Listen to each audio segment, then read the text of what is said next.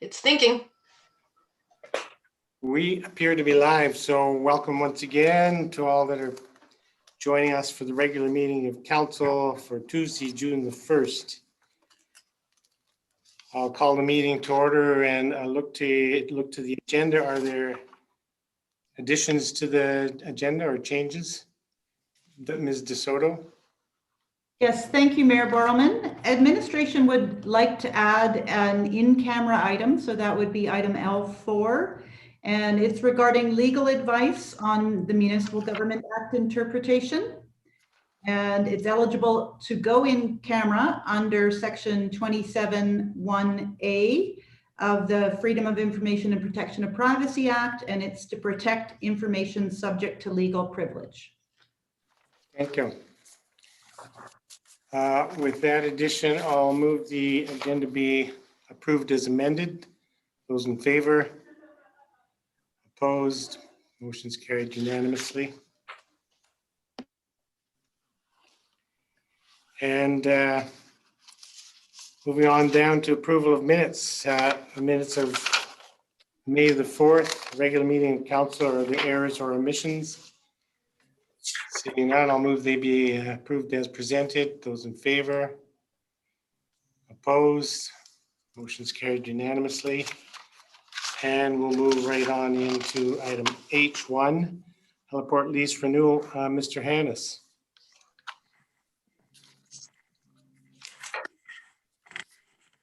Hi, good morning, Mr. Mayor and members of council. Today, we are presenting the updated lease for the heliport. In April, we presented the draft schedule that updates the operations of the heliport. Since that time, we have reviewed the information. We've had an open house and received many emails from the community and voicing their feedback on Schedule C.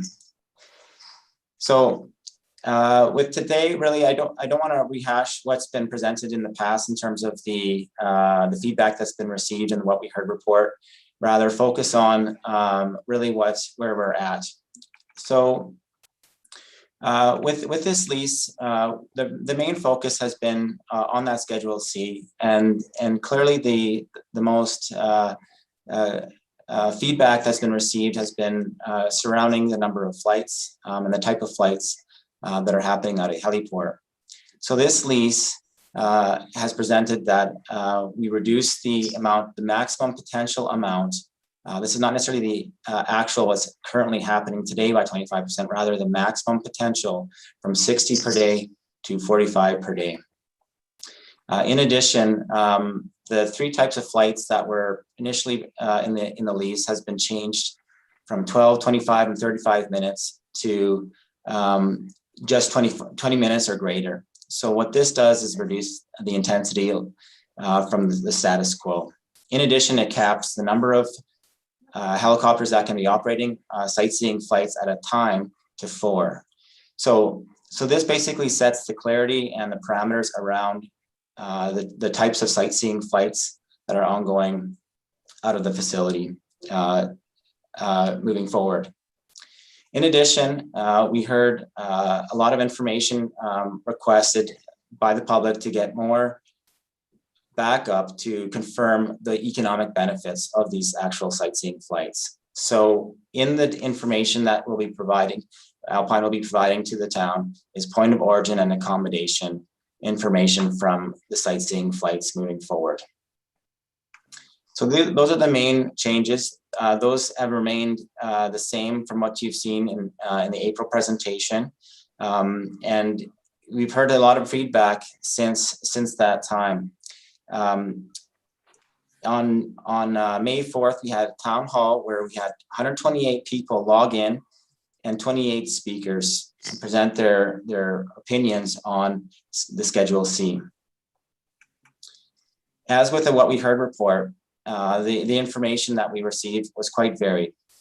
So there's the focus really was on a number of different issues, mainly to do with the noise, the pollutants, and GHGs. But in addition, there's many that voice their support for the emergency services, the tourism product that is happening out of the facility, the unique experience that it provides, those kinds of things.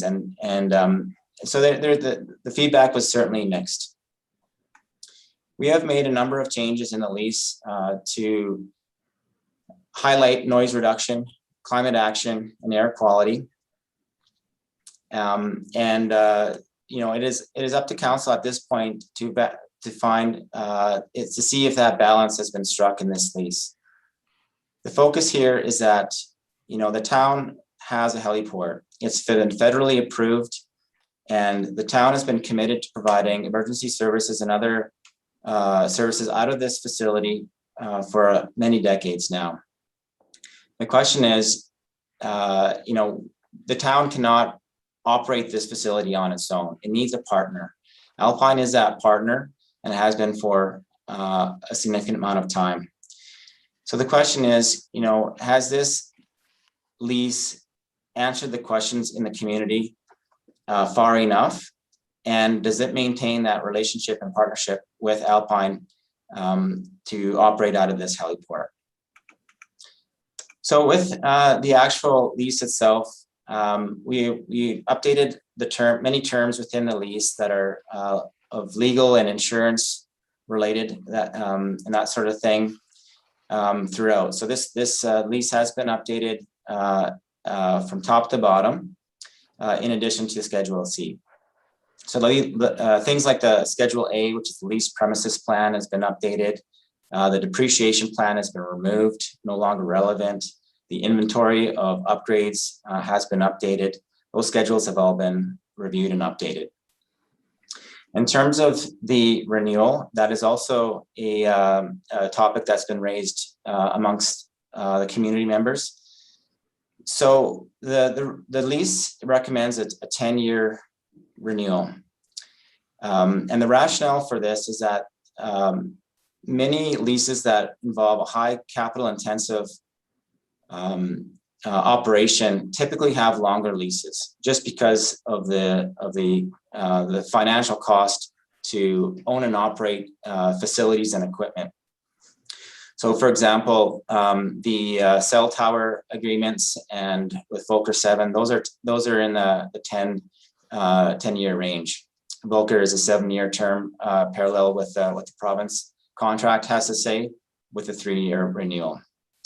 So in both cases, between Volker and Alpine, both companies have facility outlays as well as equipment outlays, and so it makes more sense to enter into a longer term lease.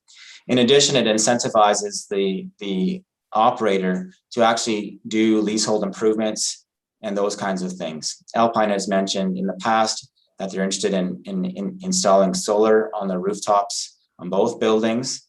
With a longer term lease, that incentivizes those kinds of actions.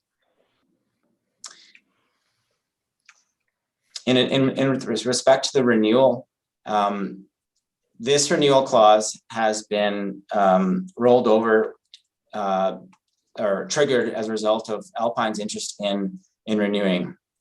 Council has also indicated that they're interested in renewing as well. This and here we are today with the new lease and the new terms.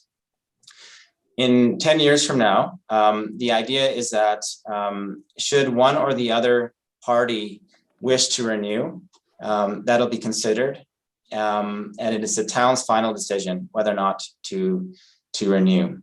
There's been some discussion in the community whether or not there should be an RFP for the services, those kinds of things. That should not necessarily be in the lease, rather that should be a town decision at that time. The 10-year lease also allows time for the administration, Alpine Council, to determine if there are any other amendments that are needed to the lease over the long term. It takes a long time if there is consideration for a new location or alternative operations, those kinds of things, to figure all of that out. And so this lease does have a termination clause. If they get figured out sooner than later, if there is a desire to do so, there is possibility to terminate the lease. But in the event that we need the full 10 years to figure out a plan B, say, it does allow that kind of time to figure things out. As an example, the fire hall that we've been working on has been on the books for over 10 years, and it'll be another 2 years before it is completed. And that is a high priority facility that the town was interested in updating. So it does take some time. In the meantime, the idea is that we've set some clear parameters in the lease for how Alpine is to operate. And we feel as though we've struck a balance with what we heard in the community, and while also maintaining the partnership in Alpine, providing that important service in the valley.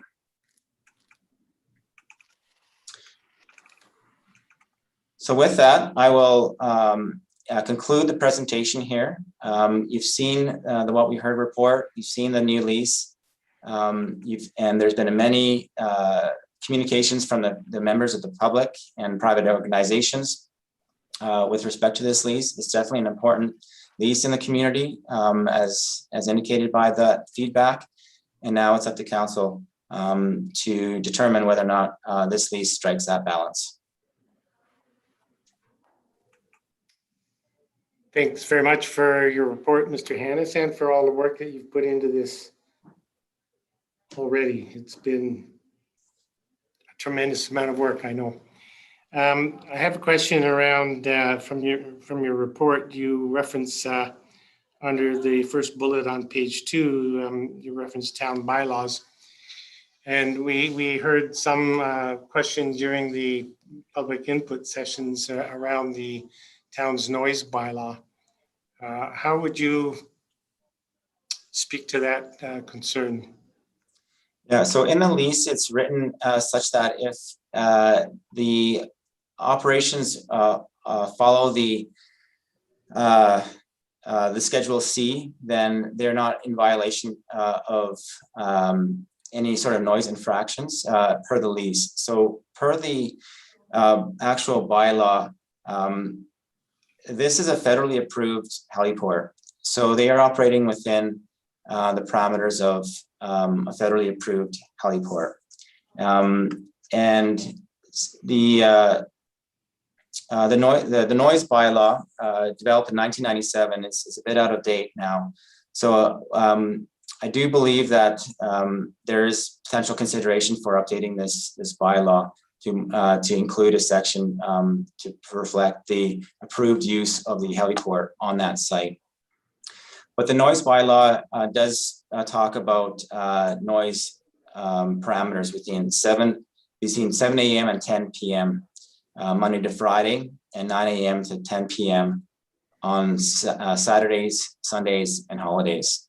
So currently the heliport is allowed to operate emergency services during daylight hours, also allowed to do commercial operations between 8 and 5, Monday to 7 days a week, and as well sightseeing from 8:30 to 5. Right, thank you. So if I understood what you said, the noise bylaw is specific that the prohibition of noise doesn't apply to operations between the hours of 7 in the morning and, what was it, 7 in the evening or something? 10 p.m. 10 p.m. Thank you. I also have a question from that same part of your report, sightseeing flights. You note the maximum number of sightseeing helicopters in operation at any given time has been set to 4 in order to manage flight intensity per hour. And can you confirm for me, if there are 4 flights per hour, how many takeoff and landings? I assume that means there'd be 8 takeoff and landings each hour. Is that right? No, so it depends Oh. on the length of the flight itself. So if it's a 60-minute flight, of course, there'd be a one takeoff and one landing within that time. So in the previous lease, there was no cap on the number of helicopters. Now it sets it at 4. So if Alpine did choose to have, you know, more than 4 in the past, or with the current lease, they could have had up, you know, as many as the facility could have safely handled. Now that basically it sets it at 4. I see. So the longer the flight duration, the less takeoff and landings per hour. That's correct. Looking to see if there's questions for Mr. Hannes from other members of council. Councillor McCallum. Thank you, Mayor Barman. Thank you, Mr. Hannes, for your presentation. Can you confirm to me, does Alpine pay carbon levy on their jet fuel? Is that something you know? I believe that all fuel has a carbon tax embedded within it. Okay, But thank you. Alpine would need to confirm that, but I'm assuming that all fuel sold, whether it's diesel, jet fuel, or anything, has a carbon tax tagged onto it.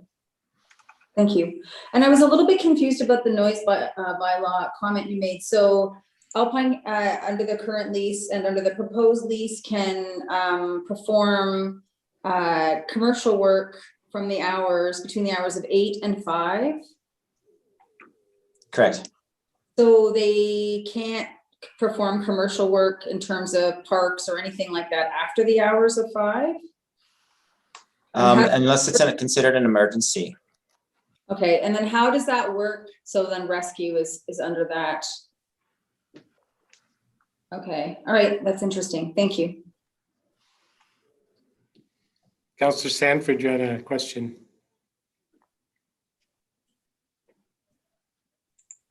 I did. Thank you, Mayor Barman. I wanted to ask the question regarding the lease and how it was, how the annual lease amount is being applied to only land, but not leasehold improvements. Is that customary that leasehold improvements are not taxed in the same way as the land if they're just leasing the land? So the town did not build the leasehold improvements. That was Alpine or its predecessor. So and anything that was on the land, Alpine would have purchased from their predecessor. So the methodology was based on what's the highest and best use of that space based on its zoning, and that's how the market rent was assessed. And I should also mention, so basically the way we landed on the rent is essentially a continuation of the program of CPI indexes over the course of time. So by doing so over the last 10 years, we have essentially kept up with the rent rate that's appropriate for the space. And so, you know, we talk about a rent here of 126,000, almost 127,000. The market rent was 135. And because we are putting constraints on the site for what, limiting Alpine's ability to generate revenue earlier in the day or later in the day, that sort of thing, and other constraints.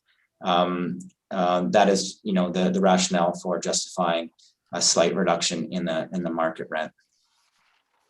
But essentially, that by increasing it annually, we've been able to sort of keep up with what's an appropriate rent for that space. But they don't have to pay rent on leasehold improvements that they make themselves. Correct. That's right, because they in fact purchased those leasehold improvements. Okay, thank you. Mr. Hannes, I have a couple of questions regarding Schedule C itself. On the number 1B, under regulations, it notes any additional bylaws, regulations, or rules that may be passed now or in the future, yada, yada. So presumably you were envisioning that setting up the possibility of a change to the noise bylaw that might have an effect on the operations? That's right. These regulations do tend to change. That's why in the lease, we've eliminated the specific names of the regulations and the subsection A, B, that sort of thing, because those things do change and get updated over the course of time. Whether it be the federal aviation, Transport Canada, municipal bylaws, those all tend to change from time to time. So that basically opens the door to just ensuring that the Alpine is working within the applicable regulations. Okay, thank you. And under section 8 in Schedule C, which is climate action, the tenant shall, under subsection C, by the end of 2023, complete a climate action plan, et cetera, et cetera. And I'm just curious how you arrived at to the end of 2023 as the target date. So currently, we are not tracking the consumption of non-renewable energy, and thus GHGs, greenhouse gases. And so this would allow some time to collect that information to get a baseline. So basically, yes, it's allowing some time to basically develop that study and some baseline information. But then as well, this is another benefit of a longer term lease, like a 10-year lease, where there's still now 7 years to implement some of the recommendations that would be highlighted in that report. Okay, that helps me understand that. So what would your expectation be in the time required to develop a reliable baseline? 1 year is a point in time, would be good base information, but a 3 years of information creates a trend, right? So the more information we get, and given that we'll be having by the end of this lease 10 years worth of data, that's going to show some really excellent trend information. But one or 2 years will help, but it might be a little bit skewed based on what's happening that year, as opposed to a 10-year, which would be a more appropriate average, perhaps. Just because there's more data points. Presumably, a climate action plan, once it's developed, would be able to adjust or recognize fluctuation within the yearly operations and factor that in. So a year to develop a baseline, I understand that. And then a second year to actually write the climate action plan. Is that your expectation? That's right, yeah. We'll have a good idea with 1 year of information. We already know roughly what's the outcomes will be in terms of where the GHGs are coming from and that kind of thing. But the first year will help quantify it and give us an excellent starting point. Okay, thank you. There are other questions for Mr. Hannes regarding Schedule C or the rest of the lease. Councillor Sanford. Thank you, Mayor Barman. I know in the past that the Calgary Regional Airshed Zone has set up air monitoring trailers in, I believe, in the Elk Run area. Do we have access to any of that air monitoring information that might be pertinent to this? Right. So I believe the air quality monitoring has been happening in Canmore town limits, and I believe on Elk Run Ball Diamonds there's a site there at what I think last year or the year before, and again it monitors general air for the overall area, and so we do have access to that information. Whether or not it would specifically quantify or confirm any concerns from the heliport, a more specific study would be needed. But it would give us some baseline numbers. It would give us some baseline, correct? Yeah. Okay, thank you. Looking to see if there's other questions from members of council for Mr. Hannes this time. Seeing none, I'll then move that. I have a question, Mayor Barman, sorry. Sorry, Councilor McCallum. My apologies. I'm misunderstanding. So the 3 years that is in the lease, Mr. Hannes, for the climate action plan is to be able to develop enough data to be able to actually write the plan. But now you're saying that it could be less than 3 years to be Yes. able to get the required data, and that maybe only 1 year would be enough? Yeah, so any information is going to be more than what we have today. So 1 full year will give a good snapshot, but more years tend to be a more powerful data set, correct? So 2023 is when we're asking Alpine to complete that report. So they'll have, I would assume 1.5 years worth of data at that point in time. Well, so we're asking it at the end of 2023. That's right. So, the report will get completed at some point during the year. Yeah. And so they might not have a full complete year of data that in year 2. Yeah, 2023 is 2 years from the signing of the lease. That's right. Gotcha. Okay, sorry. I keep forgetting that this is for 6 months out from now, pretty much. All right, thank you. Okay. Is there any other questions then for Mr. Hannes? Seeing none, I'll move the council go in camera to prevent disclosure of information related to contractual negotiations in accordance with section 25(1)(c). Sorry, Barman, are we allowed to ask questions of the leasee before we go in camera that are public questions? Yes, but let's do the in camera first and then come back out and resume public Okay, Q&A. all right, thank you. Where was it? It was section 25(1)(c)(3) of the Freedom of Information and Protection of Privacy Act. Those in favor? And opposed? Motion's carried unanimously. We will be going in camera.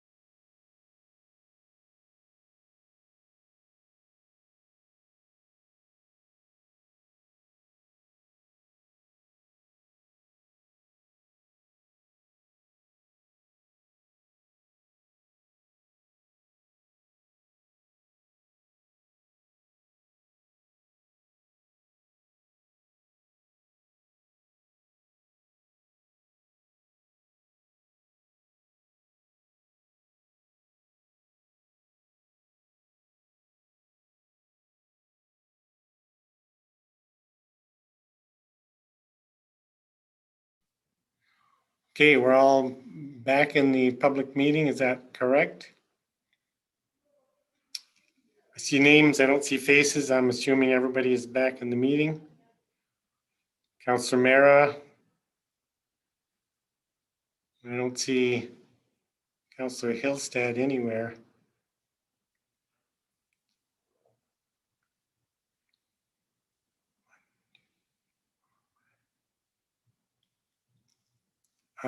Okay, well, those two councillors didn't make it back to the meeting.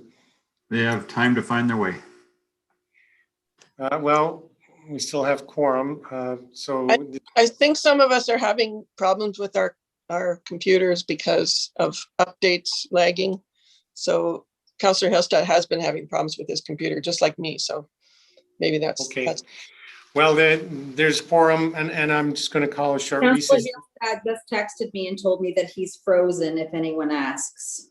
Okay, well, I'm going to call a short recess, and that will give Councillor Hillstead time to get his connection going. My connection was a little bit funky there too for a bit. Okay, so I'm calling a 15-minute recess. Those in favor? Opposed? Okay, we'll be back in 15 minutes, so let's call it about 10 past 11.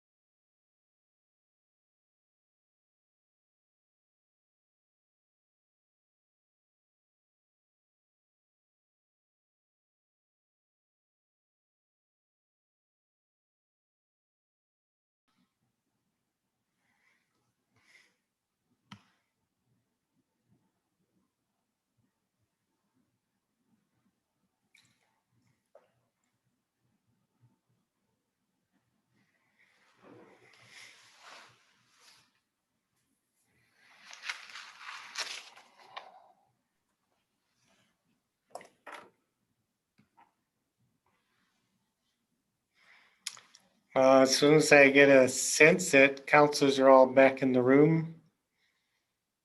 Councilor Sanford, Seeley, McCallum and Mara.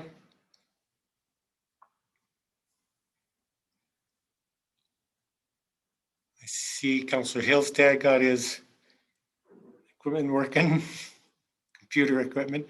Councilor Mara, are you in the room? I'm going to take that as a no. We'll give Councilor Mara a minute or two.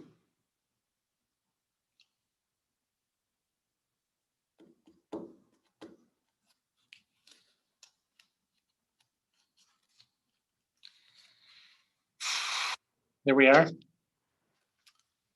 We're all here and I'll resume the meeting.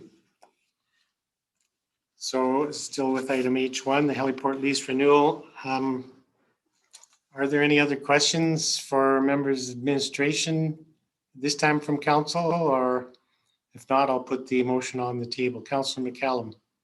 I do have a question for the leasee that I was holding that one from before we went in camera. Right, you are. Go ahead. Thank you, Mayor Barman. I was directing this question to Mr. Cooper or Mr. Gubbles. I was wondering, you had the opportunity a couple of years ago to present to council on the lease, and recently we had a town hall meeting. Is there anything that you didn't actually have an opportunity to speak at the town hall meeting? And I was wondering if you wanted an opportunity to clarify or correct anything that was said at that town hall meeting. Mr. Cooper. Thank you. Yeah, I think to start with, there was in the town hall meeting a fair amount of miscommunication that was said during that town hall. You know, some of the things that were said are not the case.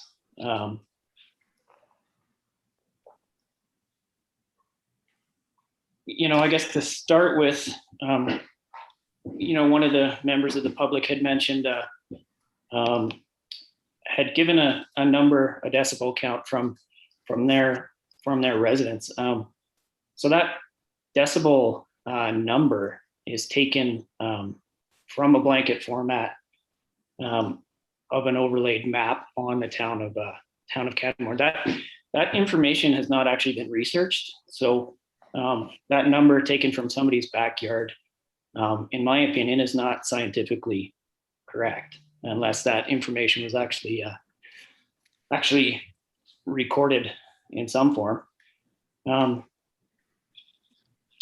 Also, another thing that was mentioned was that we significantly increased the amount of aircraft over time since the original operator, Canmore helicopters. It was mentioned that one aircraft, which is correct, in 1987 was first on the base, but during the height of Canmore helicopters, as well as Canadian helicopters and Mr. Bob Johnson's company, there was 6 aircraft operated by Canmore helicopters, 2 to 4 operated by Canadian helicopters during that time, as well as 2 operated by Bob Johnson.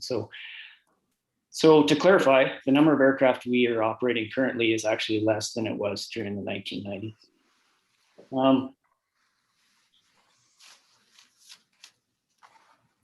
You know, there's also some mention of idling and unnecessary movement of aircraft. It's not in our best interest to idle aircraft longer than we need to, for obvious reasons. Those expensive, we pay that cost. So for us to unnecessarily idle aircraft or unnecessarily move aircraft from pad to pad is also incorrect, as that's a direct cost to us, and it's also not environmentally sound. So we've changed operationally a number of things. That's one thing that we're trying to be better at, and obviously it's a cost to us, so it's not good business practice. So I'd also like to clear that up. believe the rest of it we covered off camera. I'll turn it over to Mr. Gubbles if he has anything to say. No, I don't have anything to add to that. Thank you, Todd. Is there anything else then, Councillor McCallum, at this time? No, that was just, I didn't feel that they had had an opportunity at the town hall to speak to any of the concerns that came from the public or misunderstandings, and I just wanted to give them that opportunity of fairness. Okay, thank you. Are there any other questions from members of council for administration at this time? Seeing none, thank you, the three representatives from Alpine, Mr. Cooper, Mr. Goebbels, and Mr. Norman for joining in. And this time we'll move back into council session or resume council session. I'll ask that you blank your videos so only councillors are viewed.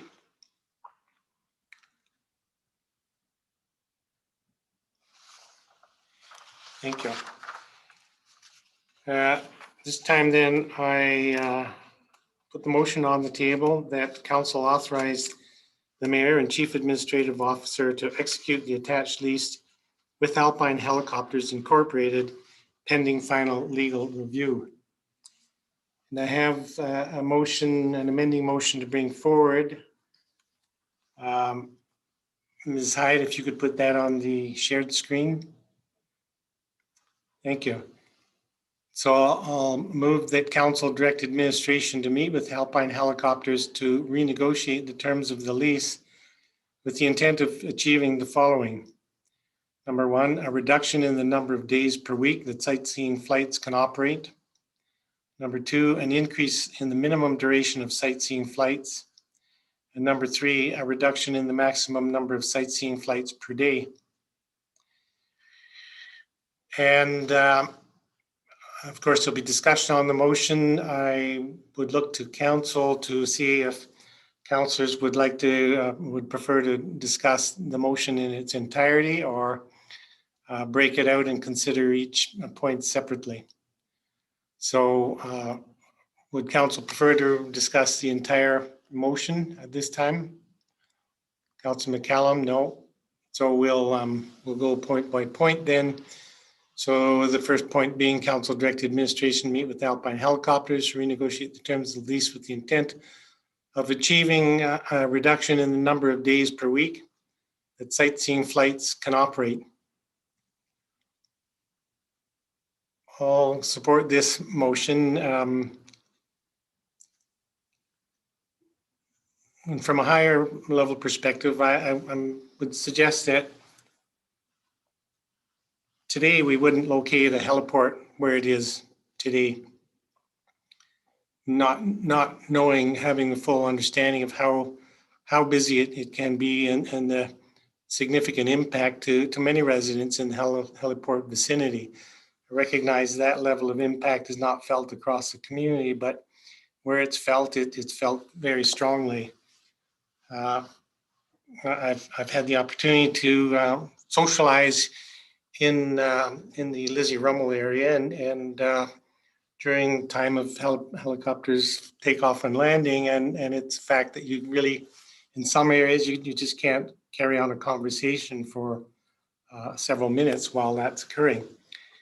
But the heliport is there and it provides essential service to our community. And I'm not suggesting that we should be discouraging the operation or not extending a lease, but I'm looking for ways to modify the lease to better respond to some of the concerns, legitimate concerns that we've heard from the community.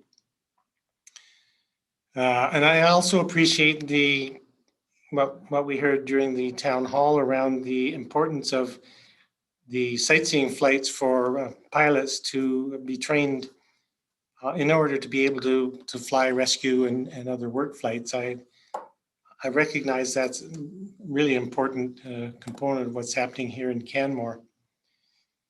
I do have a motion that I'll bring forward after we've address this agenda item that will direct administration to consider a possible relocation within the town or close proximity, but we'll discuss that after this vote.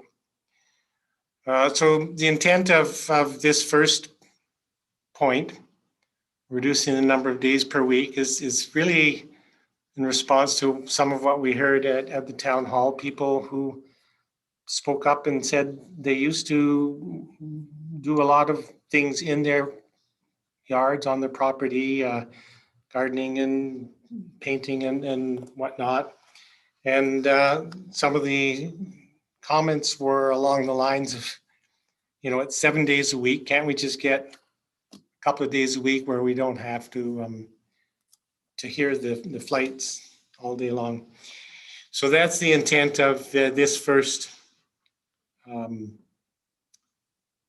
of renegotiation. So speaking to that point, I look to the rest of council.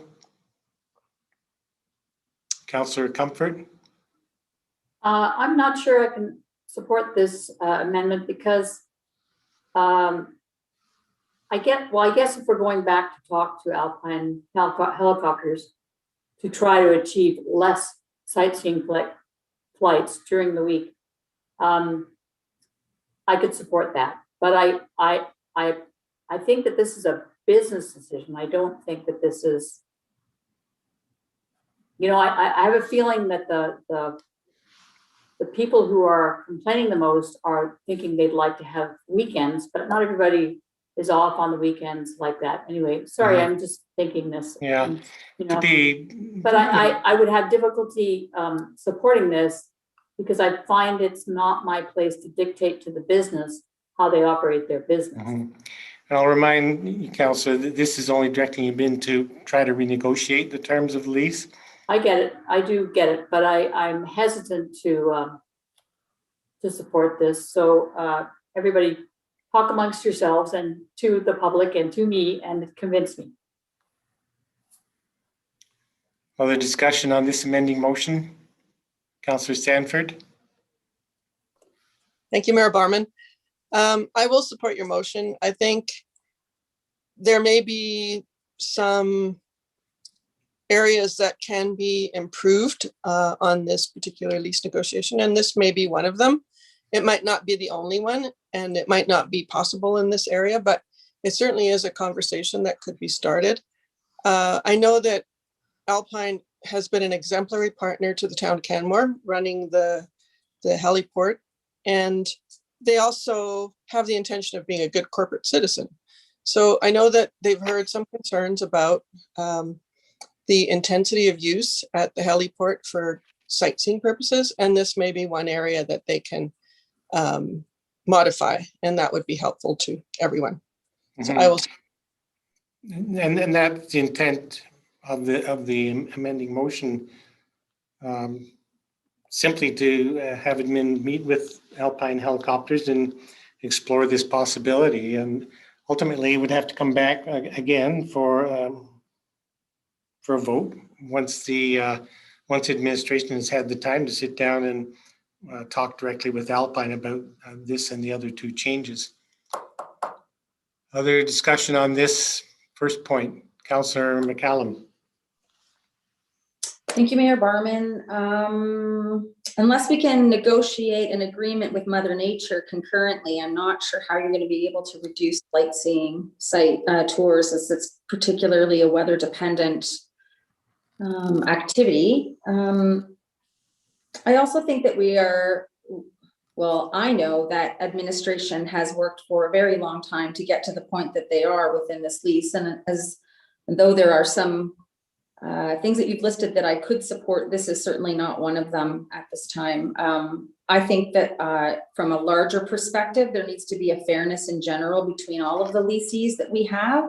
And I don't think that we would apply the same or parameters perhaps, or asks perhaps of say Boker Steven in snow clearing, et cetera, yet their machines make quite a lot of noise and are quite heavy in the community as well. So I don't think I'll be able to support this particular point, sir. Councillor Hillstead? Thank you. As Councillor McCallum just stated, there's things in here that I think I could support, but again, I don't think I could support this first part of the motion. As someone that lives very, very close to the heliport, I just don't see this as being one of the areas that really, like, yeah, it may help, it may not. Again, I know, and again, working outside for a living as well, Mother Nature doesn't really care what day it is. And I feel that this is just like some of the other ones I can totally support, but this is just one area that I don't think gives us the best benefit. And if Alpine chooses to change the days that they want to operate and fly, like, that's totally great. I just can't support this at this point.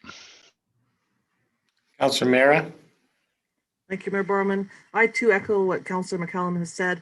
We are a 7-day-a-week society, so I understand and appreciate what you're trying to achieve, but I don't think it will suffice the people that are affected because, like I say, 7-day-a-week society, if they choose Tuesday, Wednesday, not everybody will be out in their yards Tuesday, Wednesday. For that reason, I don't think I'll be able to support this, but I do like your other motions. So, well, those aren't up for discussion right now. Thank you. Not to beat a dead horse, but I expect there's many in the community would like to imagine that there would be 2 days a week that they would be free of that pressure. And I don't think it's realistic or reasonable for council to assume that that's not something that would provide relief to people that are in that noise zone. And I appreciate Councillor Hillstead. You're not subjected to that noise, or you're not feeling that noise where you live, but many people do. Councillor Seeley, did you have your hand up? I did. Thank you, Mayor Borman. I won't be able to support this either. I think it's too business restrictive, and with all the reasons that you've already heard, it would be, I think it'd be difficult for these negotiations, so I won't support this. Further discussion on this amending motion then? Seeing none, I'll call the question. Those in favor, and this is just for number 1. And opposed? Motion defeated with Councillor Stanford and myself in support. If we can go back to the shared screen. Sorry, what do you want me to share? That what we were just looking at, thanks. Okay.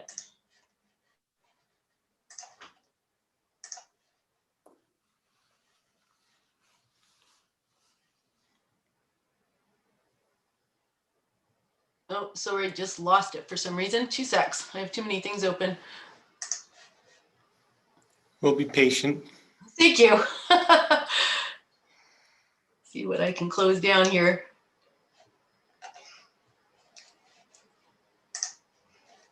I don't know why this is suddenly doing this to me. Here we go.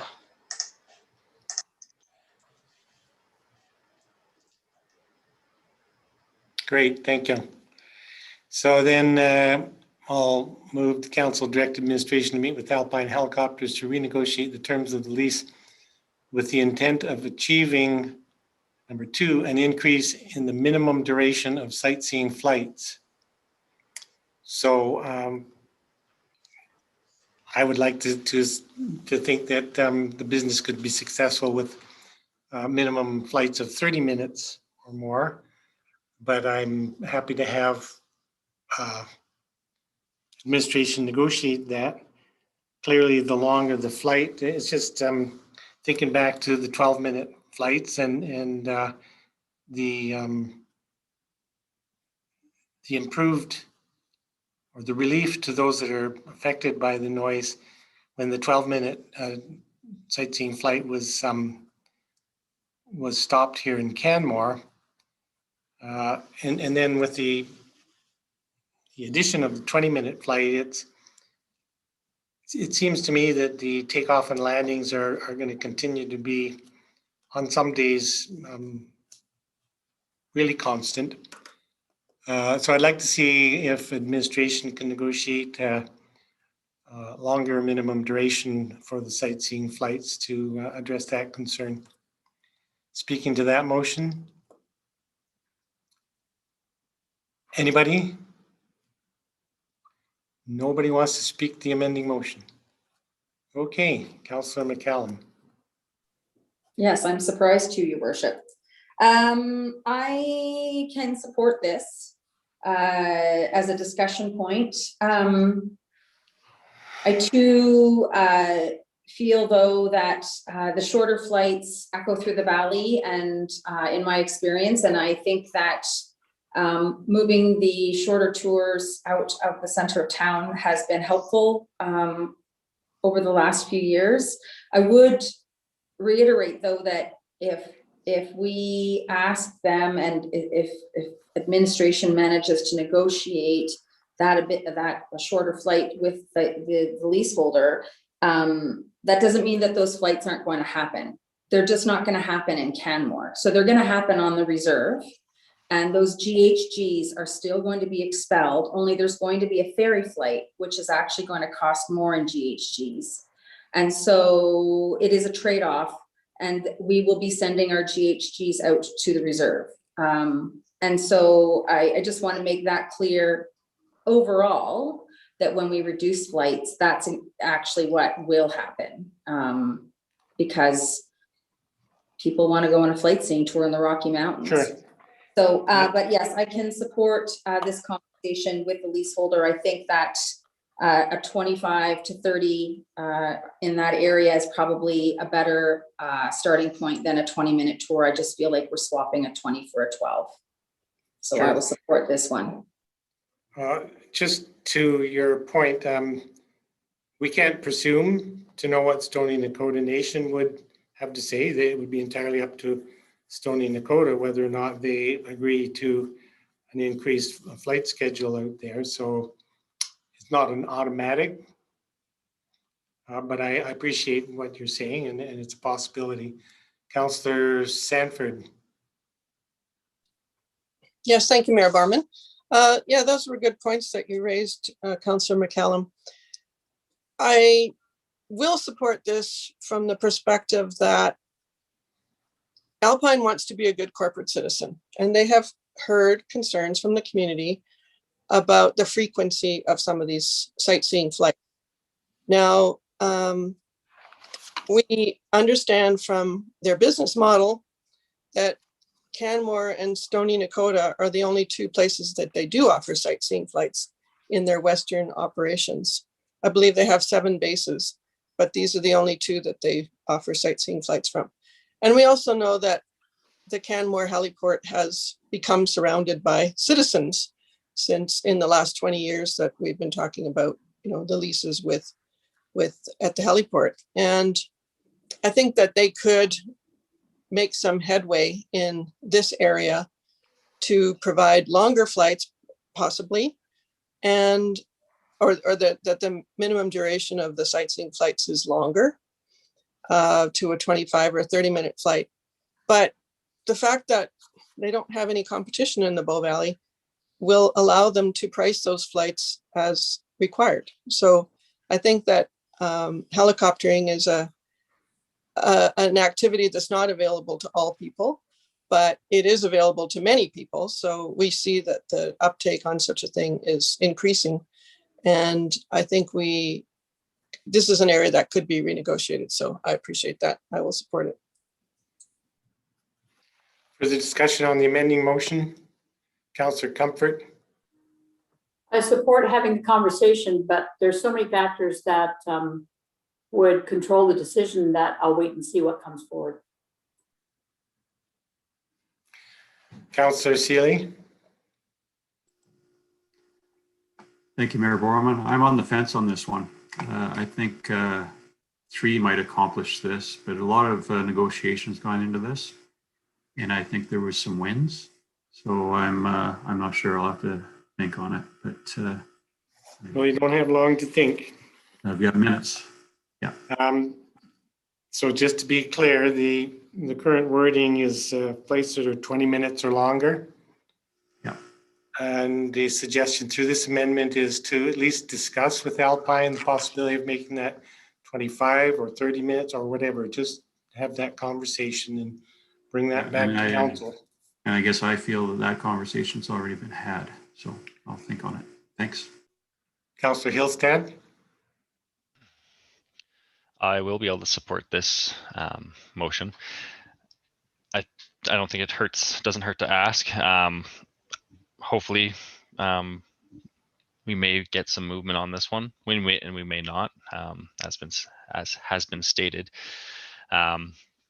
This is an area that, you know, I definitely think that would help if they do, if this can be addressed, and longer flights, just as it would limit, you know, the amount, it will help limit the amount of takeoff and landings that we see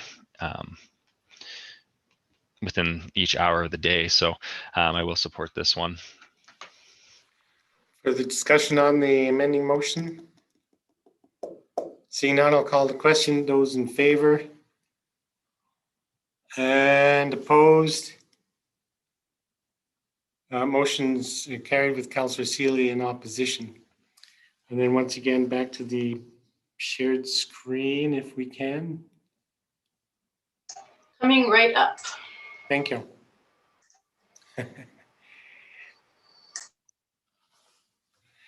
This time then I'll move the council direct administration to meet with Alpine Helicopters to renegotiate the terms of the lease with the intent of achieving a reduction in the maximum number of sightseeing flights per day.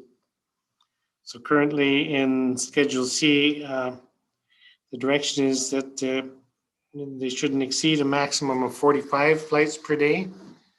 I'd like to see the conversation, the negotiation, maybe sharpen pencils and try to reduce the maximum number of flights to perhaps 30 or some other number less than 45 for the same reason as I've rationalized the other amendments. It's in my opinion would be allowing Alpine to continue to provide sightseeing flights, which are clearly very important to their business model, which then allows for the continued operation of rescue flights, work flights, and all of the other important work they're doing. So again, it's a discussion that administration could have and bring the results back to council for a decision in the future.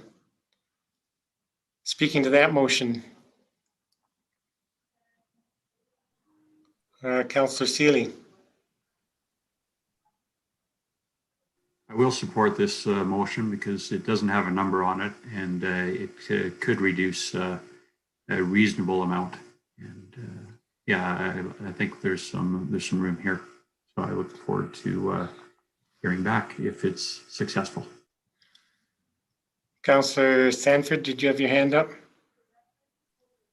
Yes, I did. I would be happy to support this amendment. I think that reducing the maximum number of sightseeing flights from 45 would be a very good way to both reduce GHGs and also to address some of the environmental, social, and emotional issues that have been raised by the community about how the frequency of these sightseeing flights, takeoff, landing, and approach, and also the reverberation in the valley. I think this would be very helpful in addressing some of those concerns. So I'd be happy to support this amendment. Further discussion on the amending motion, Councillor Comfort. I also will support this. I support having the conversation, but I recognize that there are many factors that control how many flights would work for the business and the weather and all the rest of it. So I will support this motion and see what comes back. Is there any further discussion on the amending motion? Councillor McCallum, I can't see you. There you go. Any further discussion on the amending motion? Seeing none, I'll call the question. Those in favor? And opposed? Motion's carried with Councillors Hillstead and McCallum in opposition.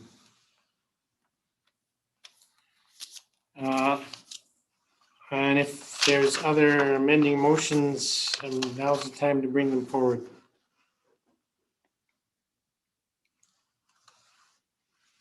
Again, I can't see Councillor Sanford. It's hard to see your hand go up when I can't see you. So I'm assuming there's no further amending motions. There we go. Thank you. In which case, we're back then to the main motion as amended. So that council authorized the mayor and chief administration. No, hold on.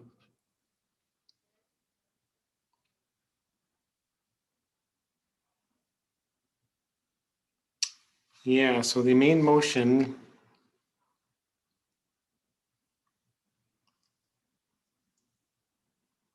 with the amending motions.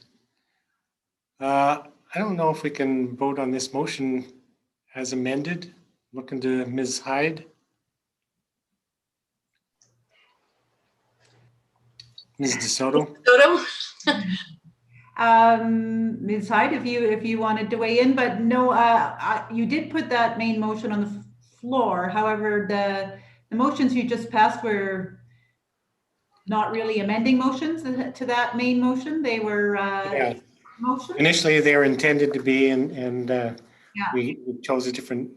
Right. So you So may with- want to consider postponing that main motion. Yeah, I would then move the motion, the main motion be postponed until such time as administration can report back to council with the results of their negotiations.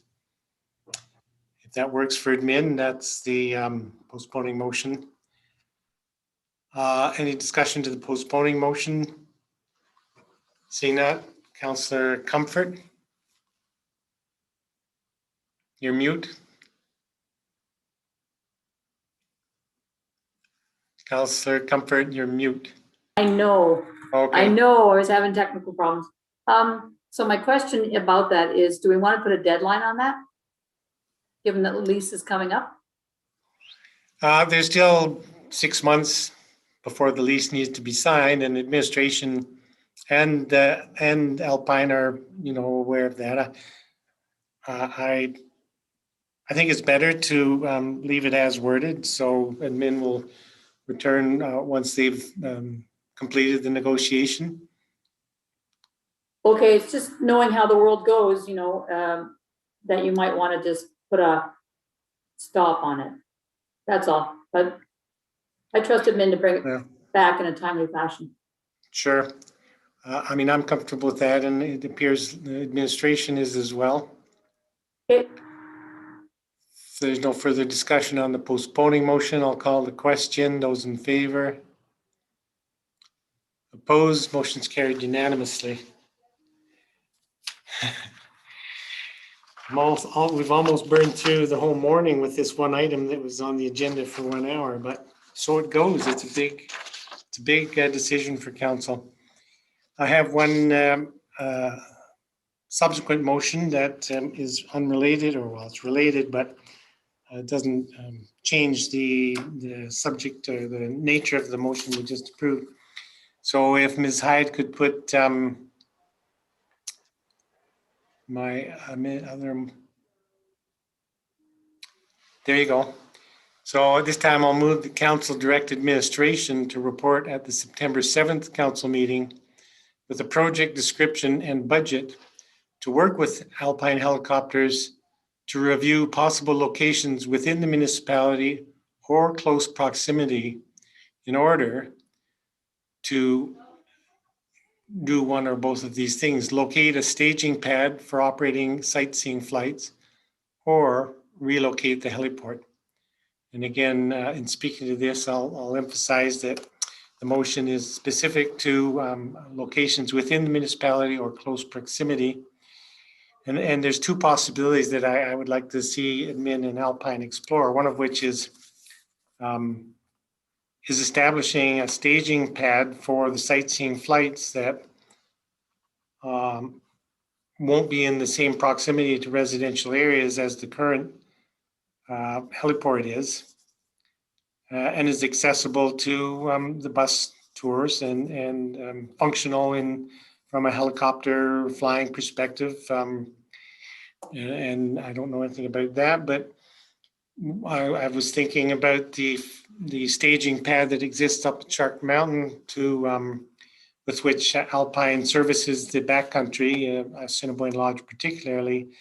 And I'm wondering if there's a location close to the existing heliport that could be used to stage the sightseeing flights and significantly reduce the impact of the takeoff and landing noise to the residential neighborhoods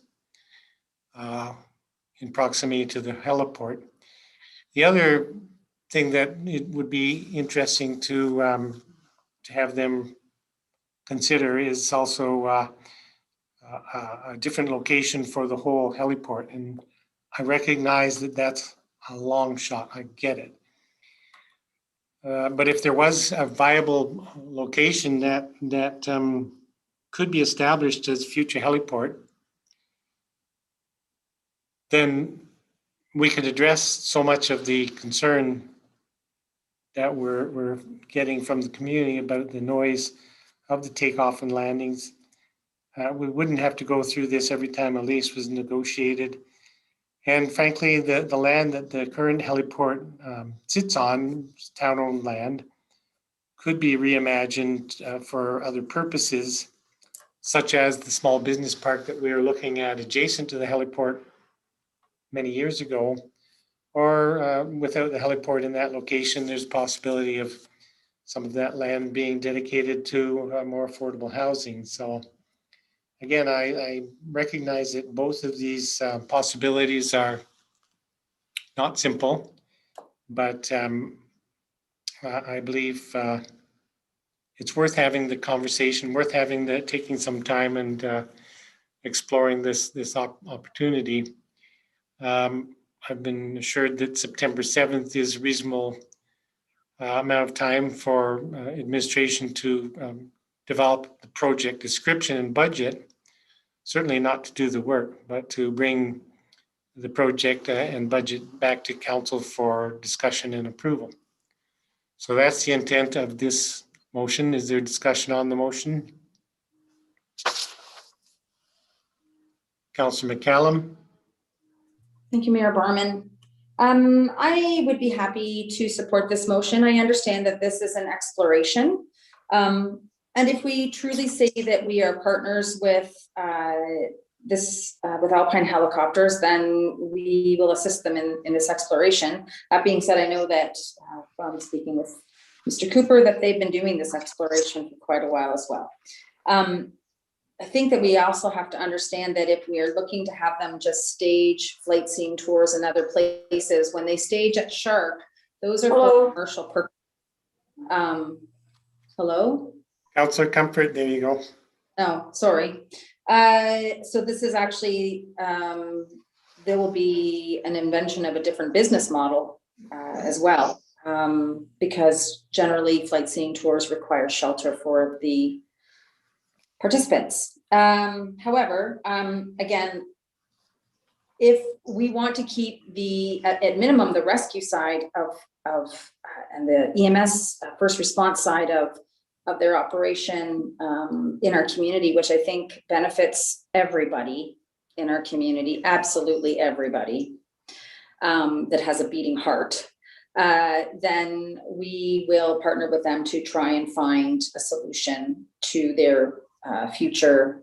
At the same time, we also have to remember that where they're located wasn't an accident. When they were located there, they were on the edge of town, and the councils of before were the ones to approve homes around that commercial use, and people proceeded to purchase homes around that commercial use of their own free will.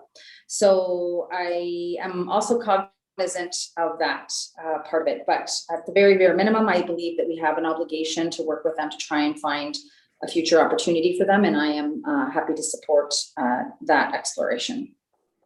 Further discussion on the motion? Councillor Sanford. Yes, thank you, Mayor Barman. I too will support this exploration. I think there could be a deeper conversation with Banff National Park as well, because running the rescue operation, I believe that it is a regional approach to rescue. And I think there's a lot of rescue that takes place within the national park system as well. So it would be an interesting conversation to see if there were some opportunities in B to relocate the heliport to better serve some of the other operational elements that we are now hosting out of the Canmore heliport. So yes, I will support this. Thank you. Just to that point, in drafting this motion, I wasn't actually thinking of moving the operation or any part of it as far as Banff. That would change the ability for Alpine to respond to emergencies in this part of the valley. Regardless, that really is neither here nor there for this discussion. It would be part of discussion that administration could have with Alpine if this motion carries. Further discussion on the motion? Seeing none, I'll call the question. Those in favor and opposed, motion's carried unanimously. I'm going to try to get one more agenda item knocked off, and then we'll break for a shorter lunch break. So we're going to move on to item H2, and as long as Mr. Hannes is sitting around watching the meeting, we can jump into that. So the Stan Rogers Memorial Stage Project, Mr. Hannes, thank you.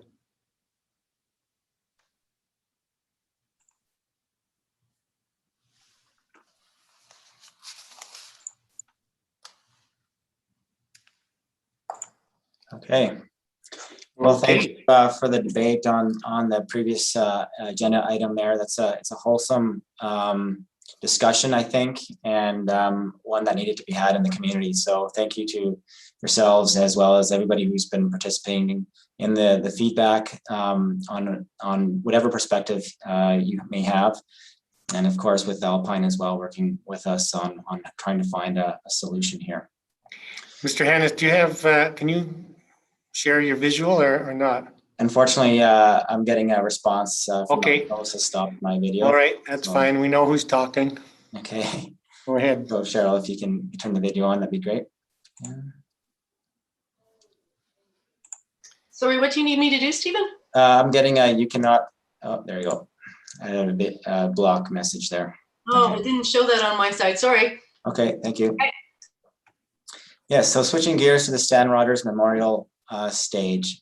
So this year we had an operational project to do some maintenance at the stage at Centennial Park. This project was to repair the flooring of the stage. We've been doing painting and that sort of thing over the years, but it's to the point where that flooring needed to be removed. So once that flooring was removed, we basically discovered a few things that were far less than ideal in terms of the structural integrity of the building. So backing up here, so this stage here, as you know, is the hub for the Canmore Folk Music Festival, but it's more than that. It's also a place for congregating of a variety of different venues, including different events, Canada Day, celebrations, and the like. So it is a outdoor stage venue, one of its kind in the community. And thankfully, it was built as a community initiative in 1983, and it certainly has survived the test of time since that time, and it's well loved and appreciated. If you recall, a number of years ago, the town did replace the roof on this building, so we are continuing the reinvestment into this important facility. So when we looking at the stage here, we've noticed that a number of the structural posts were either embedded in concrete or directly into the ground. And so this has caused approximately 8 posts to be structurally unstable. We've received engineer reports on this. that we cannot operate the facility without doing the repairs.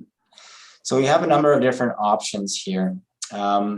We can do the basic repairs this year, which is the preferred option, so that we can get the stage up and running, hopefully by the before the summer's out, and perhaps allow for some programming this year as the COVID restrictions are lifting. The other option is to follow the engineer's direction and to shutter the building until such time we can do the repairs, which this is not advised, of course. We have a window of opportunity right now to address this. Now's a better time to do it than next year, in effect, possibly an entire season. And as well, in the long-term capital planning for this facility, the idea was to perhaps do some other upgrades to the site. It's fairly flat. The water currently leaves the roof, and it's not contained in any sort of storm water retention system or anything like that. So that's not an ideal scenario. So there is a thought of managing the water better so that it doesn't turn into such a muddy and wet area around the facility when it rains, like a catchment system and guttering, that kind of thing. The other thing too was to possibly raise the stage. It's been noted for a number of years to my attention that the crowds near the middle to the back as a minimum have struggled to see the stage because it's so low. So the idea could be to actually raise the stage. So we did contemplate this as whether or not this is the right time to do that or not. And the thought is that it's probably not. It would be an incredibly expensive endeavor. It might delay the project also into next year. And furthermore, this different stakeholder groups haven't been consulted in a way that's meaningful to what the long-term vision for the stage is. We'd want to understand, is this the right size, right orientation, even the right location for the stage? Do we want to invest that kind of money into this stage? So the recommendation currently is to combine the operational project that we had $10,000 and add $65,000 to the budget to account for securing the site, adding the structure while we managed the replacement of the lower portions of the affected posts, do the repairs, do the flooring, and combine it all into one project. So we would have an underage in our operating budget by the $10,000, but that would be a small variance in our overall budget. So that is the recommended move forward here to council here this morning. Thanks very much, Mr. Hannes, and again for doing the work to bring this forward. I appreciate that you reached out to the Folk Music Festival for their support. One of the bigger users, but I'm certain that this project will benefit and be supported by all users in the town. I don't have any questions myself to the substance of your report. It's straightforward. Are there any questions from members of council for Mr. Hannes at this time? Councillor Sanford. Thank you, Mr. Hannes, for that. Just to be clear, the scope of the work that's being proposed here is not to manage the stormwater? Correct. The roof? Okay. So could some of that drainage issue that's coming off the roof be affecting the posts under the stage? Is the water draining under there?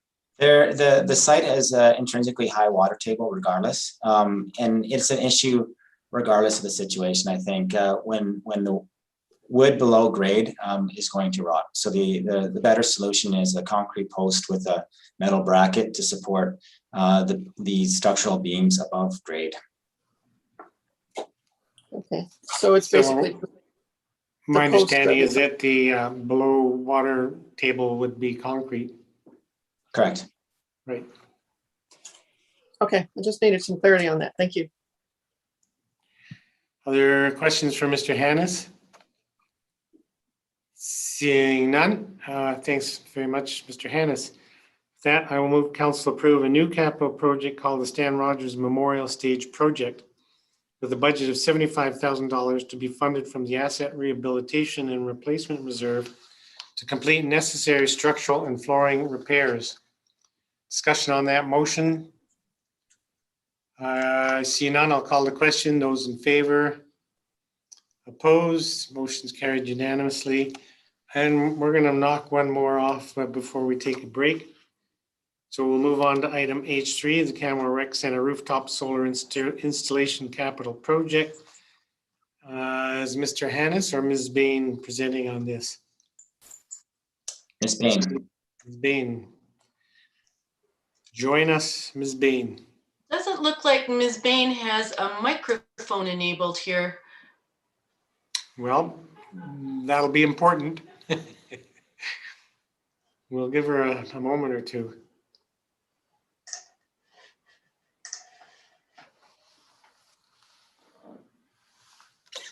Christine, do you maybe want to exit in and then rejoin?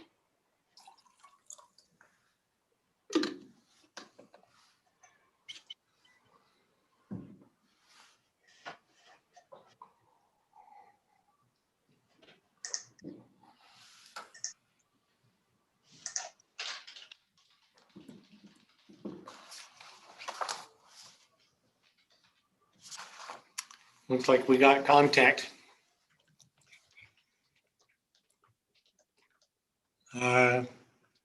Can you hear me, Ms. Bain? Doesn't look like it.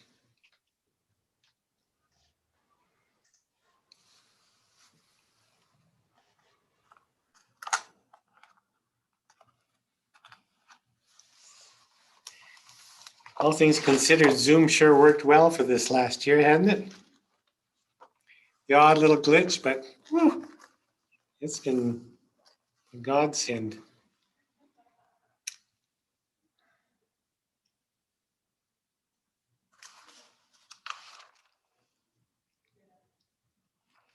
While we're waiting, is everybody okay? Going to be okay with a 45-minute lunch break?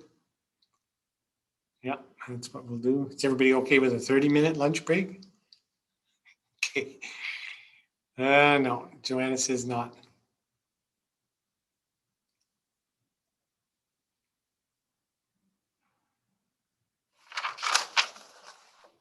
I think we saved up all our Zoom glitches for one day.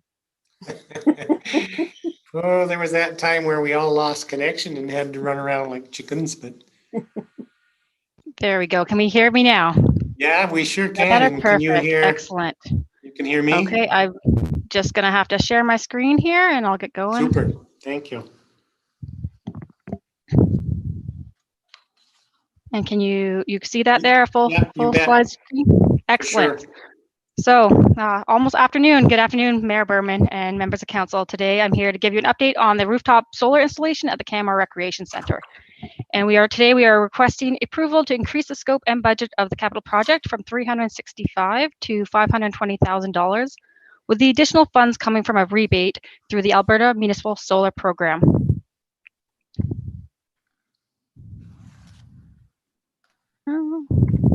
So just a quick background on the project. We are installing solar photovoltaic at the Canmore Recreation Center.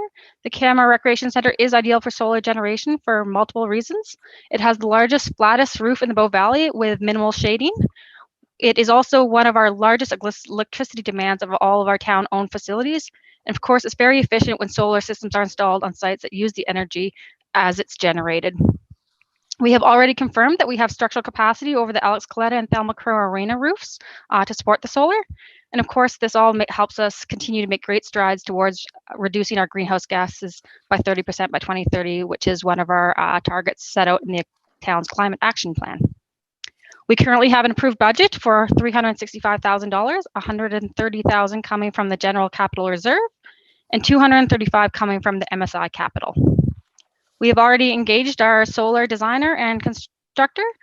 Design is already complete and construction has started. We've got the racking up on the roof and much of the electrical equipment is already going in. The intent of the project is to maximize our solar generation available at this time within the project budget. We anticipate that we will have construction done and potentially the system energized by later this summer or late this summer. Now, some background on the Alberta Municipal Solar Program rebate that we are looking at today. It is a rebate program through the Municipal Climate Change Action Center. And of course, this is the program that we've taken advantage for many of our other solar installations at the Civic Center, Waste Management Center, as well as Elevation Place. It is a program that provides a rebate that's valued at 30% of the eligible costs. And it's actually quite a comprehensive list that they cover under eligible cost, design, materials, construction, permitting, essentially almost everything, actually.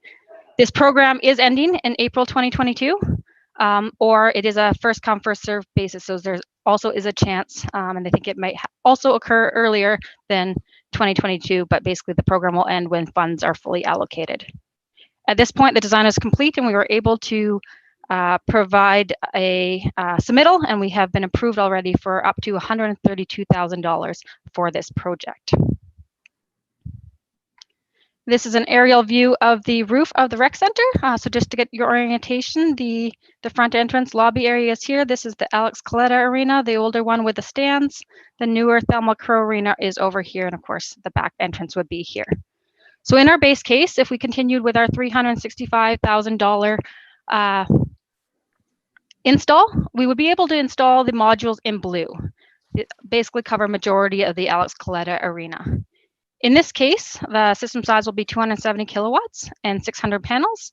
We expect that we will be able to offset our building energy use by about 14%, and then also save about $12,000 to $13,000 on our annual energy bills through years 1 to 5. We expect that we'll be able to reduce our greenhouse gas emissions by 143 tons annually. And in this case, the rebate we expect is going to be around $104,000 to $109,000. Now, the recommended solution is to use that rebate to increase the scope. And in that case, we'll be able to install not only the modules here shown in blue, but we'll also be able to install the additional panels here shown in green. And just a note that this middle area above the fitness area, there's many mechanical equipment in that area. So we've also determined there's no structural capacity. So that's why we're kind of jumping over to start on the Thelma Crow Arena. So that increase in scope will give us a system size of 368 kilowatts and 818 panels. That's an increase of 98.1 kilowatts and 218 panels. In this case, we expect to offset our building energy by about 19%. And again, reduce our annual energy bills by about $17,000 to $18,000 annually.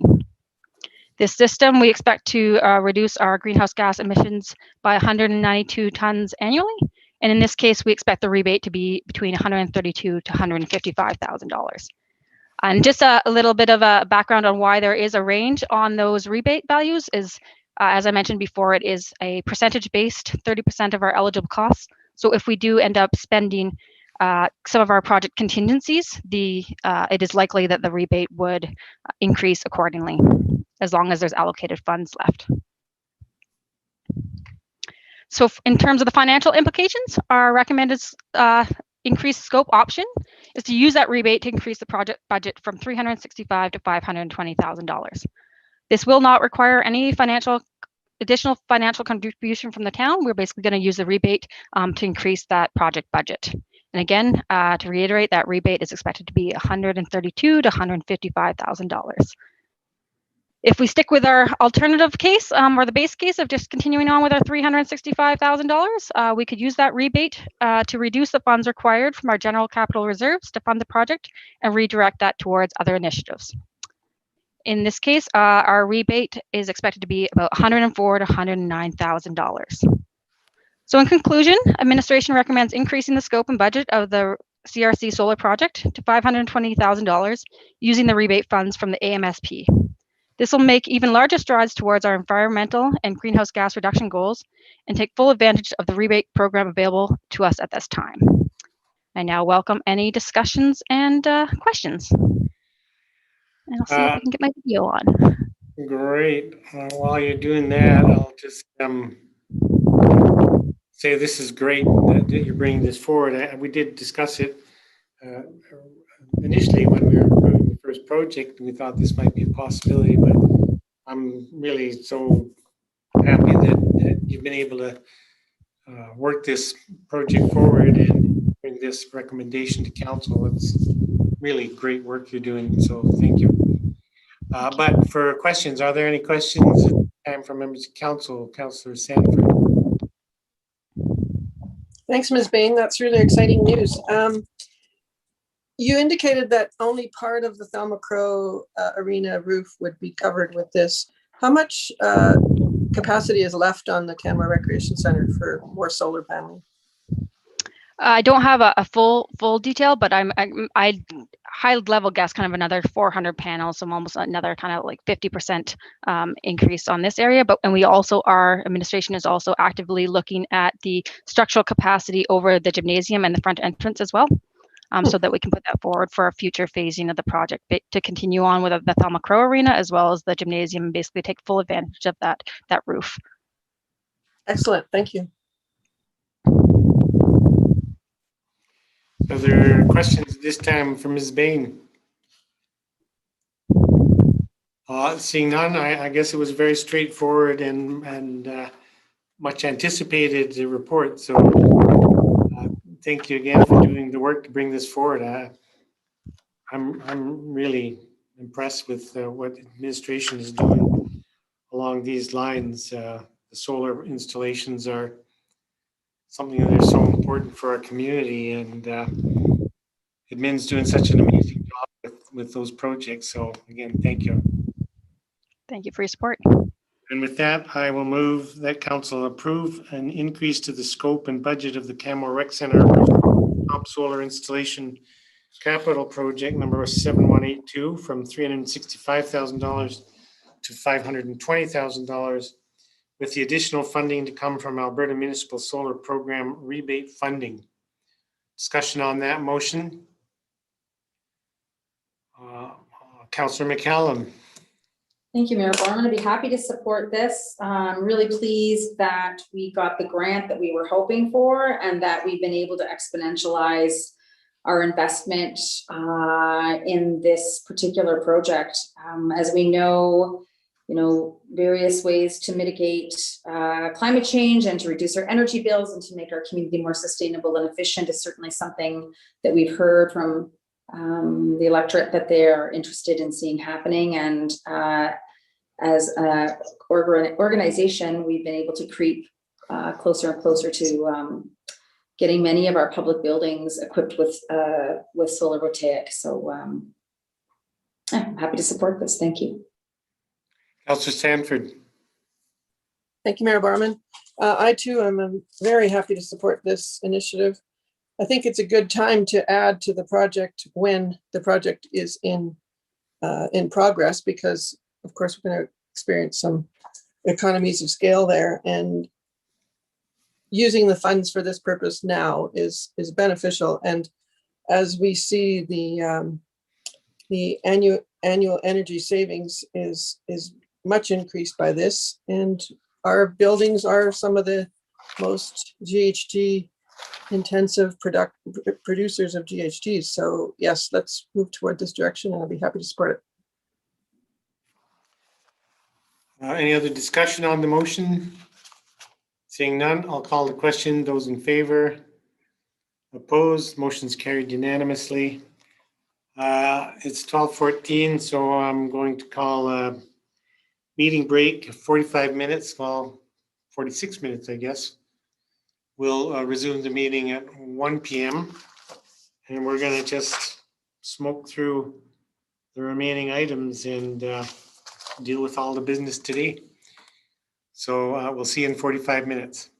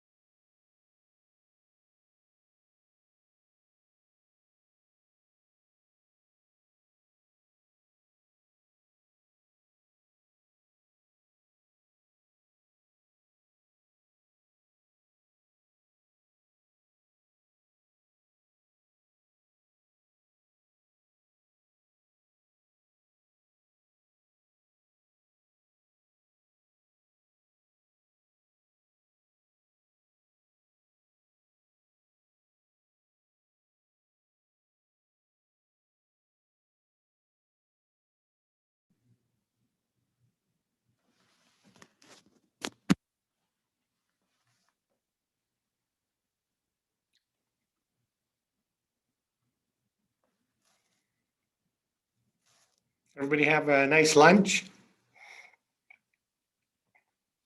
What'd they serve you at the lodge there, Esme? We are live, by the way. Well, that's okay. We can have a little chit chat. Okay. I had breaded pork schnitzel and gravy and mushroom Oh. gravy. Very nice. Sign me up.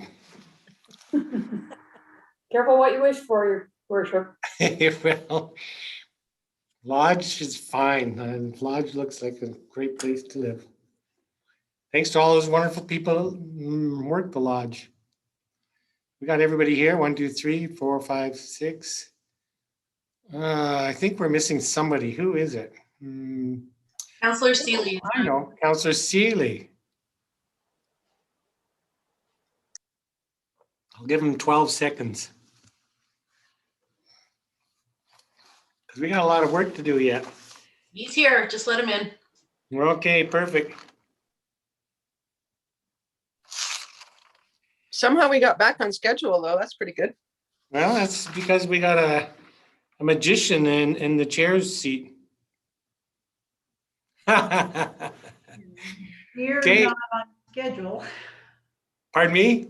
We're not on schedule. Oh, We're at the Canmore Community Monitoring Report, which should have yeah, been. we're a long way from being on schedule. I don't know what you were thinking, Counselor. Okay, enough of that idle chit chat. We're calling the meeting back to order. And we're moving on to item H4, the Canmore Community Monitoring Review and Recommendation Report. Ms. Brown. Good afternoon. Good afternoon, Mayor, members of Council. In early 2020, Council approved a review of the Canmore Community Monitoring Report, also known as CCMR. And through an RFP, WCS Engagement and Planning was chosen to review our existing CCMR, and when they were asked to identify key indicators of community health and well-being and sustainability, to establish a baseline for these indicators, and to track and follow indicators. Please join me in welcoming Dan Wilson from WCS. Mr. Wilson will be presenting on the Canmore Community Monitoring Review and Recommendation Report. Welcome, Mr. Wilson. Welcome, Mr. Wilson. Thank you so much. Can everyone hear me okay? There's no echoing or anything like that? Correct. Great. Okay, thanks. Sorry, if I look to the side, it's because I've got your faces over here on this screen. Everything Don't blame you. Don't. Lots going on. Thanks again for having me today. I hear it's a great sunny day there. It is here as well, here in Whistler. So thank you, Ms. Brown, for the introduction, and thank you, Mayor and Council, for having me here today to present. Before we get started, I'd just like to recognize that I'm speaking today from the shared territory of the Leewat and Squamish nations in Whistler. Okay, so we've got about 30 to 45 minutes, which includes time for questions. And I know you're a bit behind, but we've got that allotted for this topic. So I'll try to keep things moving along. And essentially, what I'd like to do is just provide a bit of a summary of the process and a review of the findings throughout the process and then through the engagement we did, and then shift into the recommendations that we have, which is really the bulk of the work for this project, which includes the recommendations for indicators to track on an ongoing basis. After this, Ms. Brown will present the motions for you, and that will be considered today, and then we'll take questions at that time. Of course, if there's a question there that's critical to understanding something at the time, please feel free to raise your hand, and I may rely on someone watching there just to make sure that we catch those. But if we can have most of the questions at the end, that would be great. Okay, so this project had 5 steps, and we are at step 5, presenting final recommendations, and presenting the report essentially from step 4. We started off this project early in the new year with a kickoff, just to understand the background and understand all the different documents you have guiding your work, important work in the community. Then we did some research to understand the background of the CCMR report, and some engagement with interviews and surveys with staff to understand how that report is being used, and with you, how it's being used, what's working, and what could be improved. You may recall that we also did a workshop way back where we started to articulate some characteristics of a successful monitoring and reporting program, and the key audiences, as well as kind of the key purpose of this program. And from that, we developed another work plan, which involved connecting with managers and presenting to them the findings to date, which is just after your workshop. And then we proceeded into evaluating the existing indicators and new indicators that might serve the purpose for this monitoring program. And then we presented those again to staff and did some one-on-one meetings with them to align the report with what we thought would provide the best value to the town in terms of monitoring and reporting. So again, here we are at the end of the process. So the early steps of this project, again, as I noted, it was about understanding the background and building capacity for monitoring, reporting, and understanding your vision for the CCMR. So I just wanted to do a really quick review of some of that learning that we did together. So one of the things we talked about was monitoring and reporting programs are almost always part of a plan or a planning process, and so was the original CCMR. And if they are, then they can really deliver a significant amount of value to an organization or a department, especially when it's tied into kind of the typical planning process of planning, measuring and reviewing your progress and then doing that again. The value that monitoring and reporting programs provide, covers some of these following areas I just wanted to reiterate again. Monitoring and reporting, like a plan itself, provides guidance and direction to the people working toward the goals in that plan. Clarity of what you're aiming for, and tracking what's important. They also help to inform decisions, especially background information and progress tracking, give you a sense of the background conditions and how well you're doing against your goals, so that you can make those good decisions when you are doing planning, for example, like annual budgeting and allocation of resources for the town. They're important for tracking progress. Typically when any kind of planning process you've done, whether it's for a department plan or a project or a community-wide plan, you spend a lot of time and energy in engaging people and creating the goals or where you're trying to go. And so tracking progress is about really knowing how well you're doing at getting to where you want to go. And it really links quite well into being transparent and accountable to the goals that you've set in your plans and projects that you're working on. And also learning. The critical part of learning is knowing how well what's working, what's not working, and how you can continually improve your progress. It helps to identify worrying trends that may be impacting the community when you look at trends over time. And it really helps to engage and educate those who are part of your planning processes. It helps to animate your progress and areas where you can improve, and creates conversations about the drivers for the where you want to go and how you can create actions that move you in the right direction. Now, finally, also they can be useful for benchmarking. So benchmarking against other similar communities so that you can learn what they're doing, maybe to make some really good progress, and where they can learn from you on what you're doing in a really good way. So it can be really helpful for that as well.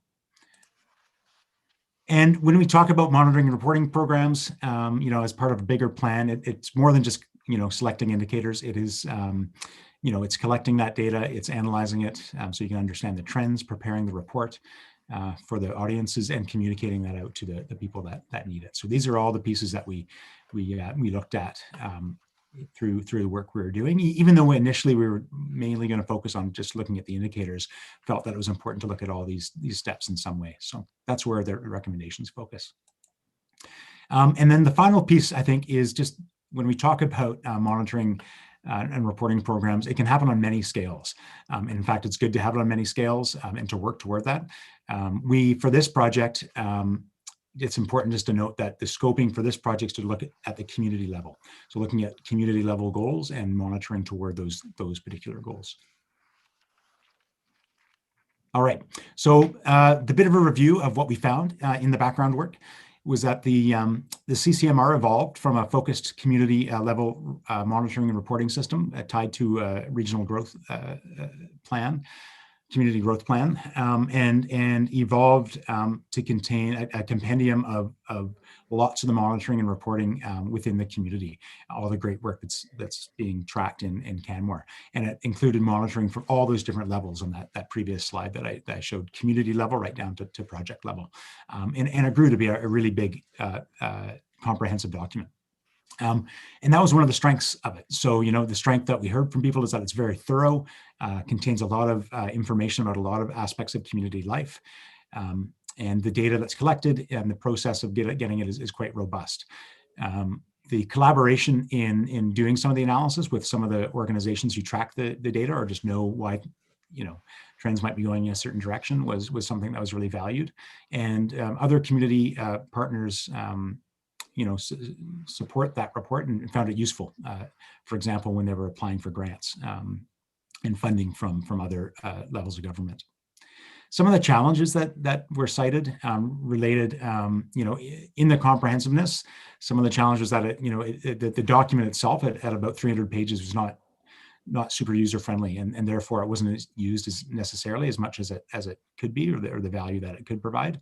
And that also related to the fact that it was put together every two or 3 years, and so some of the data in it, while very rich, was considered a bit stale. That there's another report that had already presented that data. They'd already seen those results already, and that it was duplicating some of the reporting that was done earlier. And that led to, even though it was very symbolic and a very important piece when it was presented, when it was completed, because it was, kind of presented once every couple of years, often the document itself and some of the findings were not referenced, or it was forgotten by people who saw that document when it was presented initially. So there were definitely some core users who really valued the document, but the most, used it primarily when it was presented and referenced it less so as time would go on. The assets, however, that were created through the process or just through other municipal work included that there's a really good culture of monitoring in the community and within the organization, and people see value in doing that. Many of your projects and plans have a monitoring piece to them.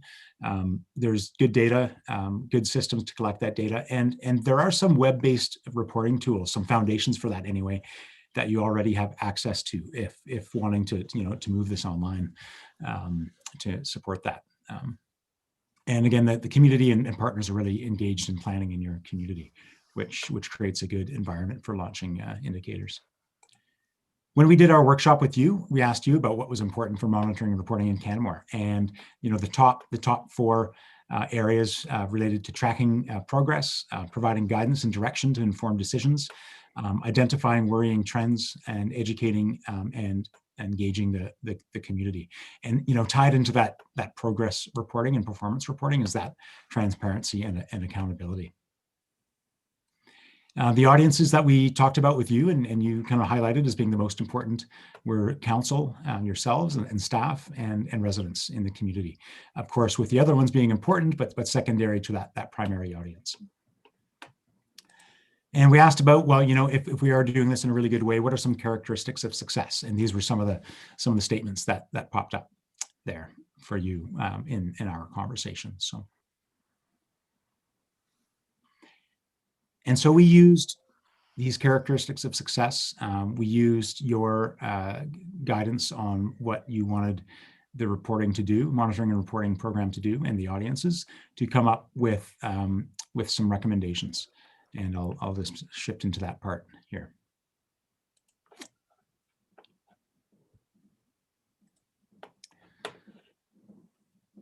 Okay, so we've broken down the recommendations into some different components of monitoring and reporting program. So the first recommendation relates to the framework and structure of the monitoring and reporting program. So we talked about at the community level, again, this is what we're focused on. in having three sections or three areas that monitoring and reporting happens.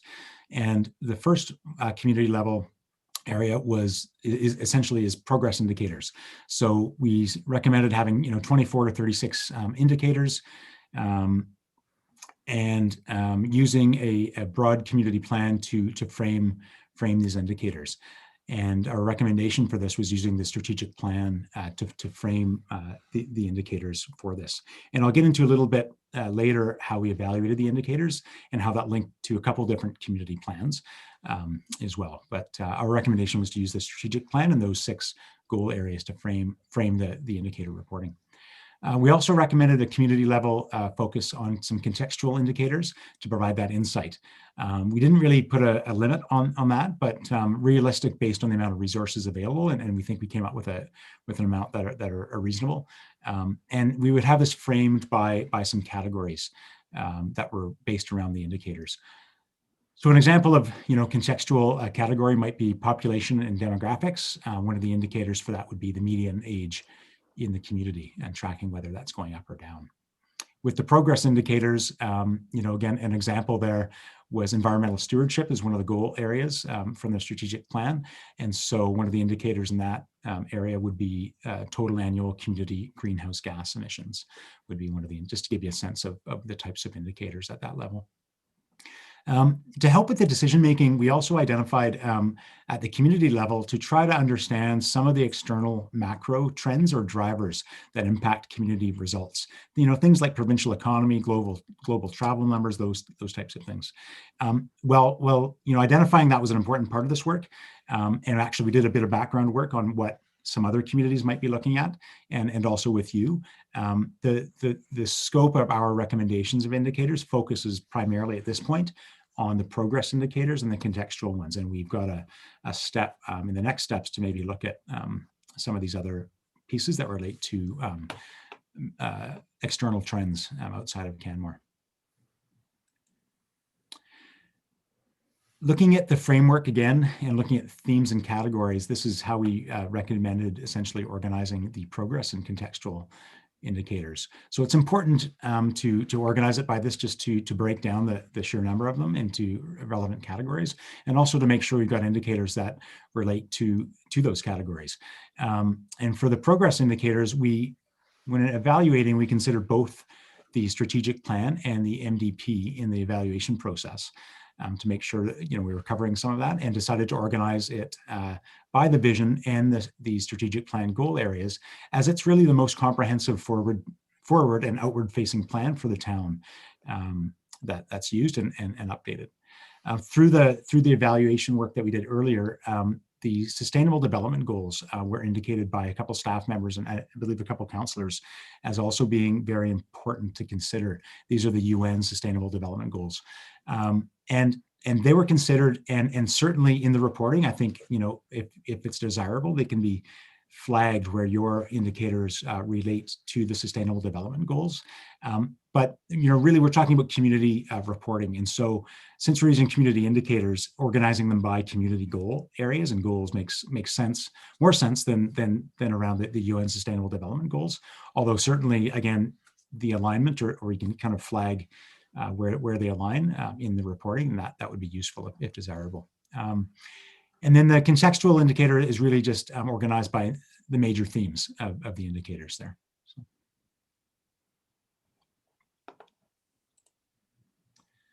Okay, moving in from the structure and the framing of the monitoring and reporting program to just some of the reporting characteristics and different options that were considered.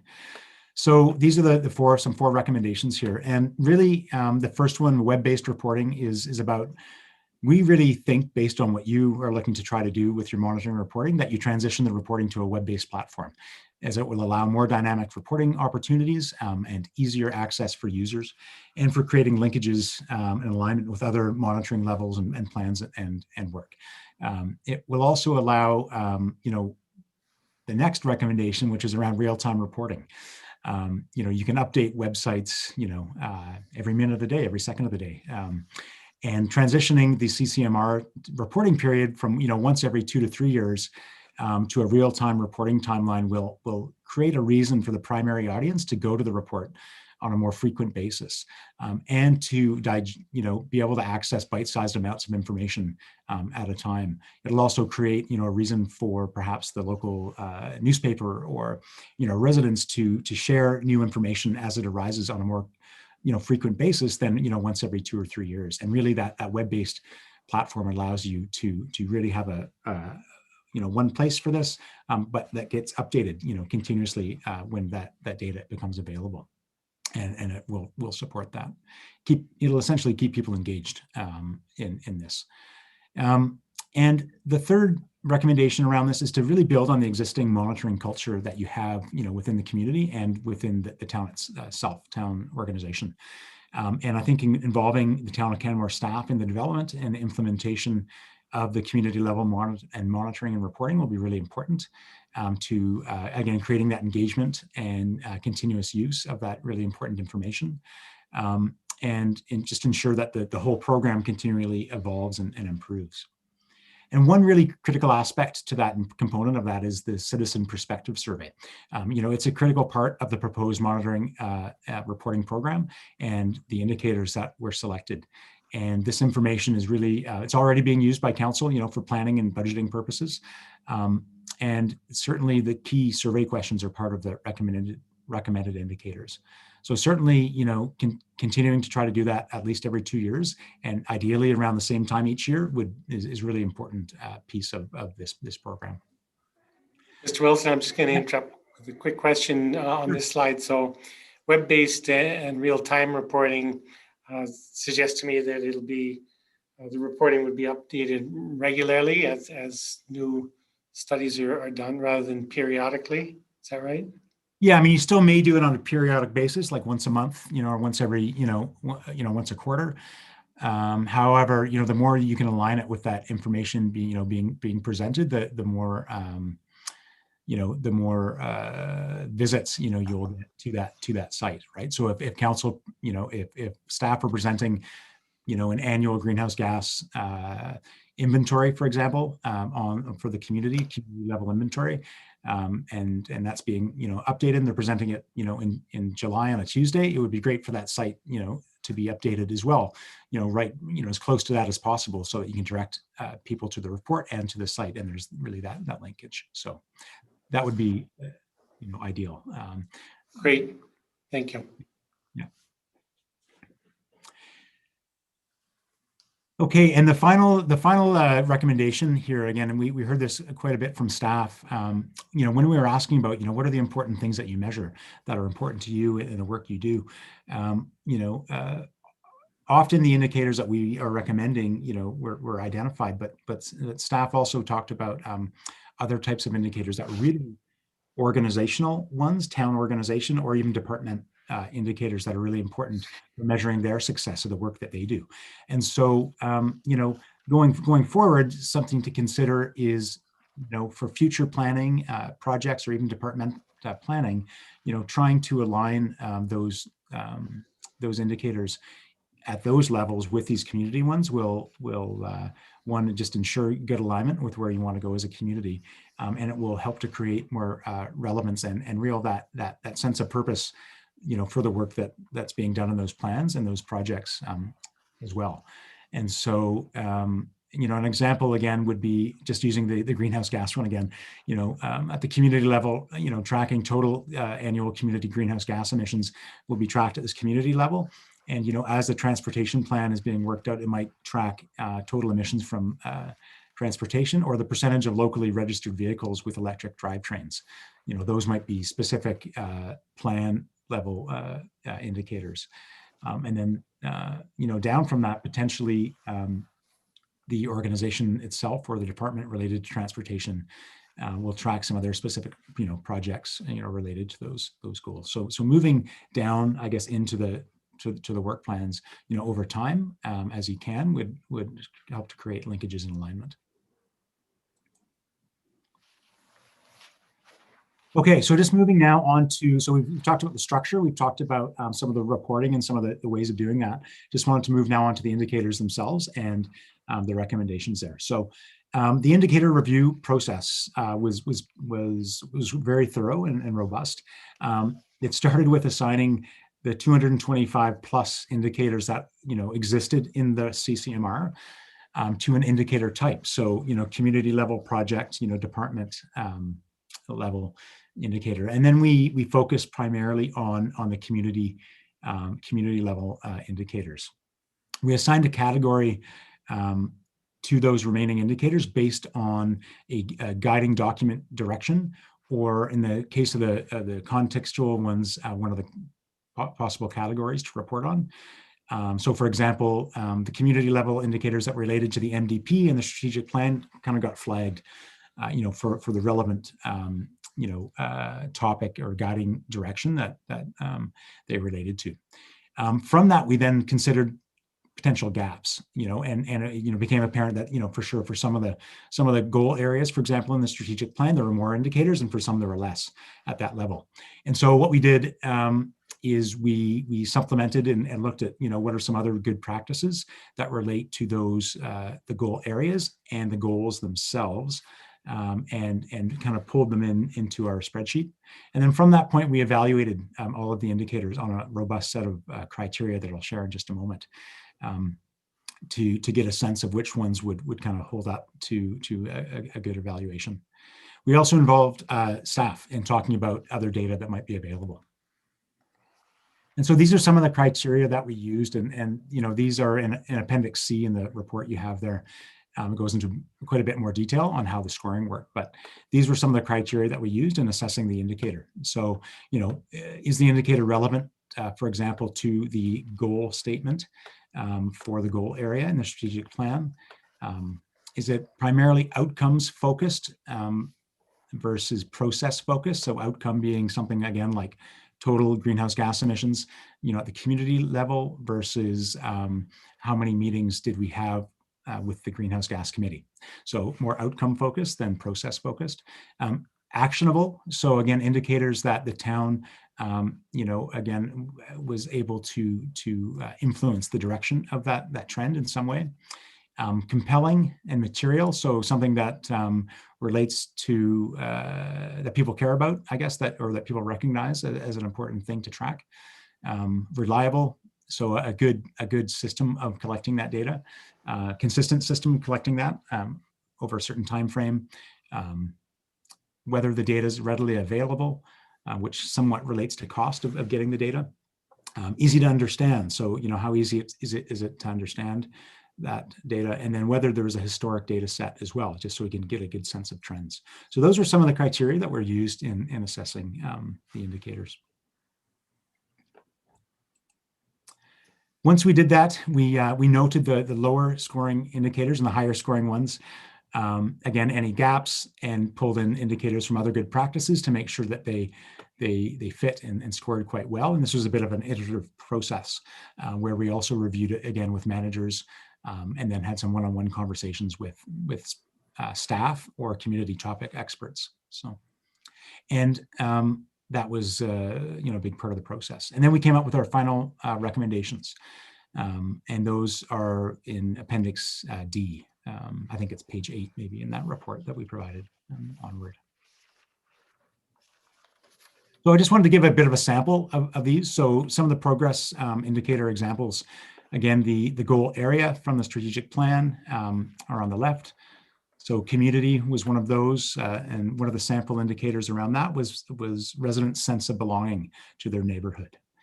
Environmental sustainability is another goal area, and community greenhouse gas emissions was one of those that we've recommended, and I've been speaking about already.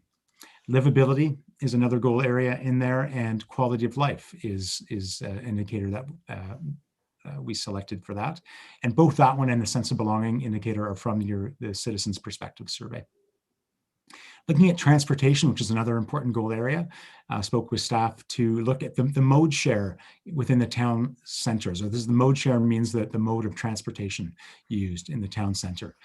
And that program is existing, and it looks like it's going to expand to some other important intersections in the town center. In looking at the strong economy goal area, the total employment income, and employment income, kind of a percentage of total income, was an important indicator to track, to get a sense of the size of the economy based on employment, not just on, you know, investment returns and things like that. And then wildlife coexistence being another really important goal area, looking at wildlife occurrences. So multiple species, and looking at the occurrences of conflict both within developed areas and outside that developed area. And all of these are based on you know, existing indicators that you've been tracking over time, and there's a good process for collecting it. So the rest of them Sorry are. to interrupt again. Sorry, Dan. Did you indicate Appendix D are the indicators that will be used? Those are the recommended. Let me just double check. It was Appendix D. These are the, yeah, so Appendix D, sorry, it's on page 21. So it starts off with the contextual ones, and I'll give some examples of those in a minute. And then it moves into the progress indicators that I'm just speaking about right now. And those progress indicators start on page 25 of our report. I think that's correct. Okay. Sorry, go ahead. Thanks. That was a great question. Thanks. Okay. So just moving on some of the sample context or contextual indicator examples. So under the theme of population and demographics, you know, total population, housing and real estate, average advertised monthly rent is something that's tracked over time. Looking under local economy and labor force, the occupations and industries in the community. So the, you know, percent of the labor force in certain occupations and industries. Some of these do overlap a little bit with the progress monitoring indicators, but they're reported in different ways.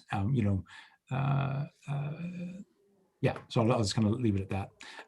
The community life category, the duration of commutes by different types of different modes, whether it's by vehicle or by bike, and that's captured by Statistics Canada.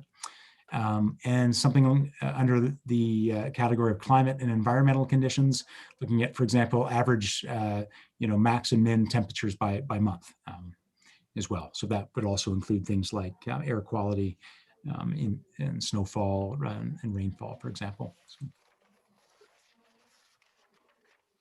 and there's many more examples of those, again, in Appendix D of those different indicators. And so Appendix D in the report I'm looking at indicates that those are not included at this level. So will those be monitored for the report or not? Well, sorry, maybe we're looking at different reports here. Dan, you're actually speaking to Appendix C right now. Oh, Appendix C, sorry. Okay, thank you. Appendix C is yeah. All the indicators that will be monitored. Yes, sorry, thank you. Okay. I've got an older report up here, so that's why. So thanks for catching that, and thanks for stepping in, Ms. Brown.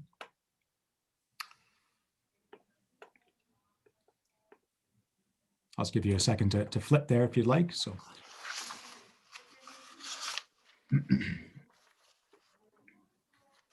And again, just while we're on that topic, and since you went to Appendix D, you know, the point here isn't really to say that other information shouldn't be tracked and monitored.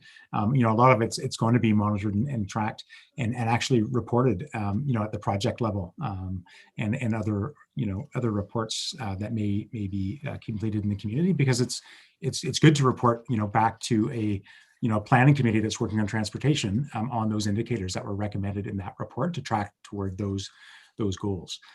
It just so that, you know, it's yeah, a lot of that will still be tracked, you know, by the organizations that are doing it. It just won't be reported, you know, in a community level monitoring and reporting program at this high level. That's all.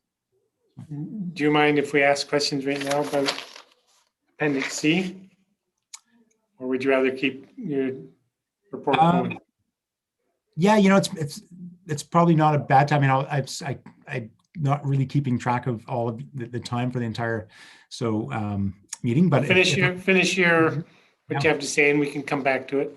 Okay, so project steps. So just really quickly, just for this particular part of the project, the next steps, once essentially if this report and staff report are adopted for planning purposes, we will continue to create a methodology document to support the development of monitoring reports and consistent approaches to, collecting and storing and reporting on this data into a report. And I'll now hand just the presentation over to Ms. Brown, I think, who has a couple of slides just to introduce, I think, the motions for this work. Great. Thank you, Mr. Wilson. So Mr. Wilson shared with you details about the CCMR review and recommendation. And now I'm going to share with you some details about the potential future next steps for the CCMR program as a whole. Next slide, thank you. So administration is requesting that council approve two motions. The first is that council approve the review and recommendation report for planning purposes. And if you do approve this, then administration will extend WCS's contract to complete the initial data collection.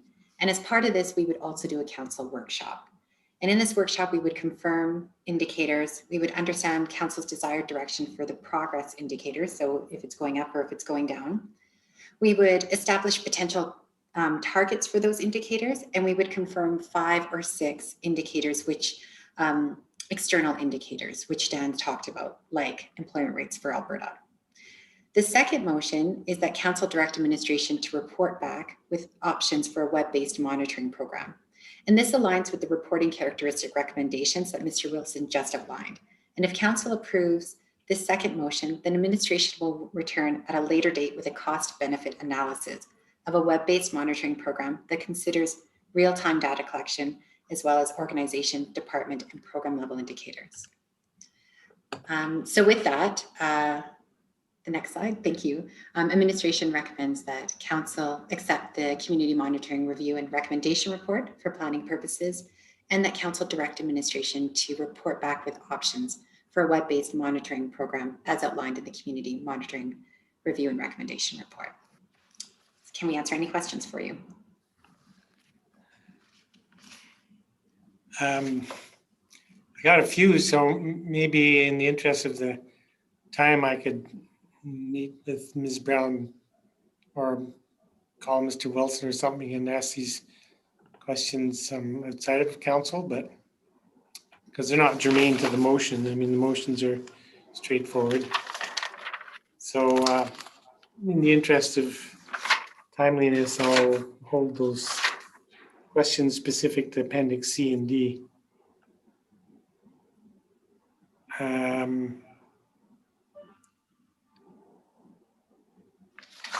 So looking to the report itself from Ms. Brown, are there questions from members of council specific to the report or to the presentation from Mr. Wilson? Councillor McCallum. Thank you, Mayor Borman. I don't know if I necessarily have questions on the report itself. It's probably things that would come up in the workshop, but just a couple of, just a few categories that I wondered if they would be tracked as well. But I guess that's something, that's a discussion we have in the workshop later on. Is that correct? So categories, what would be tracked? Could you be more specific about that? Sure. Yeah, of course. Thank you. So I noticed when I went through all of the different categories, food security or food bank use or something like that isn't one of the ones listed. And I think that that would be something significant that we would want to track in our community. And I don't, maybe I'm mistaken and maybe this isn't the place for it. And the other thing is that in the previous community monitoring report, it was actually something I found really, really interesting. And it came from StatsCan and it was based on one of the line items within people's, within residents' income tax, which identified investment income. So I think, do you know what I'm talking about, Ms. Brown? There was like, I think that the benchmark across the country is 5%, and in Canmore it's 19% or 17%, which really spoke to me that there's how many people are living off of their retirement savings or investment income or whatnot as a community. And that's a different kind of income than working income. And so I just wanted to understand if that might have a place in the data that's being collected, or if there was an alternate idea, or if I just missed it. That's all. And that could be something we discuss in the workshop, but those are just the two items I wanted to bring up. So for indicators like food security and food bank access, those are, and Mr. Wilson, please jump in afterwards if I missed something, but those are more program or department level indicators. So that's what we'll be coming back with, okay. Looking at these community ones, how can we connect them to the work that we do in the program level, department level, and with their community partners. And for things like income tax and investment income, I think that those, as we're looking at that council workshop, it's up for discussion especially for contextual. So if that helps gives that context to our community, that I think would be an area where we can maybe look at amending that. Mr. Wilson, do you have any thoughts? Yeah, no, that was great. Just around the food security comments was kind of bang on with where we went with that. And then with respect to the investment income, so we do have, I mean, at the progress level, we're reporting on employment income because that's a strong economy, right? So part of looking at that is, that other part of the income is typically investment income, right? So when you look at just employment and the percent of total income that is employment versus investment, it will essentially look at that piece. Okay, perfect. I guess, and I know some things only come out once every 5 years, right? And other things come out more in real time. So I understand that those are different data sets to look at. Thanks very much for entertaining me. So sorry, Councillor Comfort, go ahead. I was just wondering when the workshop might happen. That was my question.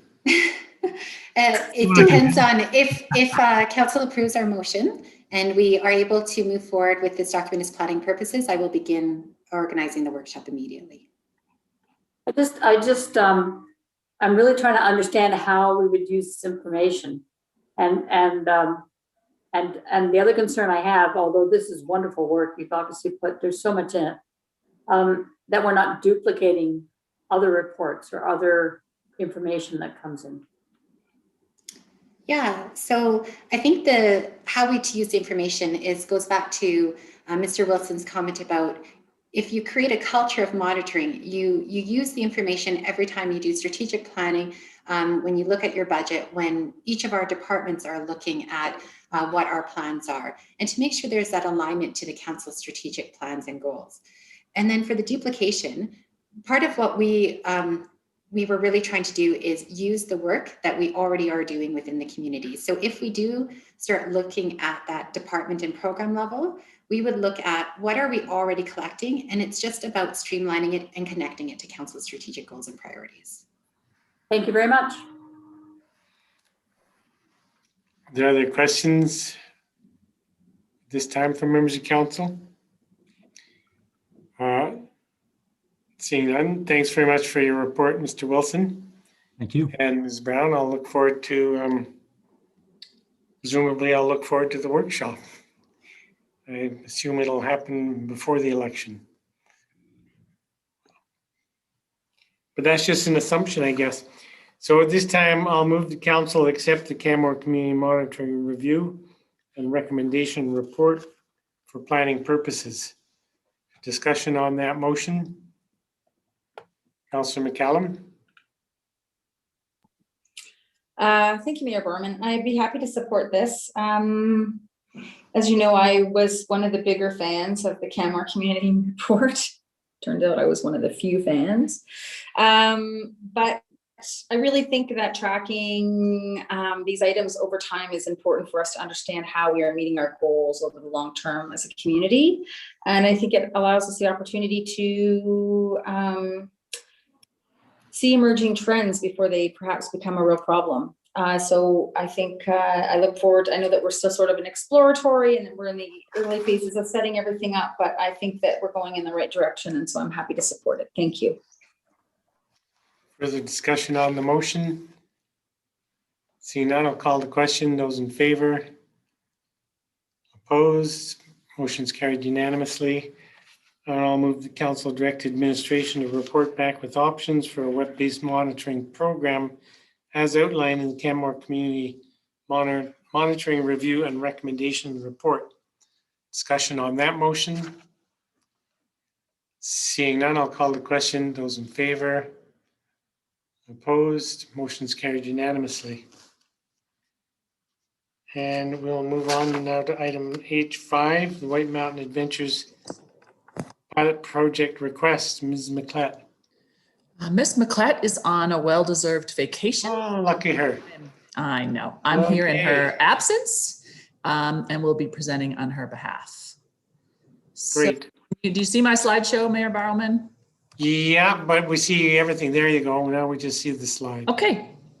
Awesome. Great. So I'll try to move through this quickly and then try to do my best to answer your questions in her absence. So I'm here to follow up on the request from White Mountain Adventures for a pilot project of guided e-bike tours on town trails. So the recommendation is that council, oh, I can't read that. Oh, wait, sorry. Let me try this. There we go. That council approve a one-year pilot project to allow White Mountain Adventures to offer e-bike tours partially on the town of Canmore Trail Network within the parameters as outlined in this report, and that administration report back to council on the results of the program by the end of 2021. So as a reminder to council, White Mountain was in front of you as a delegation with a request for a pilot project on electric assist guided cycling tour on the town trail network that would be led by a professional interpretive guide. Some of the parameters that they suggested, including limiting the number of tours, the number of participants or the group size, making sure it was a designated route, and monitoring the participant point of origin and the location of stay, how long they were actually in town once the ride was complete. So the route that they've proposed, actually White Mountain would start with an e-bike tour in Banff and bike to Canmore on the Legacy Trail, then bike through the town center pathway network, largely relying on the Spurline Trail, and then getting over towards Riverside Park and picking up participants in downtown Canmore once they were finished with their ride and busing them back to the point of origin in Banff. And in order to accommodate this request, no bylaw change is required. Currently in our traffic and road use bylaw, pedal assist e-bikes are allowed, and the bylaw is silent on professionally guided groups. So technically White Mountain Adventures did not need to come to council to get this approval. I think they were doing it as a due diligence and not to cause a problem that we had to react to down the road. So an administration does believe that there's wisdom in piloting and getting information and data, because we know that e-bikes exist and are increasing in popularity, and currently tour operators could organize an e-bike group and do a guided tour without the town's approval or awareness. We do, just as a side note, and this is mentioned in the staff report, get requests for other types of operations like scooters, segways, beer bikes, horse and wagon tours. All of those things would require a bylaw change, and Ms. McClett has been wanting to look at that. It's just been put on the back burner due to COVID, but it will be part of her post-COVID work plan to look at those larger requests. In terms of this particular request, she has suggested several program parameters. One is that administration has to pre-approve the trails that are used. The other is a maximum group size of 6. The White Mountain Adventures would need proof of appropriate insurance. We would need to approve the tour times and have formalized agreements around the pickup location so that it didn't interfere with traffic or other businesses in our downtown core. Obviously, they would need a town of Canmore business license. We would request a report from White Mountain on the number of tours, the number of participants, and the activity of those participants in the community after their cycling was complete and before they went on the bus to go back to Banff, basically trying to measure the economic impact of having the group come through Canmore. And then the town would monitor. Sorry, do you mind repeating that last sentence? It's basically about an economic impact. So what we want to understand, and part of their argument is that if they are allowed to do this e-bike tour, that when people then finish the tour in downtown Canmore, they're going to park their bikes, they're going to shop downtown, they're going to, spend money and patronize our local businesses. And so we'd ask them to do a bit of an assessment and a report on participant activity once the tour is finished and before they get on the bus to go back to Banff to measure economic impact. Do you mind if I ask a question? No, sure. Do we have any, have we been provided with any indication of how long the participants would have downtown before they were? We have not. That would be something we'd need to pay attention to in the negotiation. Thanks. Yep, great question. And then the last parameter of the suggested program would be that the town of Canmore monitor complaints and concerns and any traffic impacts. One of the things we found when researching this is that we hear concerns from residents and even from staff about tension on our paths and the size of the path and how difficult it might be to accommodate a large group, but we don't actually track and monitor or have any data on complaints. It's purely anecdotal. So one of the things we'd need to do is to actually track and monitor complaints so that we could report back on what we actually hear versus our memories or anecdotal evidence of what we think we hear. And then, so that's what's being proposed. And again, as I mentioned, administration believes that that is wise, again, because it could happen anyway without our involvement. And we prefer to try to get in front of this and be proactive rather than have it get away from us and have to be reactive. Having said that, as always, council does have alternatives. You could deny this request and essentially do nothing. And that would mean, but White Mountain in clarity could still go ahead, and so could other tour groups. We just wouldn't be working with them around the parameters and monitoring it. And again, we would be reactive to problems instead of trying to think them through and be proactive. The other option that's outlined in the staff report would be to make a bylaw change that prohibits this activity. As I mentioned at the start, currently there is no restriction on guided tours and pedal assist e-bikes are allowed on our multi-use trails. So council could direct administration to adjust our traffic and road use bylaw to prohibit for-profit guided tours of e-bikes on our trails. And if you want to do that, administration would work to bring that back to your next business meeting in July. And the specific wording on that alternative motion is available to you in the staff report. The other thing that council did when this report came to you, initially this request came to you, was that you asked the tourism task force to give feedback and input. And so Ms. McClett did bring this request to the tourism task force, but they respectfully declined the opportunity. They felt that they should refrain from providing input as they felt it was outside of the terms of reference and the objectives of the task force. So I do not have any specific feedback from that group on this question. So again, this is the recommendation, and if council has any specific questions, I am happy to answer. Just to play devil's advocate here, second option that you referenced, prohibiting e-bike tour groups altogether and adjusting the bylaws. Had you given any thought to the possibility of at the same time including, if we adjust the bylaws, including some management guidelines to manage the growing congestion and the speed and conflicts on the trails? And I mean, if we're going to open up the bylaw, we might as well open it up and address what's becoming, in my opinion, more and more concerning in regards to the conflicting situations on our multi-use trails, where e-bikes particularly are traveling at speed and not using bells. And I don't know, I mean, it's not getting any better. So in the discussion around option 2, was there any consideration given to that element of the bylaw? It was not, but a couple of thoughts there. So one is that, if council wants a full rewrite of that bylaw, we do not have the capacity to do that for the July 6th business meeting. I just want to be clear about managing those expectations. So what's presented there in option 2 is doable. We can make a change to the bylaw to prohibit tours by July 6th. A complete overhaul of the bylaw will not be possible. That includes the type of management things that you're talking about, Mayor Barrowman. And administrate, as I mentioned in the presentation, what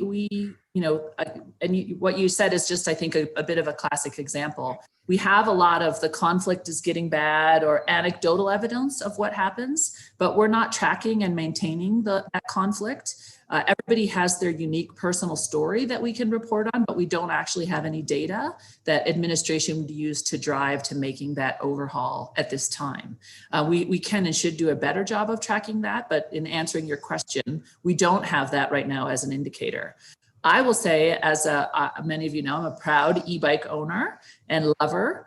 You know, I'm not always perfect. I do work to be really respectful. And I'm also a walker on our trails. And so I would say the conflict is not just with e-bikes, although certainly when there's somebody who's being reckless on one, I understand why it's terrifying. I have a really hard time as a cyclist getting through to walkers who walk with both earbuds in.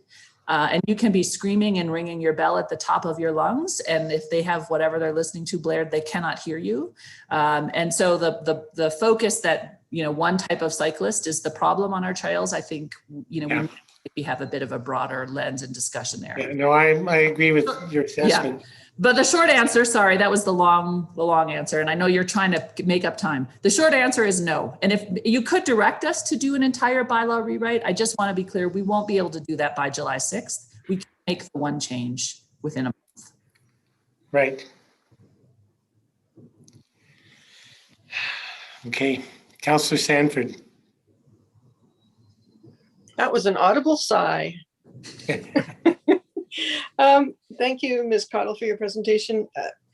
I'm looking at the letter from in attachment 2 from Dennis Brayman, and he's proposing that the maximum group size of 10 clients per guide would be their recommendation, but Ms. McClett is suggesting that 6 is the right number.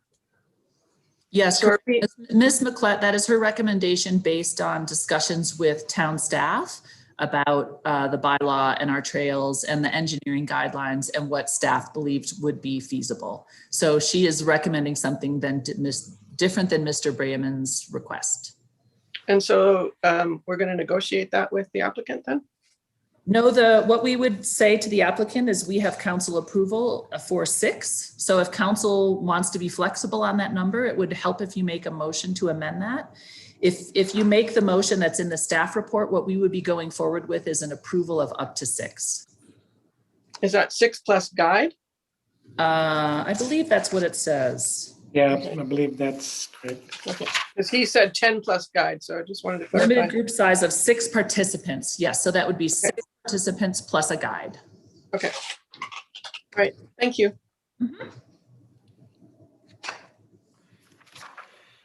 Councillor McCallum. Thank you, Mayor Barman, and thank you for your presentation, Dr. Cottle. So this company is out of Banff. Do they have a Canmore business license? Because I wasn't able to find it. Currently, they do not. It would be one of the stipulations of approving this program is that they would have to have a Canmore business license before this program could operate. It's my understanding they're already doing business in Canmore, so they should probably have a license already, especially if I'll they're make a note of providing- that for Ms. McClett and encourage Yeah. her. I know she will be happy to follow up on that. Busted. Busted. And so as they are from Banff, are these tours that they're permitted to perform in the town of Banff as well?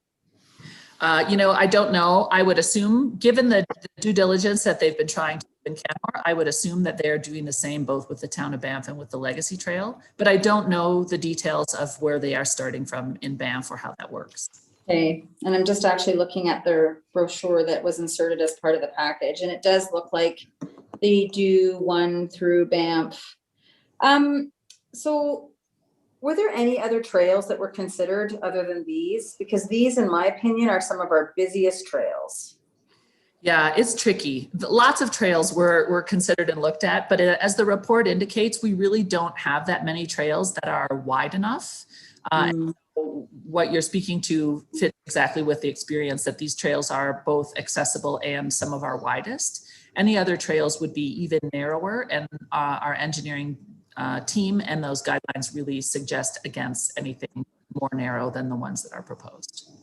So up in Three Sisters, there's nothing available anywhere else. I think part of it is also the rideability and the length. I mean, if you think about what you'd have to take to get from the Legacy Trail up to Three Sisters, and then I think the point is that I think it's about the distance of the ride. And I don't think there was interest in going that far up and then looping back down. You'd likely have to remain on most of these trails to get up to Three Sisters anyway.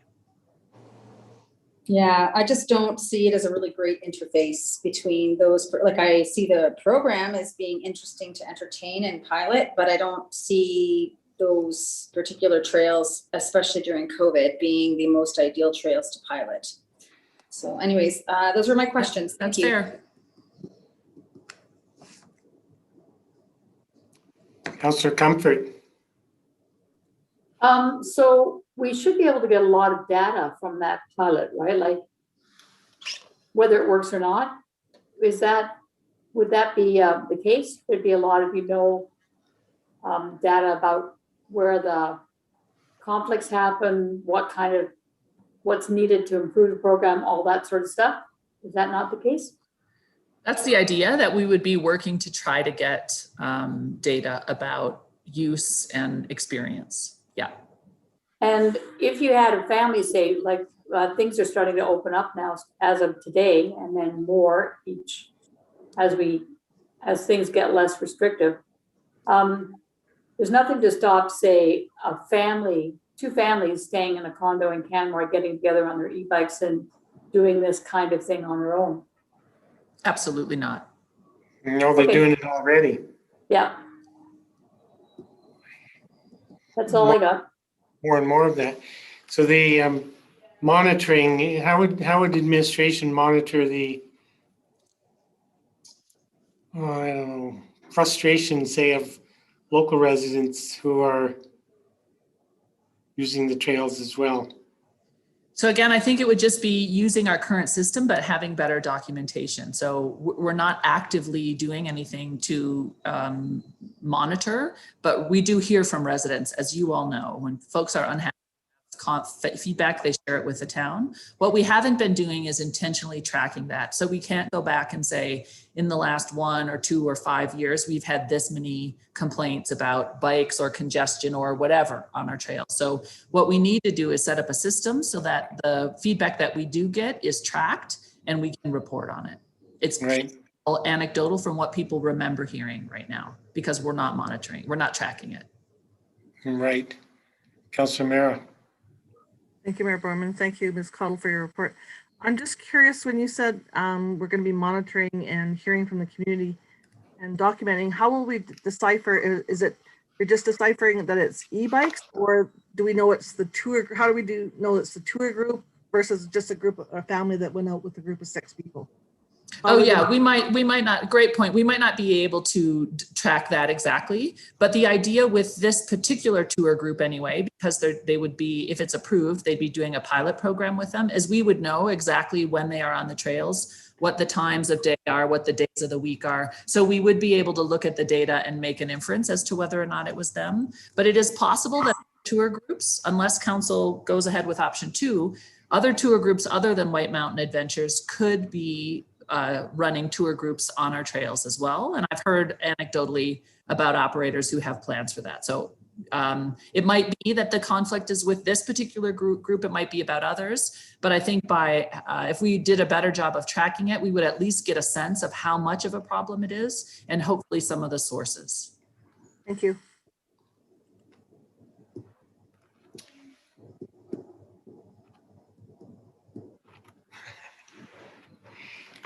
Okay. Any other questions for Dr. Cottle? Seeing none, thanks very much for presenting this report on behalf of Ms. Miklett.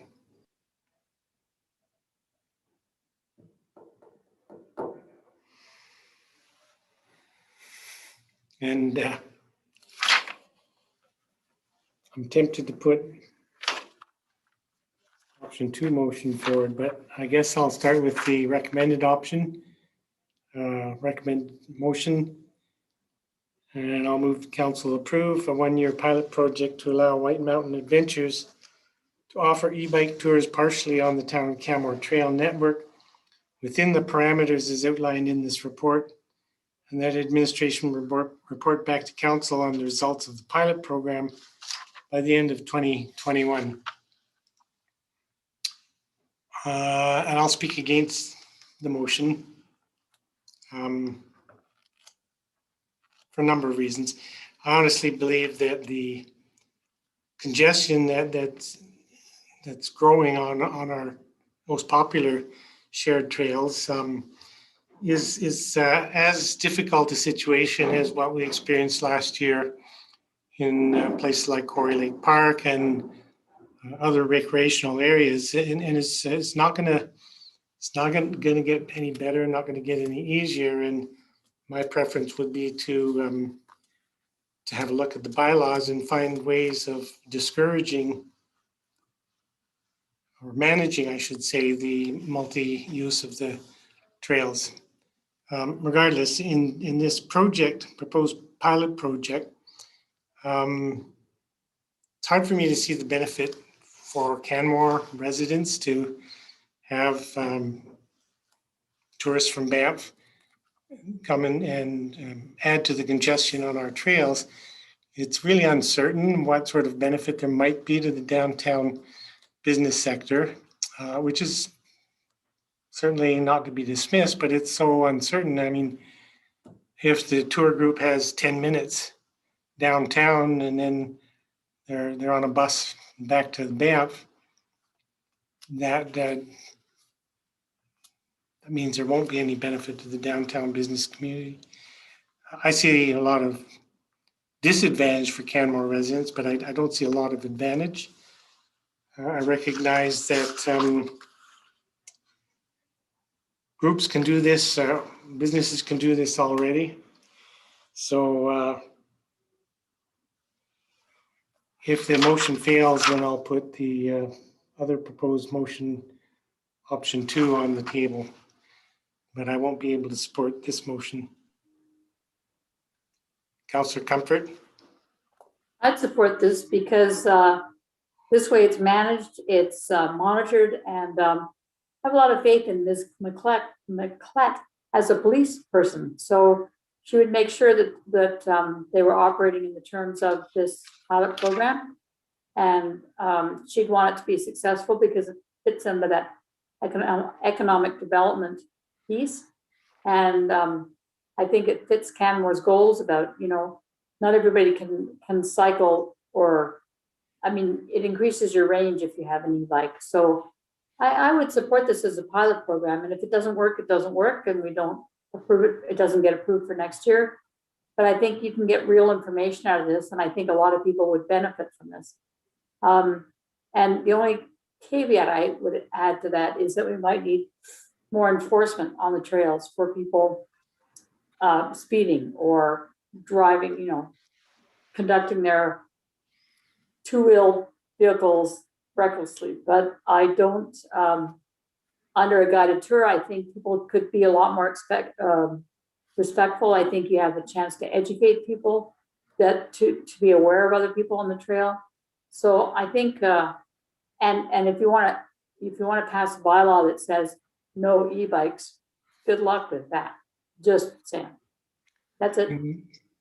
Yeah, that's not what I said. I was actually thinking about what you characterize as the caveat that you put on there to better manage the use of the trails. And the trails are becoming heavily congested. Adding tour groups to that congestion. And of course, there's times of the week when it's quiet and all that. And I think the suggestion from Ms. McLeod is very reasonable. I'm just of the mind that we should be looking for ways to better manage our multi-use trails rather than just add more use to them. I don't think it's adding more use. I think it's going to happen anyway. And I think if it's controlled, it gives us information, and it will provide, data to us that, yes, we need to hire more bylaw officers or whatever. So I would support this motion, but just for the 1 year and see how it turns out. Councillor Sanford. Thank you, Mayor Barman. Yeah, this is a difficult decision, but a 1-year pilot would give us some idea of, the demand for such a thing. One of the gaps we're seeing in the Bow Valley now is a lack of education of people who are in the mountains and using mountain landscapes. And a guided tour with some direction and assuming that the guide can give people an idea of trail etiquette and keep the group together and keep the group cohesive and make appropriate stops to do some interpretation. I think this would actually be a very good opportunity for people to get more enlightened about how to behave in the mountains. And, this is already being allowed. Groups are, if you stand in front of one of the bike stores, you can actually see groups leave in large quantities, spread out over big distances with no real trail etiquette being communicated to them at the beginning, but a guided tour gives people the opportunity to get that information and maybe to learn how to use these trails better. Like the Legacy Trail is a very heavily subscribed trail and people like to sprawl all over it and meander all over it. But in a guided situation, I think you'd have somebody teaching people how to better use the trails. And with Ms. McClet's parameters that she's proposing, like the group size parameter, I think we could actually get some good information out of this and have a good sharing relationship with Banff Townsite and Canmore Townsite. So I would support a 1-year pilot on this just to get some better information and maybe some better knowledge to the people that are using these trails.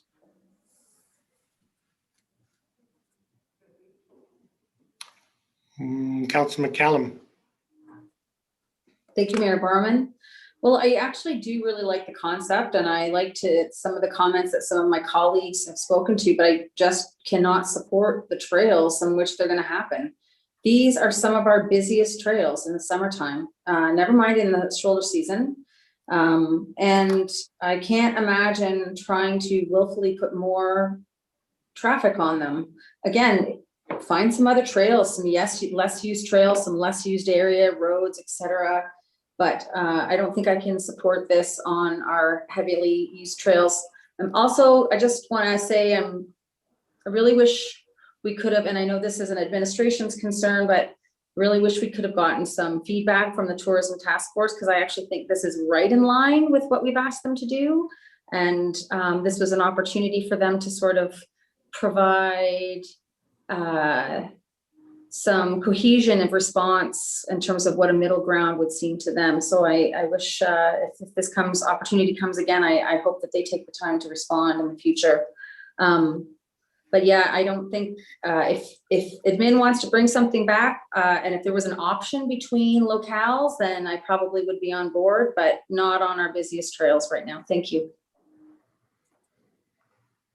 Councillor Seeley. Thank you, Mayor Borman. I will support this. I'll remind council that the applicant never had to ask, and they did, and I think that's responsible. And to have it managed to get the information, when I think of visiting a beautiful place like this, is something I would like to do. And yeah, I think it's well laid out. It gives us lots of opportunity. There's economic return for Canmore, and I'd be interested in seeing those numbers. But it being managed is very important, and I think we need to manage things like this, so it gives us that opportunity to get the information. So I will support it. Councillor Mara. Thank you.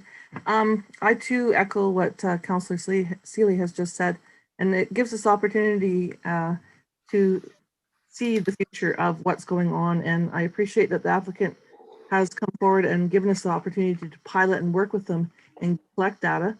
And as far as economic benefit, that 10 minutes that or more that they spend in our downtown core, they may choose to come jump on the Rome bus and come back down and have a lunch or a dinner or spend some money in our town. So, and maybe eventually it'll be reversed. They'll be starting the tour in our town and heading to Banff for a lunch and coming back. So I will support this for information that we can collect from the pilot. So, thank you. Further discussion on the motion? Seeing none, I'll call the question. Those in favor? And opposed? Motion's carried with Councillor McCallum and myself in opposition. Moving on to item H6. Are we at H6? Yeah, H6. Business Recovery Task Force appointment. Ms. Cottle, Dr. Cottle. Yeah, I'm trying to put myself back on camera. Okay. So I think maybe they're a host. If you want me on camera, you got to do it. It won't let me. There we go. Thank you. That's okay. We know what you look like. Thank you, host. I'm also here on behalf of Ms. McClett to make appointments to the Business Recovery Task Force. So as council may recall, you set up a Business Recovery Task Force last September. And Ms. McClett has been meeting with that group. It's a relatively small group, especially compared to the Tourism Task Force, which has much bigger numbers. And so there have been there has been some vacancies on this task force, and Ms. McClett found that with those folks not there, it was really hard to get any work done and to move things forward. So she has advertised starting on April 1st, has been advertising for members. There have been 2 applicants, which are part of your in-camera package. And we're just keeping that application process open. So as people are interested or they learn about it and have time and would like to apply, they're welcome.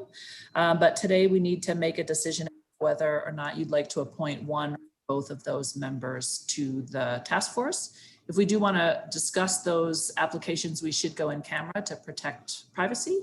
But really, otherwise, that's it. This is just a simple replacement for membership that's turned over. And with that, just to see if there is discussion, I'll move council go in camera at this time. Those in favor? Opposed? We'll be in camera then.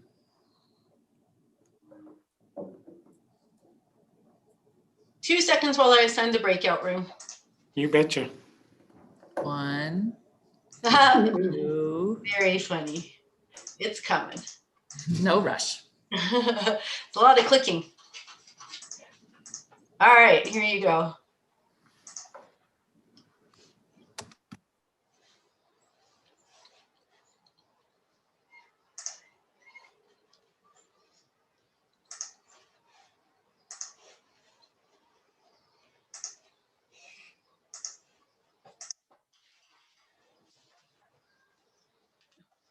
Wrong slide.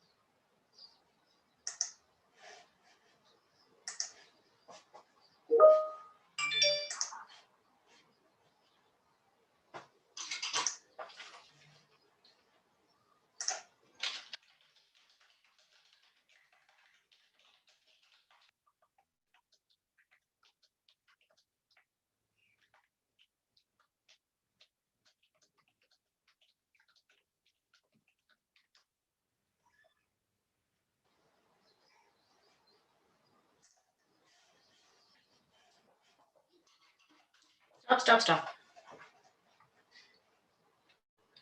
You know what is really, though, a struggle is when you're really struggling to do something and then you have to answer the teams and go, yes, I know I'm having problems. Show mode, just change display settings. Hey, Cheryl. Yeah. Okay, just so you know, I can hear you. Oh, thank you. Yeah, no problem. Thank you.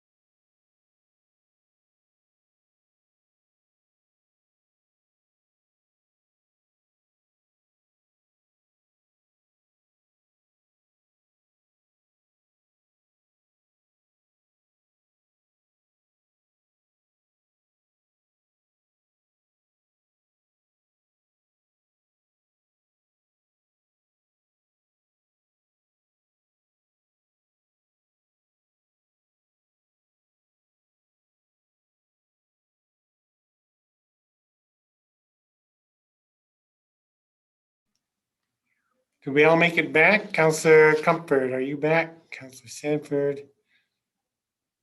Councillor Comfort, are you? Blink your name if you're here. No, we don't need her vote. Okay, well, this time I'm going to move that council appoint Ian O'Donnell as a new public member to the Business Recovery Task Force. Discussion on that motion? Seeing none, Councillor McCallum? Well, you asked. Yeah. I think that Mr. O'Donnell would make a great addition to the recovery task force that Councillor Mayor and I rep on. Clearly from Mr. O'Donnell's cover, he has quite a bit of experience working with the Edmonton Downtown Association and working on such initiatives as the Winter City Campaign and the Public Space Review. And I believe that Mr. O'Donnell will have offer a great voice to the work that we're doing around that table. So I am happy to support him. Any other discussion on the motion? Seeing none, I'll call the question. And for Councillor Comfort, this is moving that we appoint Ian O'Donnell as the member of the Business Recovery Task Force. Yep. And so calling the question, those in favor? Opposed? Motion's carried unanimously. Moving on to item H7, Quarry Lake jumping platform, Mr. Canmore. Yes, good afternoon, Mayor Borman, members of council. Just here to talk about the jumping platform. So I'm just going to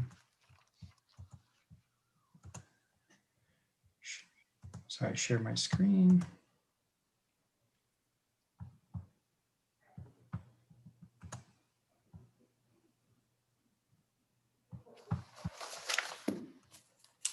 Can everyone see that?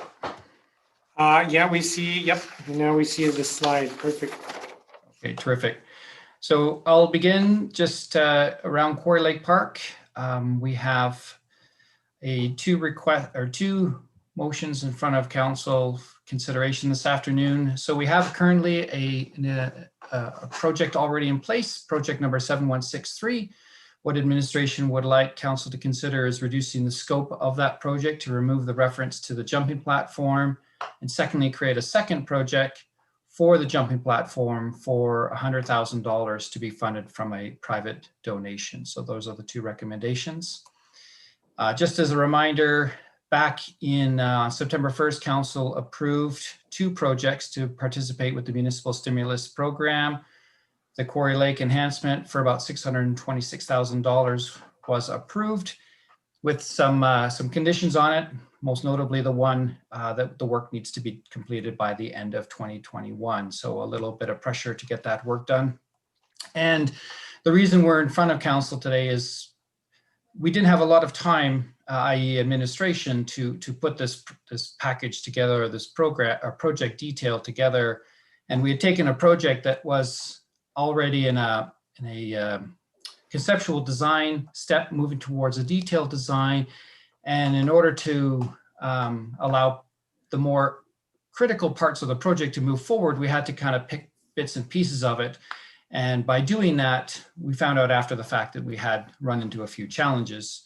So as a reminder, there was three things that we wanted to bring forward that were part of that initial project, which was to enhance the parking lot, to include adding a vault washroom, paid parking, which should be in place today, I believe, to do enhancements at the South Beach, closest to Quarry, Grassy, Peaks of Grassy, which was to add a second washroom down there as well, and some additional waste containers. And in order to service both of those, to put in a more formal access road over the top of the hill. And then finally, a jumping platform to put down at the west end of the beach to manage erosion and provide a safer opportunity for the users.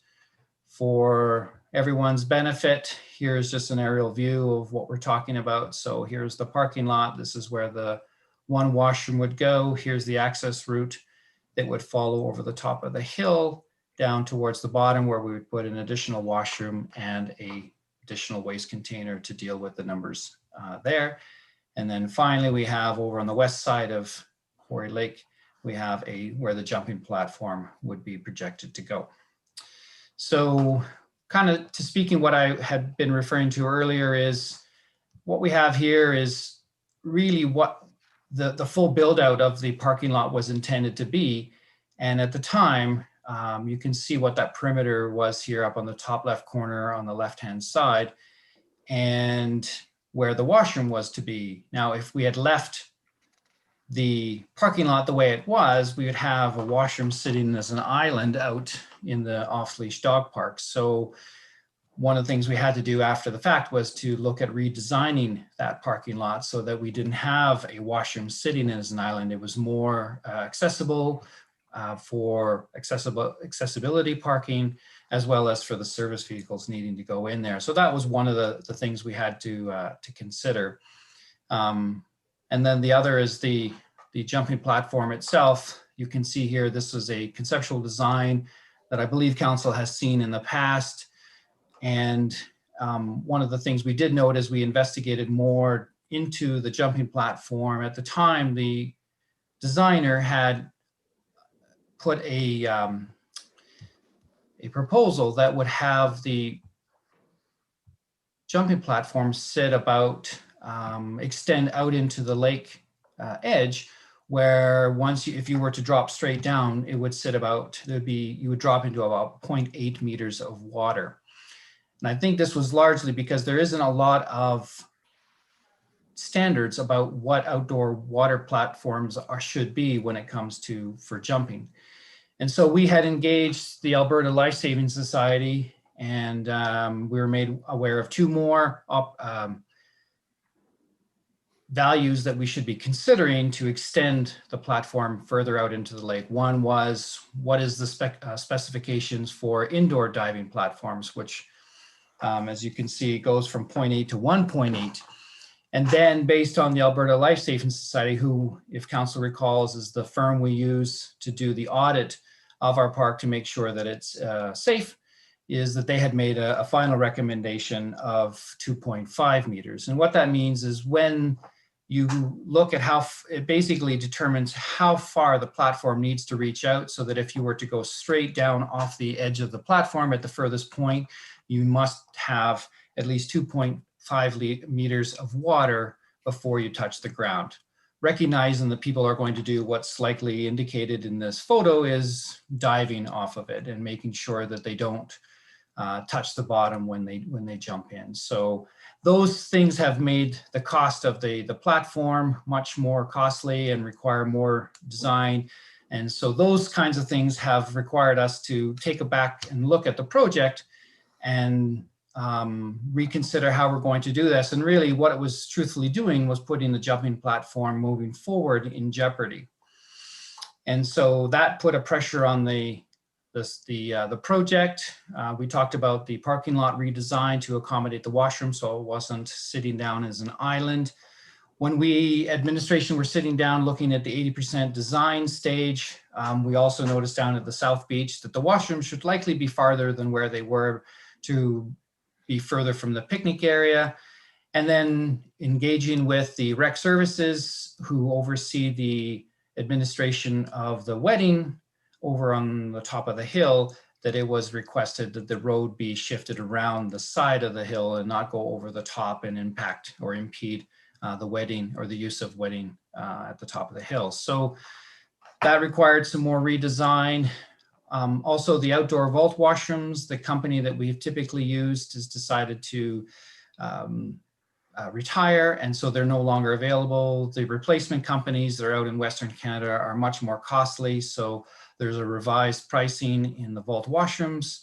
And then finally, fairly minor, but another factor is we had to, our intent was to go out and do the work, have it tendered and have the contractor mobilized before the 15th of April. So where they would normally go in and they would, stake out where the road would be and where all of the work and disruption would be. And we would be able to determine which trees are going to be affected or not. And we would remove them before the Migratory Birds Convention Act. So because we didn't have that set up yet, we had to go in and pay someone to survey so we could actually see where the road was intended to align so that we could remove the trees ahead of time, so that that wouldn't impede the work when the contractor can finally mobilize at some point this summer. So all of those things had an impact on the budget and was putting the project or parts of the project in jeopardy. Now, on a positive note, in the late part of last year, we had received a phone call from a couple living in Canmore who wished to donate $100,000 to the town of Canmore. And at the time they had spoken about perhaps using it for a park facility. So it was really just a wonderful opportunity. Everything seemed to line up really well. We let them know about the opportunity here to fund the jumping platform, and the couple were very excited about that. So what we wanted to do was just, like I said, remove the reference to the jumping platform in the one project. So the value would stay the same. The jumping platform reference would be removed, create a separate project for $100,000 to be funded from private donation.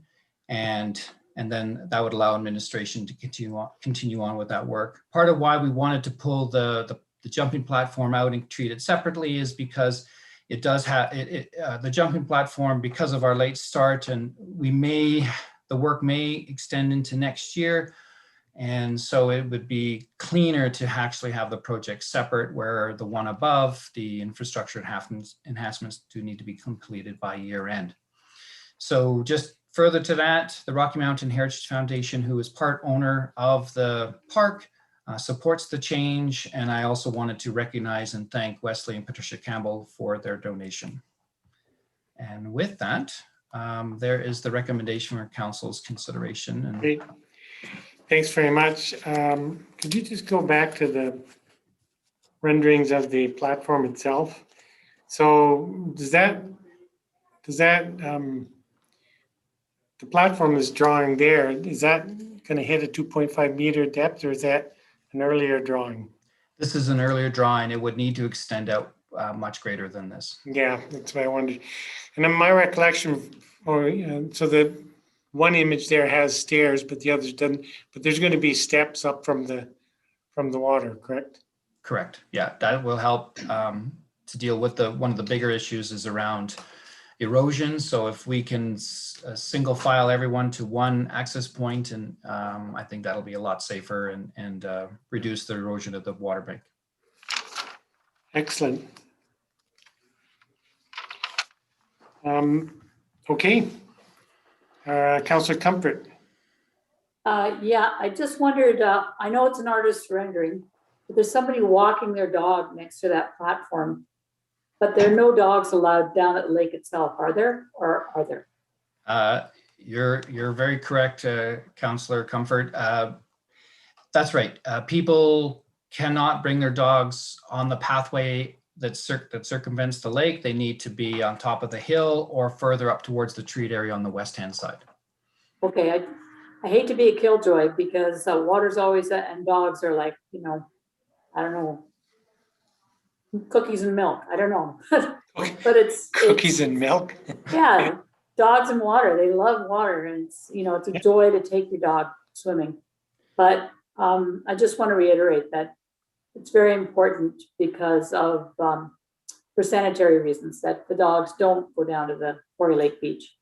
And I'm a little concerned about the erosion. Are you going to monitor that closely? Because if people are climbing in and out, is it going to be dirt going down to the water? Or is there, how are we going to mitigate the erosion?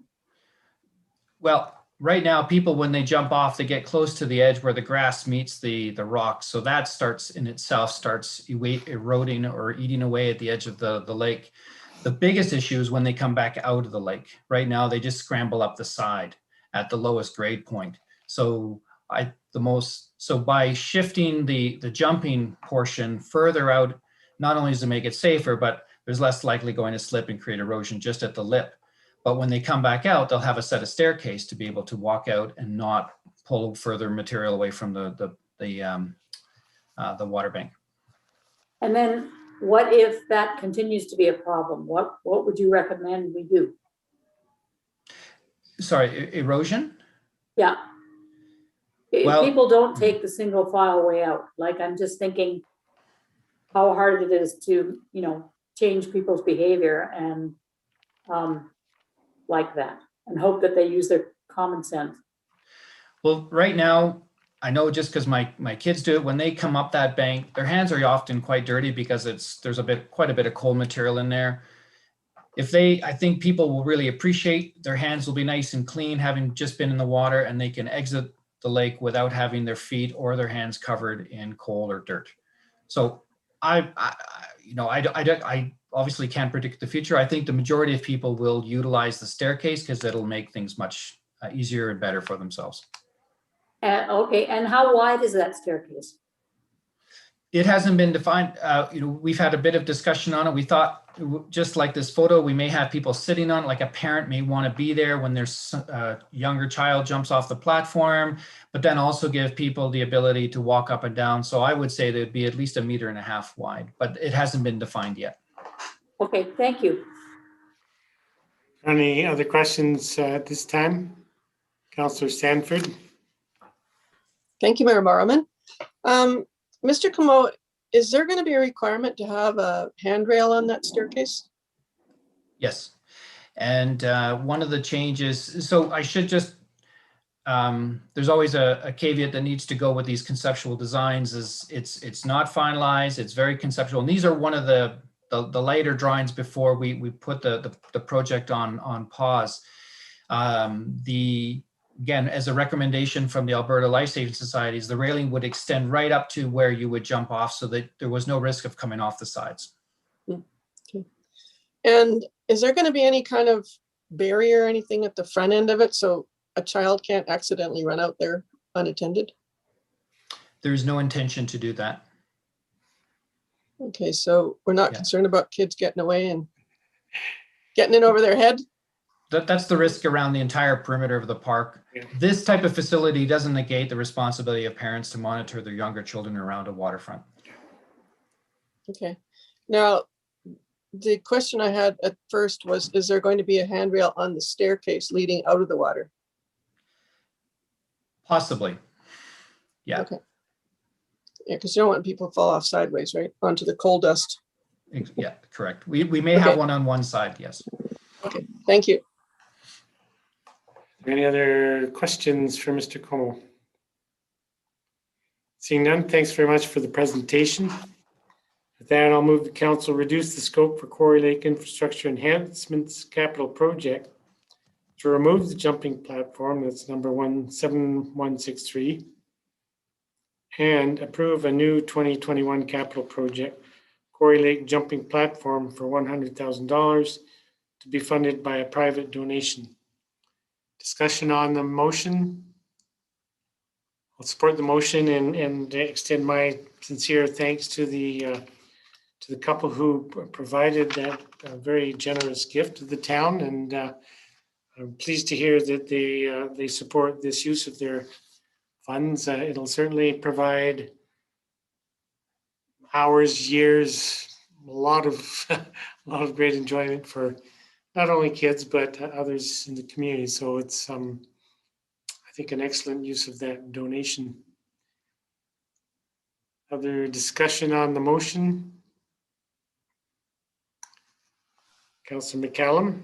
Thank you, Mayor Barman. I'd be happy to support both of these. I think this is a reasonable change. I actually believe these will be well embraced over the next couple of years, based on the other changes that we've made at Quarry Park. And I too would like to extend my gratitude to the family that donated money towards this project. So thank you very kindly. There's no further discussion. Call the question, those in favor? Opposed? Motion's carried unanimously. Moving on then to item H8, the Canmore RCMP multi-year financial plan. Mr. Burt, and I saw Staff Sergeant Singleton there as well. So welcome to Staff Sergeant Singleton. Good afternoon, Mayor and Council. I'm going to start us off, and then I'll turn it over to Staff Sergeant Singleton to walk us through the plan, and then I'll wrap us up. Great. We're before you this afternoon to talk about the Canmore RCMP multi-year financial plan. The recommendation contained within your package is that Council accepts the 2022 to 2027 Canmore Municipal Detachment multi-year financial plan for planning purposes. Boy, that's a mouthful, isn't it? The Municipal Police Service Agreement, or the MPSA, requires town administration and the RCMP to meet on an annual basis to prepare either 3 or 5 year financial plans. The plan covers such things as number of positions required for the detachment, staffing resources required to support the RCMP, accommodation, and equipment. This is the third multi-year financial plan that administration and the RCMP have developed together. I'm going to turn it over to Staff Sergeant Singleton to walk us through the plan. Thank you. Thank you very much, and hopefully you can hear me. You bet. Okay, so again, as Mr. Burt said, this is a 5-year financial plan. So these are recommendations based on our insights on what we project in the future. So this is for council to review for transparency purposes. So as you know, COVID-19 has greatly impacted the RCMP's abilities, like many businesses. So we have been impacted by member shortages, members off-duty sick, paternity, maternity leave and such. So currently just as a reminder, our detachment has 28 staff working out of this building, 19 members on the municipal side with 4 municipal employees supporting that. We have 4 provincial RCMP officers with 1 public service employee serving that. So that makes up that 28 support staff and members. Of that, currently, I'm down 5 members. So that is impacting our abilities to do things. So we've had some good success, as you can see from our last mayor's report. When we talk about our financial plan too, a lot of the impact on this is on funding of these positions. I know RCMP costs are a lot, and policing dynamics has changed a lot. It's not just enforcement, it's education, it's visibility, it's being out in the public trying to do things. So as you can see from this plan, when we go through it, I'm not getting into the statistics. However, if there are questions, we'll definitely open that up for questions at the end of this. But if you kind of jump ahead, you will see the 2023-2024 period. We are recommending or asking for 1 additional member. So Canmore has not seen an increase since 2008. However, in saying that, we did get 1 additional resource last year on our provincial side that has really greatly assisted. We've seen a lot of COVID traffic, tourism within our communities that is impacting the police side for our search and rescues, people coming down to use our recreational areas and such like that. So 2023, 2024, you'll see recommendation. So that's, I don't know right now if we have the need for a full-time traffic enforcement officer, but my vision for that would be to have a half-time traffic enforcement and a community resource officer. So traffic speaks for itself. That's dealing with accidents, traffic enforcement, education pieces. The community resource officer would be used for many other things to assist the town in asks. Some of the examples for that are the parades that we do, sitting on committees. We have a birthday celebration. We have a graduation celebration this week that we're all assisting with. So as well as getting into the schools. So the RCMP supports safe schools, engagement, helping with safety planning. So that is a risk that I've identified. And then you'd see 2024, 2025, we would ask for another member and that would offset. So we would have potentially a full-time traffic officer and a full-time community resource officer that could split their time between those tasks. And then again, on the municipal side, if we have more members, we have a lot of work going on, which we need support staff to help with court processes, disclosure processes, dealing with people at the front counter, criminal record, vulnerable sector checks. So pretty dynamic and a lot of work, really good work being done here. And then the accommodations, one of the big ones coming up, as you've seen from the last 2 financial plans, and this started before my arrival. So our detachment is getting older. I have had the opportunity recently with Mr. Burt to go over and do a tour of our detachment. And if any of the councillors or mayor would like to come into our detachment, respecting current COVID restrictions and stuff. I throw that out there and offer that up so you can come and see our detachment, and we can kind of walk through what our current renovation or planned renovation is going to look like. We're hoping that this renovation or update will get us through the next couple of years with different furniture and different layouts to kind of help with our space. We're not adding on to the detachment. It's just adding space to better manage our space. The other thing on this five-year financial plan, you'll see some equipment, body-worn cameras. That's still a great unknown. A lot of these pieces are federal pieces that are being worked on, and there's some liabilities associated to those equipments.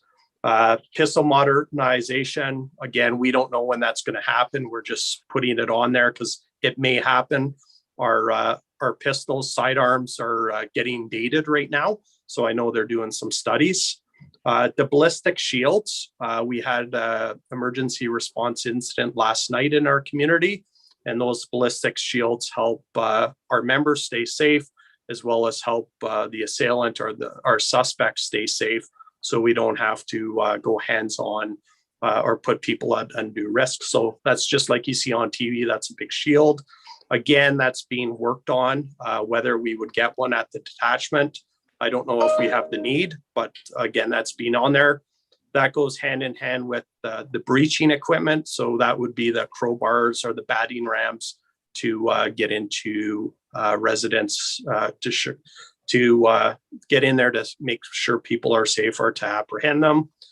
Extended impact weapons, same thing, that's out of our control right now. These are probably 2 or 3 years down the road at the very earliest. Hard body armor, we're currently doing an inventory. So the province and the federal government is exploring the option of having every member have hard body armor. So that those would go along with the carbine rifles. It's another metal plate that goes on top of our body armor. Currently, we have enough for every vehicle right now. So we could see that doubling. Again, that's being explored. We don't know whether that's going to be a federal, provincial, or municipal cost. Situational awareness, that's the app that goes on the phone. Again, that piece is being explored and looked at. There's a lot of technological issues with that. In-car video cameras, when we get a new video camera in a car or a new car, we typically get new cameras in those cars. AFRAX radios, we have a full, all members in the province now have the AFRAX radios, so that's been rolled out. So the lifespan is 7 years. Again, we likely wouldn't see that for 5 years, any upgrades to that system. And that's pretty much it. So the biggest pieces right now is this renovation that we believe is probably going to happen this fall. Last time I heard with our asset managements, they expect that to go out to tender. And again, I invite anyone from council or the mayor's office, if you want to come to the detachment to kind of see what that plan looks like, you're more than welcome to come. And I'll leave it at that, unless there's any questions. I have one or two, but I may take up on that invitation. It's been a while since I was in the jail up there, as a tourist, of course. Good clarification, Mayor. Staff I just want Sergeant. to, am I able to just wrap up the report and then can we move to questions at the end? Does that work? Sure, yeah, you bet, go ahead. Okay, so thank you, Staff Sergeant Singleton, for walking us through that. I just wanted to highlight a few components. One, the analysis of alternatives. So the multi-year financial plan includes the addition of 2 RCMP officers plus 1 admin support. And as Staff Sergeant Singleton noted, this is to focus on traffic enforcement, crime prevention, community and school resources. Wanted to highlight that other factors that will influence this budget request is the status of the photo radar program and an analysis of the community peace officer program. Currently our community peace officers are going through training that would give them the authorities to conduct traffic. So those will all be reviewed prior to any requests coming forward. And then from a financial impact, I've been saying this for a number of years, but just to reiterate, with the federal census occurring right now, we are anticipating that we'll exceed the 15,000 population, which means we're splitting from a 70-30 split municipal provincial to a 90-10 split. Therefore, the 2022 budget, we are forecasting an increase of $600,000 to the budget for this. So the budget figures contained within this report are reflecting the 90-10 cost share. And just again, the multi-year financial plan is required by the MPSA and it's intended for planning purposes. So if you approve the plan as presented, if you refer back to the motion, it's intended for planning purposes, and all budget requests will be coming back through the regular municipal budgeting process before any of the positions are approved. Just wanted to add that in. Thank you. I am happy to help answer questions along with Staff Sergeant Singleton. Well, thanks for clarifying that, Mr. Burrick. And that was my recollection that all of these proposed new positions, et cetera, would still need to be approved within the municipal budget. But it's important to see where the local detachment sees the needs coming. So that's very helpful. Just in regards to the report itself for public consumption purposes, it'd be handy if the report spelled out terms rather than used acronyms, because sometimes we don't know what the acronym means. And just the detail on the on page 3 of the report, and it talks about the housing crunch and Canmore Community Housing Corporation, and it looks like the details in the report are several years old. So just for the sake of accuracy, it wouldn't hurt to update the report, at least for the next iteration.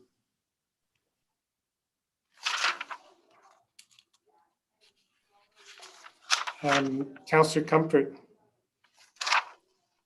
Yeah, I noted in the overview on this report that the last item under overview, the Mental Health Act files increased by 36%. And I was just curious, 2 questions, I guess. Do these files then go over to AHS for this region? And what kind of resources do you have to deal with people with mental illness? Yeah, so you'll see the problem with a smaller detachment and smaller services. For instance, we had a incident last night, and we didn't have a lot of resources, external or community resources, to help with this. These are the calls that we're being called to are often very dynamic and high risk files. So we don't have the ability to send a social worker or mental health worker there. We have been making very good inroads, working with some of our social agencies for this. Our typical calls are going to mental health hospitals under the Mental Health Act. So we call it a Form 10, where they're going for an assessment through a psychiatrist. So those calls have definitely, we've seen a fairly high uptake on some of those serious files. I think that's reflective of what's happening in our society and our communities right now. I would love to have mental health workers traveling with our members. It's just not a reality for our area. There are some programs like the Hub program that we're going to try to develop, but some of this, they're very resource heavy and very community driven. And when we have lack of resources, it's hard to get rolling with that. But I agree 100%. This is, I think we're going to see these calls increase for the next couple of years because of this. So. Okay, thank you for your answer. And then AFRACS, so AFRRCS, I know what that is. I just don't know what the acronym stands for. But I remember it's great to know that that's now been updated, because during the flood, I believe there was a problem where our communications devices didn't link up with the RCMP ones, or vice versa. And so it's really good to know that that's been updated, because that's caused a great deal of delay and so forth. I think Ms. Caldwell might know more about that, but that was great to see. And then the other question I have is, this might be a delicate question, I don't know, but like, so if an officer sees someone on a bicycle who's doing something reckless, stupid, illegal, do they then pull them over, or do you police bicycles at all? Yeah, that's a very good question. And we're very fortunate to have the support of council and the mayor's office in working with our enhanced shifts. So currently right now we're back up and running our enhanced policing. So that's above and beyond our regular members working. Those are overtime shifts. So we've had a couple bike patrol shifts. So one of the things in the mayor's report, you would have seen that those are some of the programs I'm trying to bring here. So we've had a couple shifts, as well as this Saturday, we have a bike patrol shift. So to answer your question is yes, those are things that the members can do. Plus I'm adding to that. So right now with COVID, we're doing the education, the enforcement of those public health restrictions and orders. Plus we're adding some bike patrols for our trailheads. It's much easier to come across someone maybe doing something wrong, or to educate people when we're on a bike, versus having the limitations of either walking or showing up in a police vehicle. So we've had really good success, even going downtown with our bicycles, just having that visibility and increase engagement with the public. So that's something I'm really trying to push ahead and move forward with. So great question.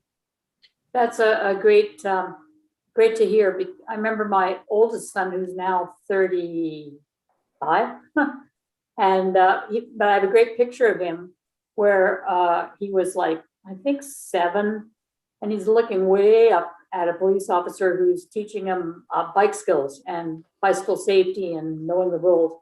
I love that picture. And I think it's a great relationship, great place to start. So thank you. It's great to hear.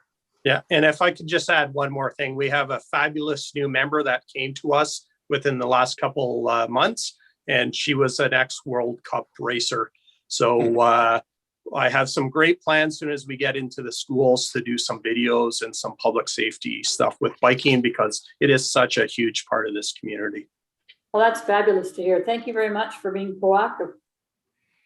Yeah, that's really interesting news. I'm happy to hear that.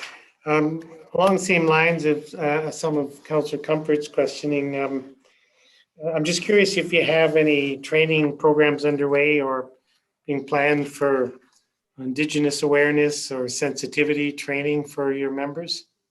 Yeah, so that's also a very good question, especially very timely too with what's going on in British Columbia right now. So as you know, I have a very strong relationship with our First Nations communities. I've been in charge of the Stoney Nakoda First Nations prior to coming here. So we do have cultural sensitivity, cultural humiliation. I try to go out there at least once a week. You're going to see a new campaign. Hopefully, if we get some counselors come to our office, we started a challenge coin. It's a kind of a way to reward and build trust and recognition to our members. And one of the dominant features on that coin is paying homage to Treaty 7. So I just got the email that we should be receiving some of those coins next week. And again, COVID's really impacted us. So I do have some elders that I want to bring in here when we can, do some smudging, do some ceremonies. I'm trying to get a eagle feather as well to assist our First Nations members to help them out during traumatic periods with us. So those are all some of the pieces I'm trying to move forward with, as well as simply posting some signs acknowledging Treaty 7, having some Stoney Nakoda signage within the office as well, because we do have quite a few people with some language barriers, and Stoney is their first language. So those are some of the pieces I'm trying to move forward. Yeah, that's really good to hear. Thank you. Are there other questions at this time for Staff Sergeant Singleton or Mr. Burt? Councillor Sanford. Thank you, Mayor Borman. Thank you, Staff Sergeant Singleton, for your presentation. You did mention in your report about the Canmore community housing. How are your members doing with housing? Housing is a fairly substantial issue for us, like many members, on affordability. we probably have a large percentage of commuters, whether that be Banff or Cochrane. We do even have some members now commuting from Calgary, which impacts our ability to work overtime shifts. If I have an 8-hour shift, it's very difficult to kind of fill those positions because of the commuting time that I can't pay for. So it is impacting us for sure. And then to add to that, we've also partnered with some of the pilot projects that were happening this year too, engaging our members on some of the options with housing, because we do see it. We get phone calls from members of the public as well, wanting to know where they can camp, where they can stay, because they either don't feel comfortable or they don't like staying in hotels. So that is something we deal with on a weekly basis. Are they eligible for the Canmore community housing? I don't believe so. No? Okay. Well, The other question I have would depend on their, sorry to interrupt, would depend on their gross family income. Right. Yeah. But they're not, as far as you know, involved with the program? No. No. Okay. I also noticed that the new license plates don't have stickers anymore. So do you need some new equipment for reading license plates? Reading license plate, that's an excellent question for probably Mr. Burt to answer, because I know they've been exploring those options. That is not something that the RCMP does. We have CPIC and MWS mobile workstations in our vehicles. So we to be honest, it was a reason for us to stop or to look at a vehicle, but we still use the old terminology of writing that license plate in our computer and seeing what it spits out for a response. To be honest, it actually helps us in some, because a lot of our unmarked vehicles or our surveillance vehicles had fleet stickers on them. So that's not the case anymore. So it actually helps us a little bit. So yeah, it hasn't impacted us yet. It helps you fly under the radar? It does. Yeah. All right. Thank you. Well, there is a terminology about that, right? Okay, I think that's all the questions I have for now. Thank you very much for answering them. Any other questions for either of you gentlemen? Seeing none, thanks again for joining with us today, Staff Sergeant. Just in regards to the agreement in principle letter that's attached, if you would spell out the acronyms, that would be better. I mean, easier for preferred. You put it that way. No, thank you very much for that. That is something that we talked with our OSB branch, Operational Strategy branch on, and and I did take note of your comment for the first page as well. That is something we send out to the town, so we'll pay more attention to that one when we send out the draft version of this. So Super. Thank you. That's great. Well, again, thanks for being here today. And with that, I'll move the council accept the 2022 to 2027 Canmore Municipal Detachment Multi-Year Financial Plan for planning purposes. Discussion on that motion. I'll happily support the motion. It was very interesting to get a look at what's coming down the road for the local RCMP detachment and understand how you continue to do this outstanding work that you do for our community. So happy to support this plan. Councillor McCallum. Thank you, Mayor Barman. I'd be happy to support this plan as well. I'm appreciative of the fact that we get an idea as to what our costs and what the sort of strat plan is for the RCMP moving forward in our community, and especially with the changes to our cost split with the province. This is good information to help us plan with our budgets moving forward. Also gives us a glimpse into the work that you do, and I'm very appreciative. Thank you. There's no further discussion. Call the question. Those in favor? All opposed? Motion's carried unanimously. Move on then to item H9, the Utility Services Agreement. Mr. Como. Yes, good afternoon, Mayor Borman, Council again. If someone could help me with my video. Sorry, Mayor Barman, is it possible, we've gone through 2 hours, could we possibly have a bio break, sir? Sure. Let's say 10 minutes, 5 minutes? 5? 5 minutes, oh, 10 minutes, okay. Sorry, Andreas, 10 minutes, 3:19. All right, I'll see you soon.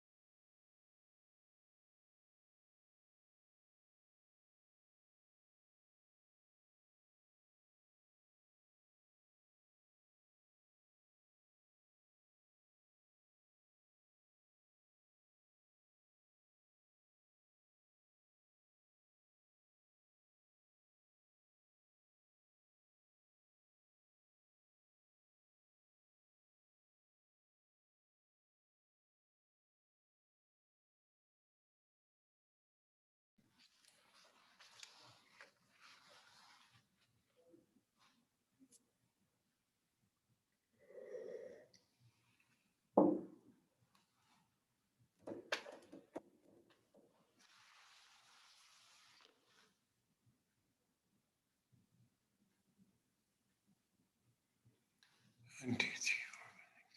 It appears that we're all back, in which case we'll resume the meeting and look to item H9, Utility Service Agreement. Mr. Como. All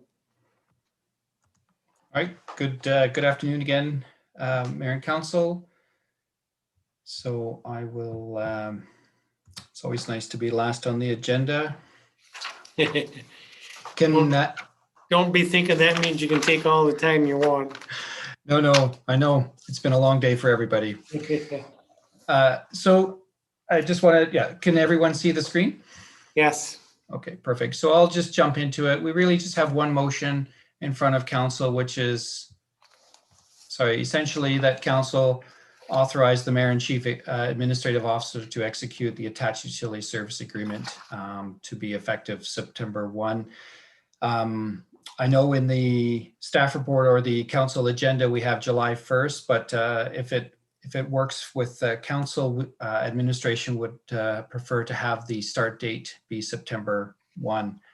July 1st date was something we had put out in place back earlier, several months ago, when we thought we'd be in council sooner than today. So because of the delay in getting it to council, it just works better for us so that we can have everything in place for full execution on the 1st of September.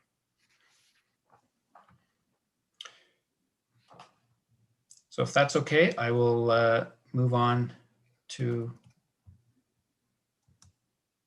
the presentation. So before I get into the meat of the material, I did want to say this is not something that one or two people can put together. We've been working on this for several months, so I wanted to just acknowledge a couple of key people in this process, including Chantal Blais, who was our municipal engineer.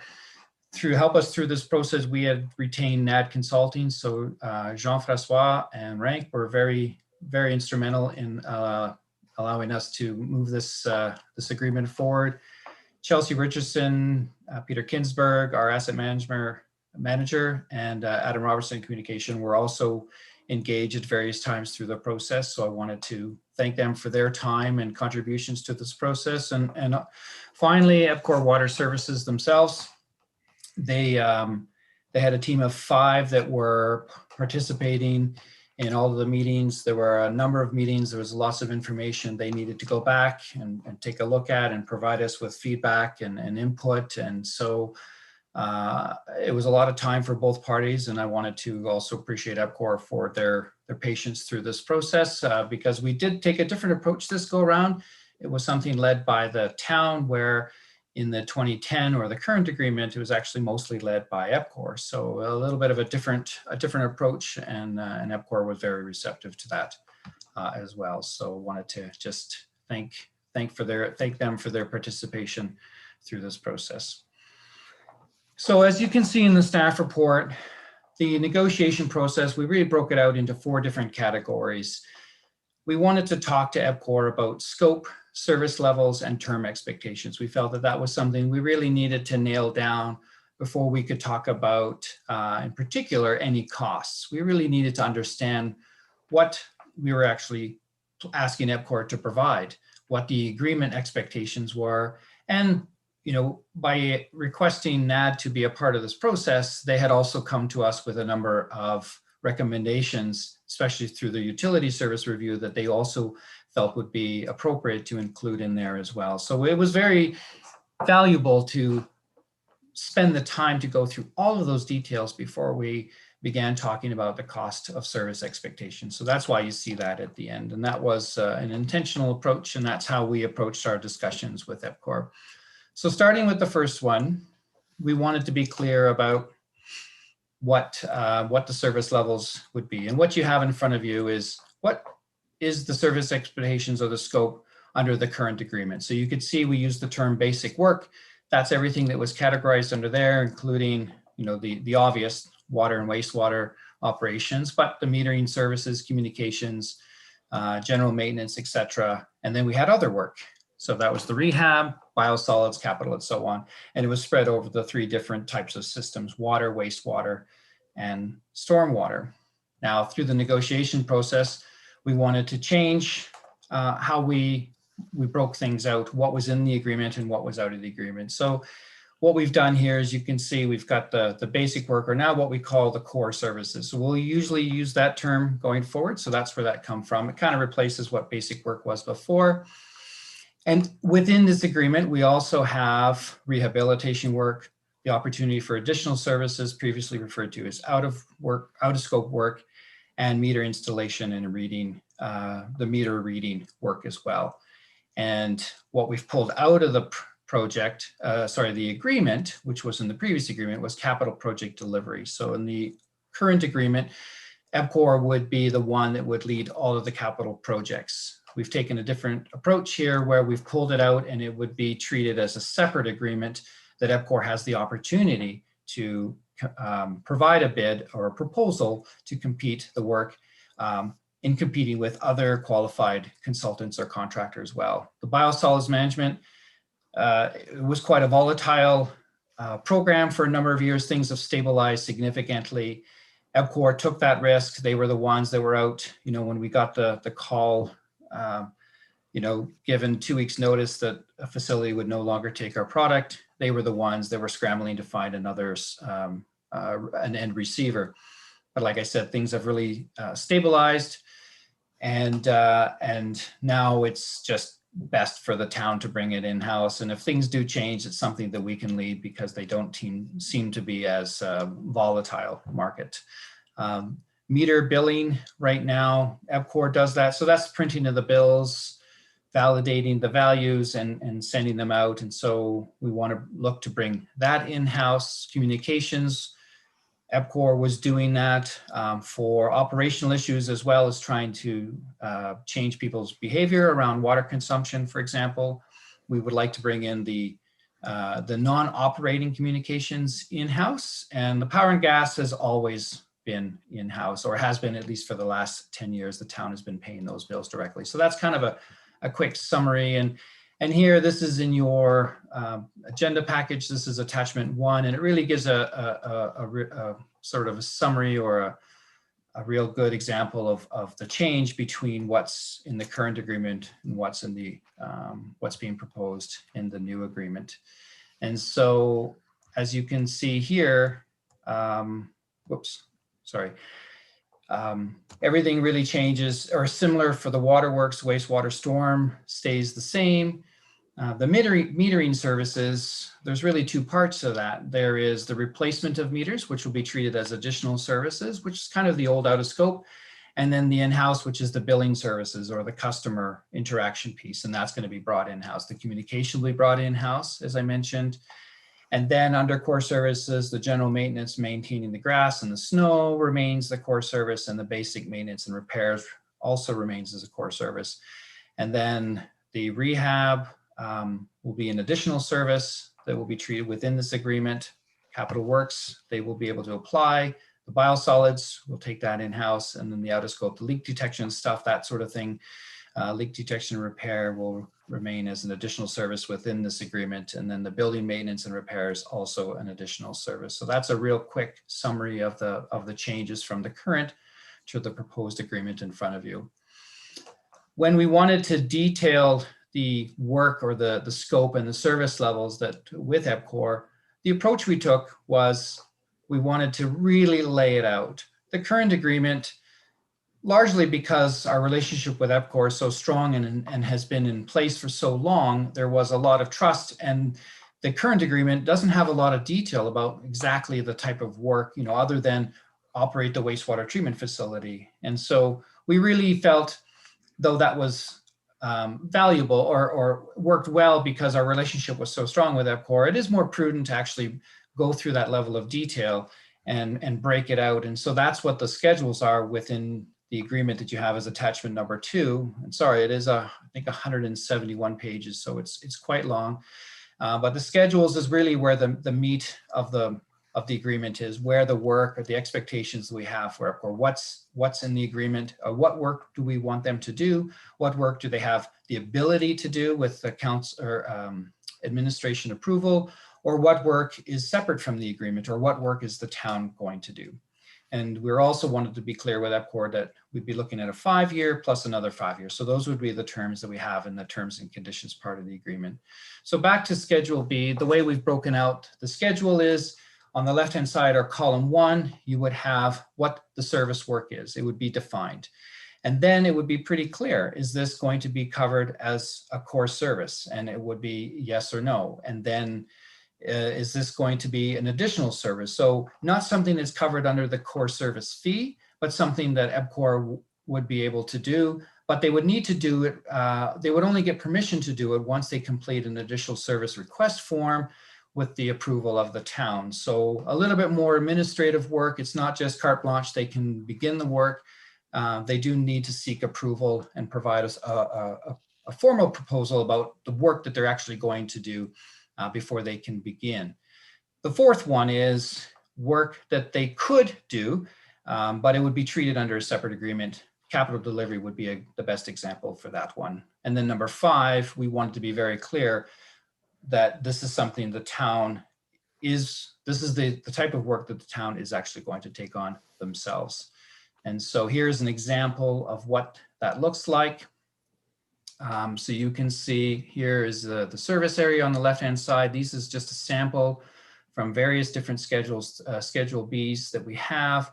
So infrastructure asset design, it's not part of their core services for EPCOR, but it is something that they could be asked to do under additional services within this agreement. Or we could do it to a separate contractor under a separate agreement, or the town could undertake this. We have that flexibility, and this chart or this table allowed us to be very clear on that. Rate studies, for example, in the past, what we've done and we think is the best approach is that we hire a third-party consultant to do that. It's not something the town would undertake, and so you can see that we can see that as 1.24 rate studies would be delivered under a separate agreement. So this is just an example of the types of things that are in there. And so just wanted to highlight some of the scope increases. And again, because we weren't super clear in the current agreement, this was very helpful. You know, we've had a few people come and go, especially with an EPCOR, and there was a lot of questions, is this in and is this out? And so it was really important for both parties to spend the time and go through that level of detail. And another good example is design review. EPCOR is the one that's going to be operating these new systems as they come online, new subdivisions, what's being proposed. And so it's important for them to be a part of that review, and they'll continue to be part of that review. And we want to be explicit about it. And it's in their best interest to continue to be a part of that review. We also wanted to have more visual checks on water main valves, which is a key place where there can be leaks. And so we wanted to highlight that. Maintenance holes, storm basins, storm maintenance holes, we wanted to have more inspections on that.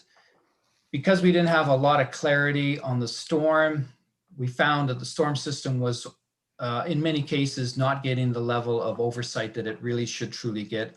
And especially after the 2013 flood, we needed to make sure that those systems were functional, clear of debris, and had the capacity to deal with any type of flood situations that the town may encounter. So we really wanted to really beef up that section of the agreement.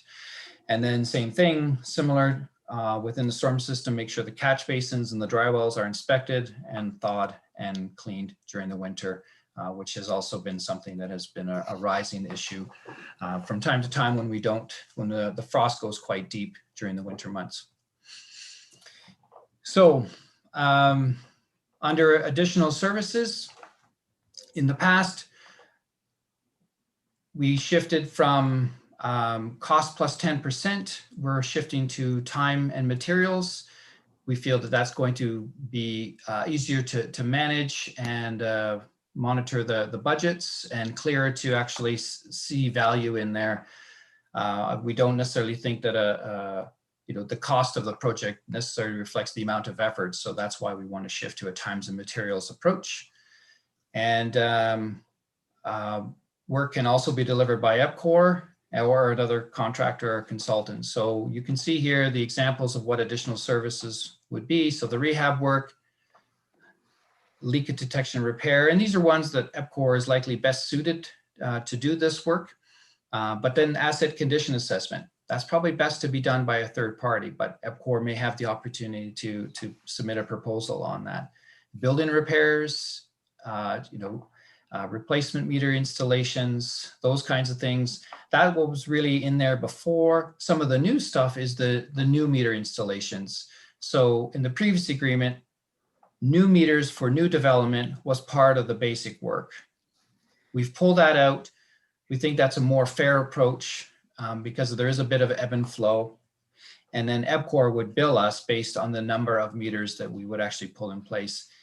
That cost would then be passed on to the homeowner. So that's more an appropriate approach versus EPCOR taking all the risk with all of the meter installations and the time and effort that goes into that.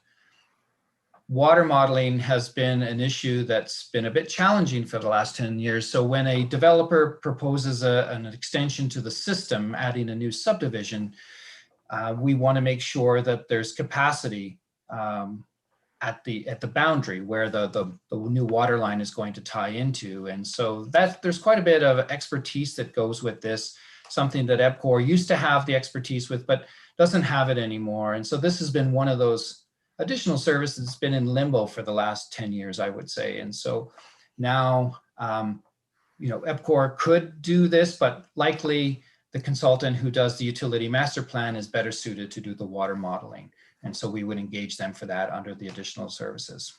We've talked about capital project delivery. The intent is to have a number of firms, project management firms with expertise in utility type projects that would be available to us as the capital plan is approved. They would submit proposals to us, and then administration would decide who is best suited to deliver the various projects. We also feel that would help demonstrate good value. You've got sort of, 2 different firms, 3 different firms leading projects, and really making each other honest, right?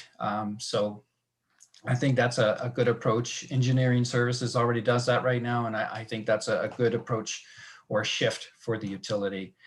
And new infrastructure commissioning. So this doesn't happen very often, but we have, in the last 3 years, we've had 2 new temporary lift stations out in Three Sisters shifted to the town of Canmore. And there's quite a bit of risk with when those processes happen, and you want to make sure that you recognize the time and effort that goes into that, making sure they're functioning, that they're aware on how they operate, and the transition is quite smooth. And so we wanted to highlight that if and when these happen, like I said, they don't happen very often, is that EPCOR is compensated for the commissioning piece, which right now, again, the contract is somewhat silent on that. And EPCOR has just done that, but we need to shift how we do that so we're a bit more fair.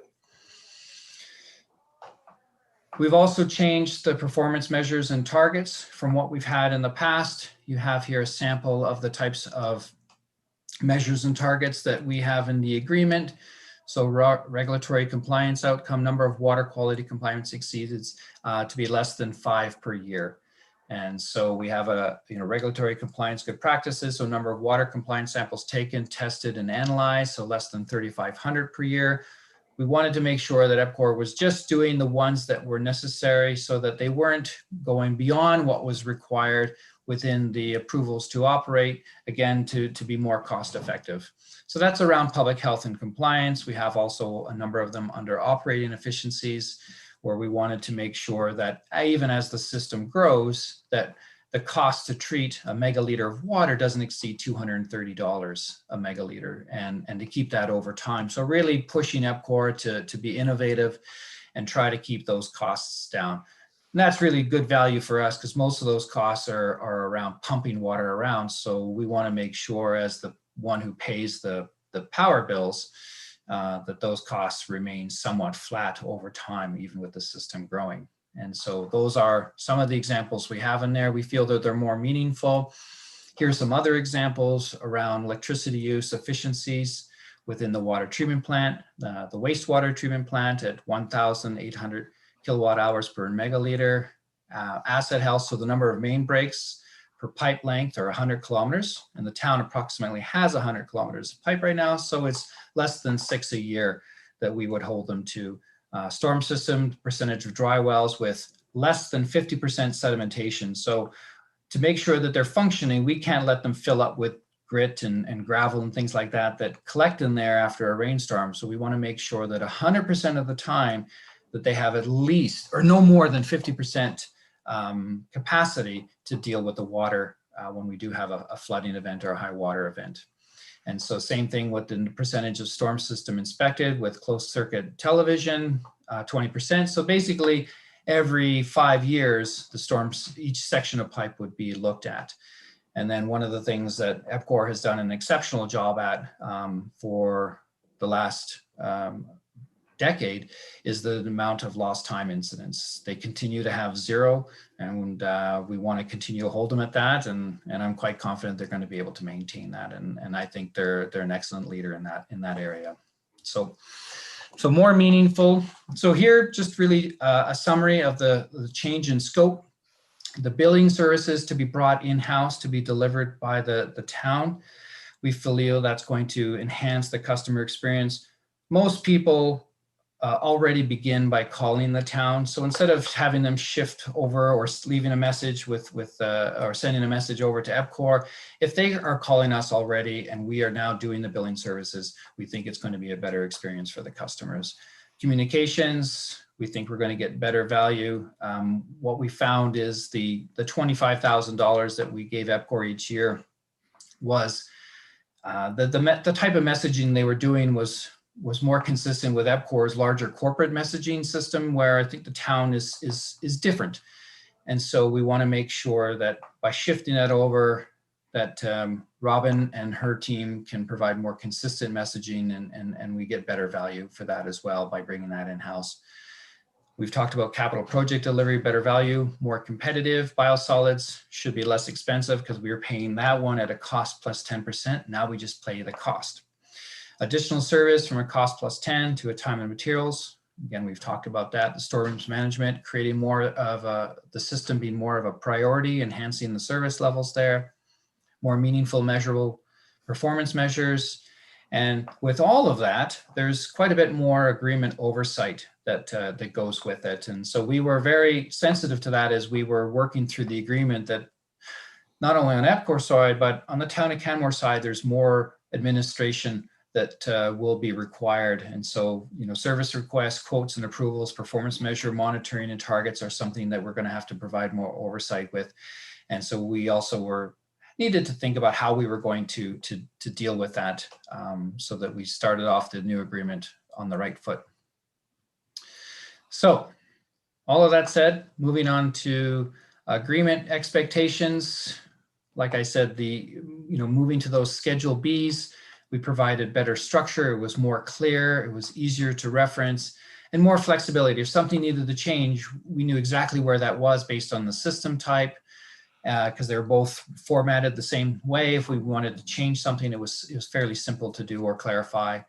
We wanted to be clear on scope, service levels, performance, and reporting are defined in there as well. And our current agreement with EPCOR doesn't make reference to the town's council's strategic plan. And we felt that was important to include that as well. So we have reference to that. We've got the performance review to be done at the end of each 5-year term. And also we really wanted to, again, make the storm system more of a priority. And so we're also working with EPCOR on how they bill us so that we can break it out a storm costs. So we really understand what our storm costs are, so that it better aligns between our rates and our costs. At some point down the road, it would be beneficial for us to do or complete another utility rate review. And then we'll have some data about what's the cost to run the storm system. And perhaps we need to separate and create a new fixed fee for the storm system itself. And so this data will be able to help us with that exercise. So as we went through the agreement expectations, as I mentioned, when we retained NAD Consulting to help us, they had a number of operational improvements that they felt would be really beneficial to include in here as well. And EPCOR was receptive to that. So optimizing the preventative maintenance plan, doing more industry practice based on the asset condition versus the time which was happening in some cases.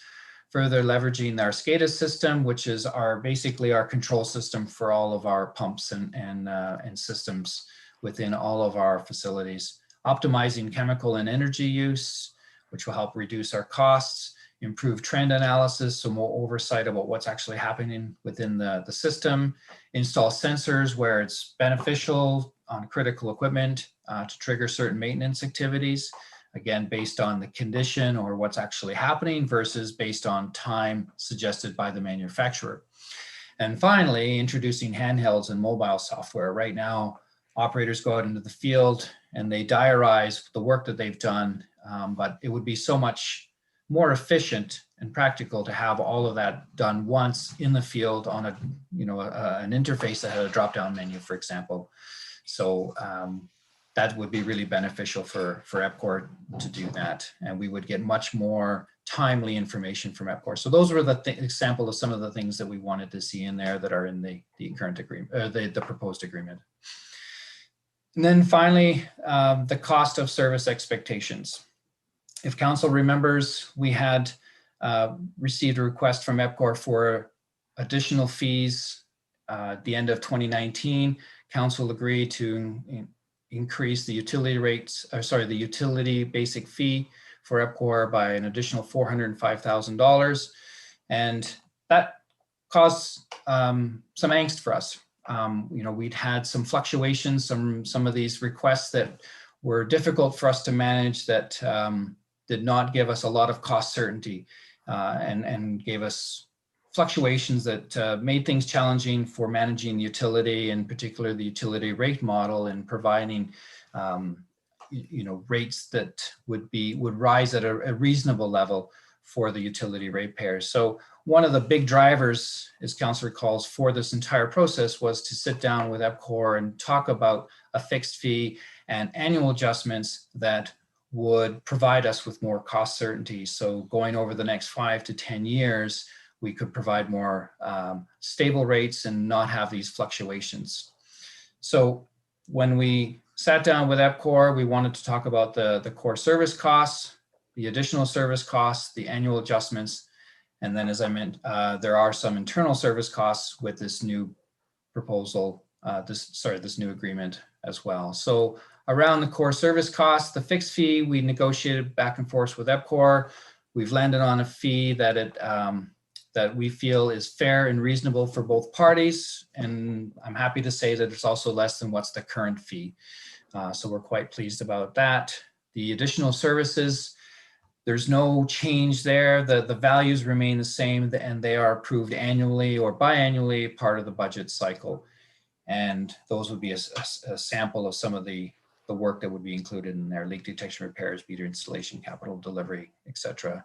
And we've already talked about a shift from cost plus 10% to a time and materials basis is the other change in the agreement around additional services.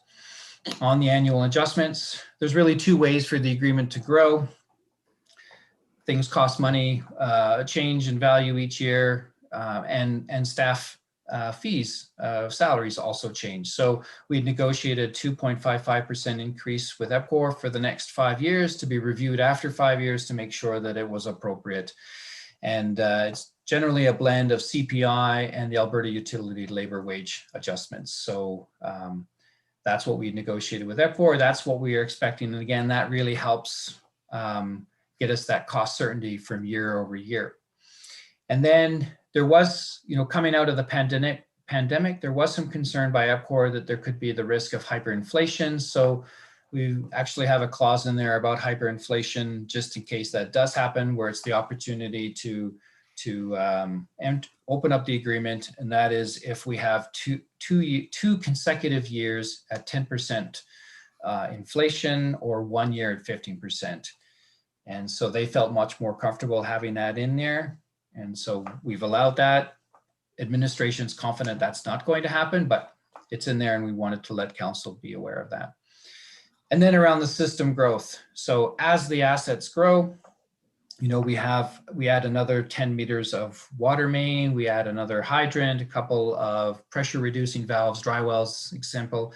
EPCOR has given us a price to maintain each one of those. So as the system grows each year, we do a, you know, how many meters of water main do we have in 2021? And then at the end of the year, how many more did we add? And then the system, or the core service fee can grow by that difference. And that also adjusts by inflation as well. This is similar to what we have in the current agreement. It works well for both parties. It shares the risk. And I think it works really well. The only thing that's a little bit different around the system growth is if there's a significant new facility or upgrade to infrastructure. So I mentioned these two new lift stations. Those are you know, much more work than simply adding a couple of water valves to the system. So those ones, we run those for a year. EPCOR covers those costs, and then we do a true up based on actual costs. So again, that is how we've approached it to this date as well, and we feel it's the most fair for both parties. Internally, there are some cost implications. We talked about bringing billing services in-house. We haven't totally landed on what the resources are going to be, but you can see the range in staffing right there. And as I mentioned, the benefits is enhanced quality control. And we also would like to move towards aerial reads at some point and reducing the amount of time or the need actually for someone to go out and read all the meters in town, do it as a remote read from an airplane overhead. So bringing it in-house allows us to move into that direction much easier, and then moving and pushing our customer base to more e-billing as well. Again, reducing our costs on billing supplies like envelopes and postages. So that's what we want to do around billing services. That person would be within the finance services department.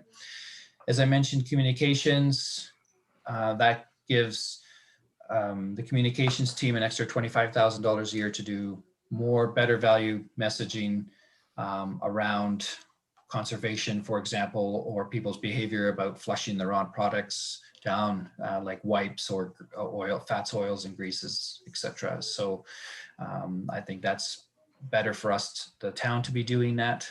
Like I said, to be more consistent with how the town does its messaging. And then finally, as I mentioned, there's a lot more administrative work involved with overseeing this agreement. Right now, that rests with me, and it's just very difficult. It would be very difficult for that to rest with one person. And so we'll be looking to get additional resources to provide more agreement oversight. And you can see there's a sample of some of the tasks that person would be doing, including performance management or monitoring performance indicators, detailed cost tracking. Like I said, we wanted to track storm costs now, so the invoices are going to be more complicated. So it's going to take more time. And then there's the additional services. EPCOR just doesn't get the opportunity to do this work. They actually will have to submit. And so someone has to see these proposals, if there's any back and forth, and then ultimately agree to these or make recommendations that these additional service proposals are approved. There's special programs, fats, oils, and greases. We try to do a campaign with the local restaurants and other food creating establishments. So we need someone to lead that. And then asset management, especially with Peter Kinsberg now in place, there's more of a focus on asset management within the town. And we want to make sure there's synergies with the EPCOR agreement as well. So lots of work to be done. And this would be the resources internally that would be required. All that said, just a reminder that the 2021 utility operating budget is about $11.5 million. And the core service contract is only a portion of that. So there's the additional services formerly out of scope, power and gas, rehab fund, internal transfers. The utility already pays for resources within finance services, as well as engineering services for their support for the utility. We have the financing costs, and then the transfers to reserve to make sure the reserves are plenty for funding capital projects. All that to say that, which we think is quite valuable, and one of the things we're quite proud of, is that the new fixed fee plus these internal resources is less than the current 2021 basic fee. So we're quite proud of that. We feel we've got a very wholesome agreement, very well detailed. It's fair, well balanced, clear, and of good value for the town. And we think that this is the best approach going forward for the town of Canmore, is to enter into a new agreement with EPCOR for at least up to a 10-year agreement with 2 5-year renewals. So that is the end of my presentation. There's the recommendation for council's consideration, and please let me know if you have any questions. Thanks very much. That was a very detailed presentation. Good work. There may be questions at this time from members of council. There's also a suggestion of going in camera if council would like to do that.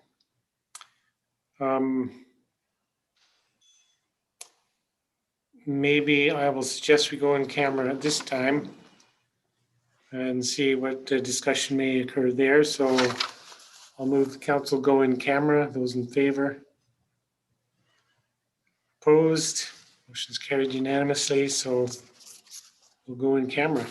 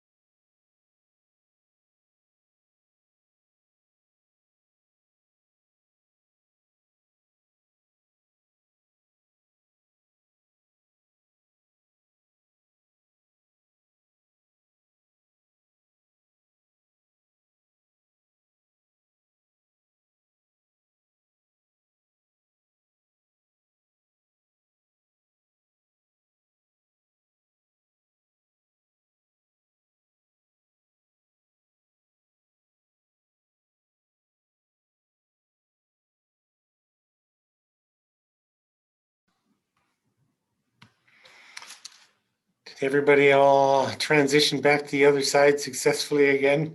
It's kind of like the Twilight Zone, isn't it?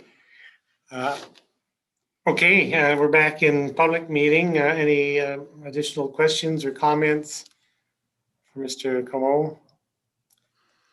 No, I just wanted to say that it's been a long haul, and administration's really happy that we believe we're have one toe over the finish line. And I wanted to just again acknowledge that it was a team effort, and really appreciate the people around the table from both parties and their contributions. Yeah, it's certainly been a lot of negotiating to get this agreement ready to go to council for approval, and certainly, well, it's been before council on several occasions for fairly detailed discussion. I think you mentioned in the report, it says it's a year since we first directed this negotiating to start. So that's a lot of work in a year. Good job. Excellent work for you and your team. Thank you. I will pass that along. Yeah, certainly in the engineering and communications part of our team, and NAD Consulting. I mean, it's been a lot of work and really rewarding to see us get to this point. Okay, if there's no other necessary discussion or questions, I'll put a motion on the table. And I'll move the council authorize the mayor and chief administrative officer to execute the attached utility services agreement with EPCOR Water Services Incorporated, effective July 1st, 2021. And I'll speak in strong support of this. I think it's really important work that's been well done. We wrestled with the question some time ago, more than a year ago, of whether or not to negotiate a new lease or to look for a different partner in this, or to bring the service in-house. And we went through a very detailed and laborious process. And by we, I don't necessarily mean council, we, the town of Canmore, to get to the point where we're at today. And the team that put together this this agreement has to be commended, from all of Andreas's team, NAD Consulting, our engineering and communications participants or team members. It's been such an amazing process. So I'm very happy to support this motion and have that confidence in the ongoing excellence of service delivery in our water and wastewater functions. So happy to support the motion. Councillor Sanford. Thank you, Mayor Borman. Thank you, Mr. Como, for the great effort and the great team effort that got us to this recommendation today. I'd be happy to support the recommendation. I'm glad that you highlighted that we can expect a better experience for our customers and some of the communications that will be coming out of the town, and that the town messaging will be more consistent on these lines, because now we're going to be able to customize them to our own customers. I see that you reduced some costs to the customers as well, and that'll be appreciated. And also the 5+5 year term renewal is, I think, a good approach with a performance review after the first 5 years. And it's very beneficial that you included the town strategic plan so that we can look at how the approach aligns with what we want to do for the town as well. And the 2.55 increase percent year over year is a good approach to keeping the costs within line. And I think you did a really clear and well-balanced proposal. So I really appreciate your negotiating skills, and I think you did a great job, and look forward to having EPCOR as a partner again in the future. So thank you very much to you and your team. Thank you. It's been brought to my attention that I was reading the motion from my printed package which apparently was updated. So the effective date is September 1st. Is that correct? Anyone on admin? Andreas? Yes, that is correct, Mayor Barman. September 1st, So, please. So I'll amend the motion to reflect that correct date.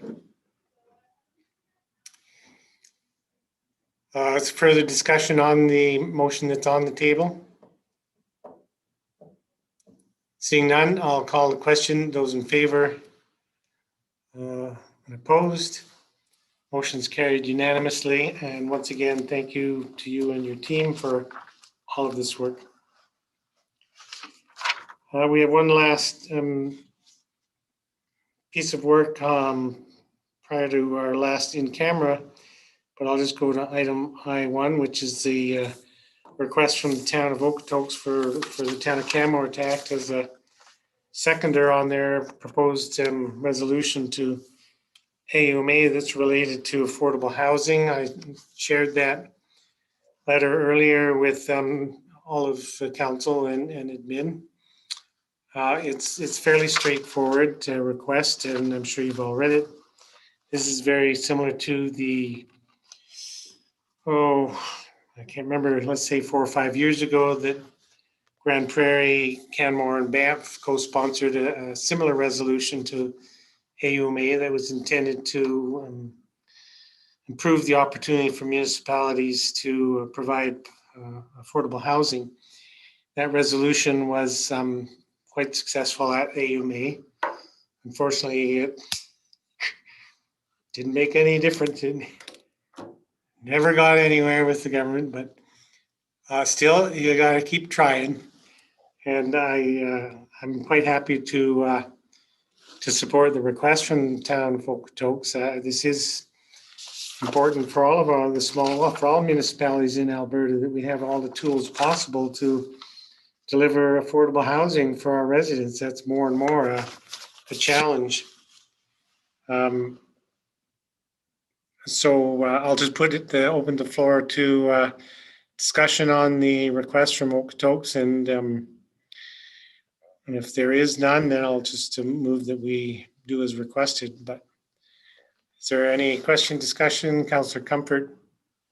I think this is a very political advocacy is a very important part of councillors' duties, and we have very few opportunities where we can do this, and to partner with another municipality is also really positive. So I would fully support this motion. Excellent. Well, it's even easier knowing that it'll be a future council that actually has to stand up and support the resolution at AUMA. If there's no questions, then I'll move that the town of Canmore or council direct myself to respond to the request from Okotoks and agree to provide the seconding position for their proposed resolution. Sorry, Mayor Borman, there's actually a resolution on your agenda cover. Is there? Yeah, 2 secs.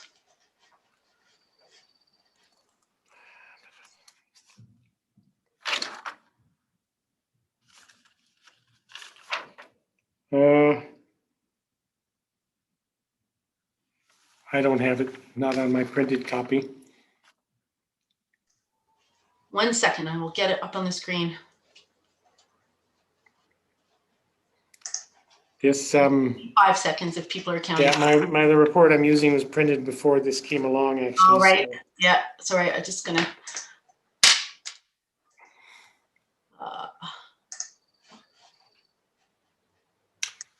I do recall having this discussion with the CAO.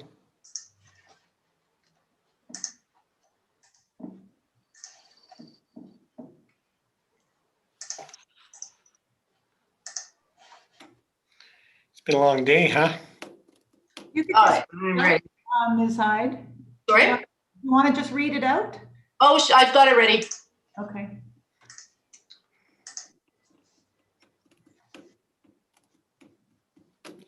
Okay, I'll move the council. Thank you, Cheryl. I'll move the council authorize the town of Canmore to act as the seconder for the 2021 Alberta Urban Municipalities Association Town of Okotoks Resolution Expansion of Authority to Support Affordable Housing as presented.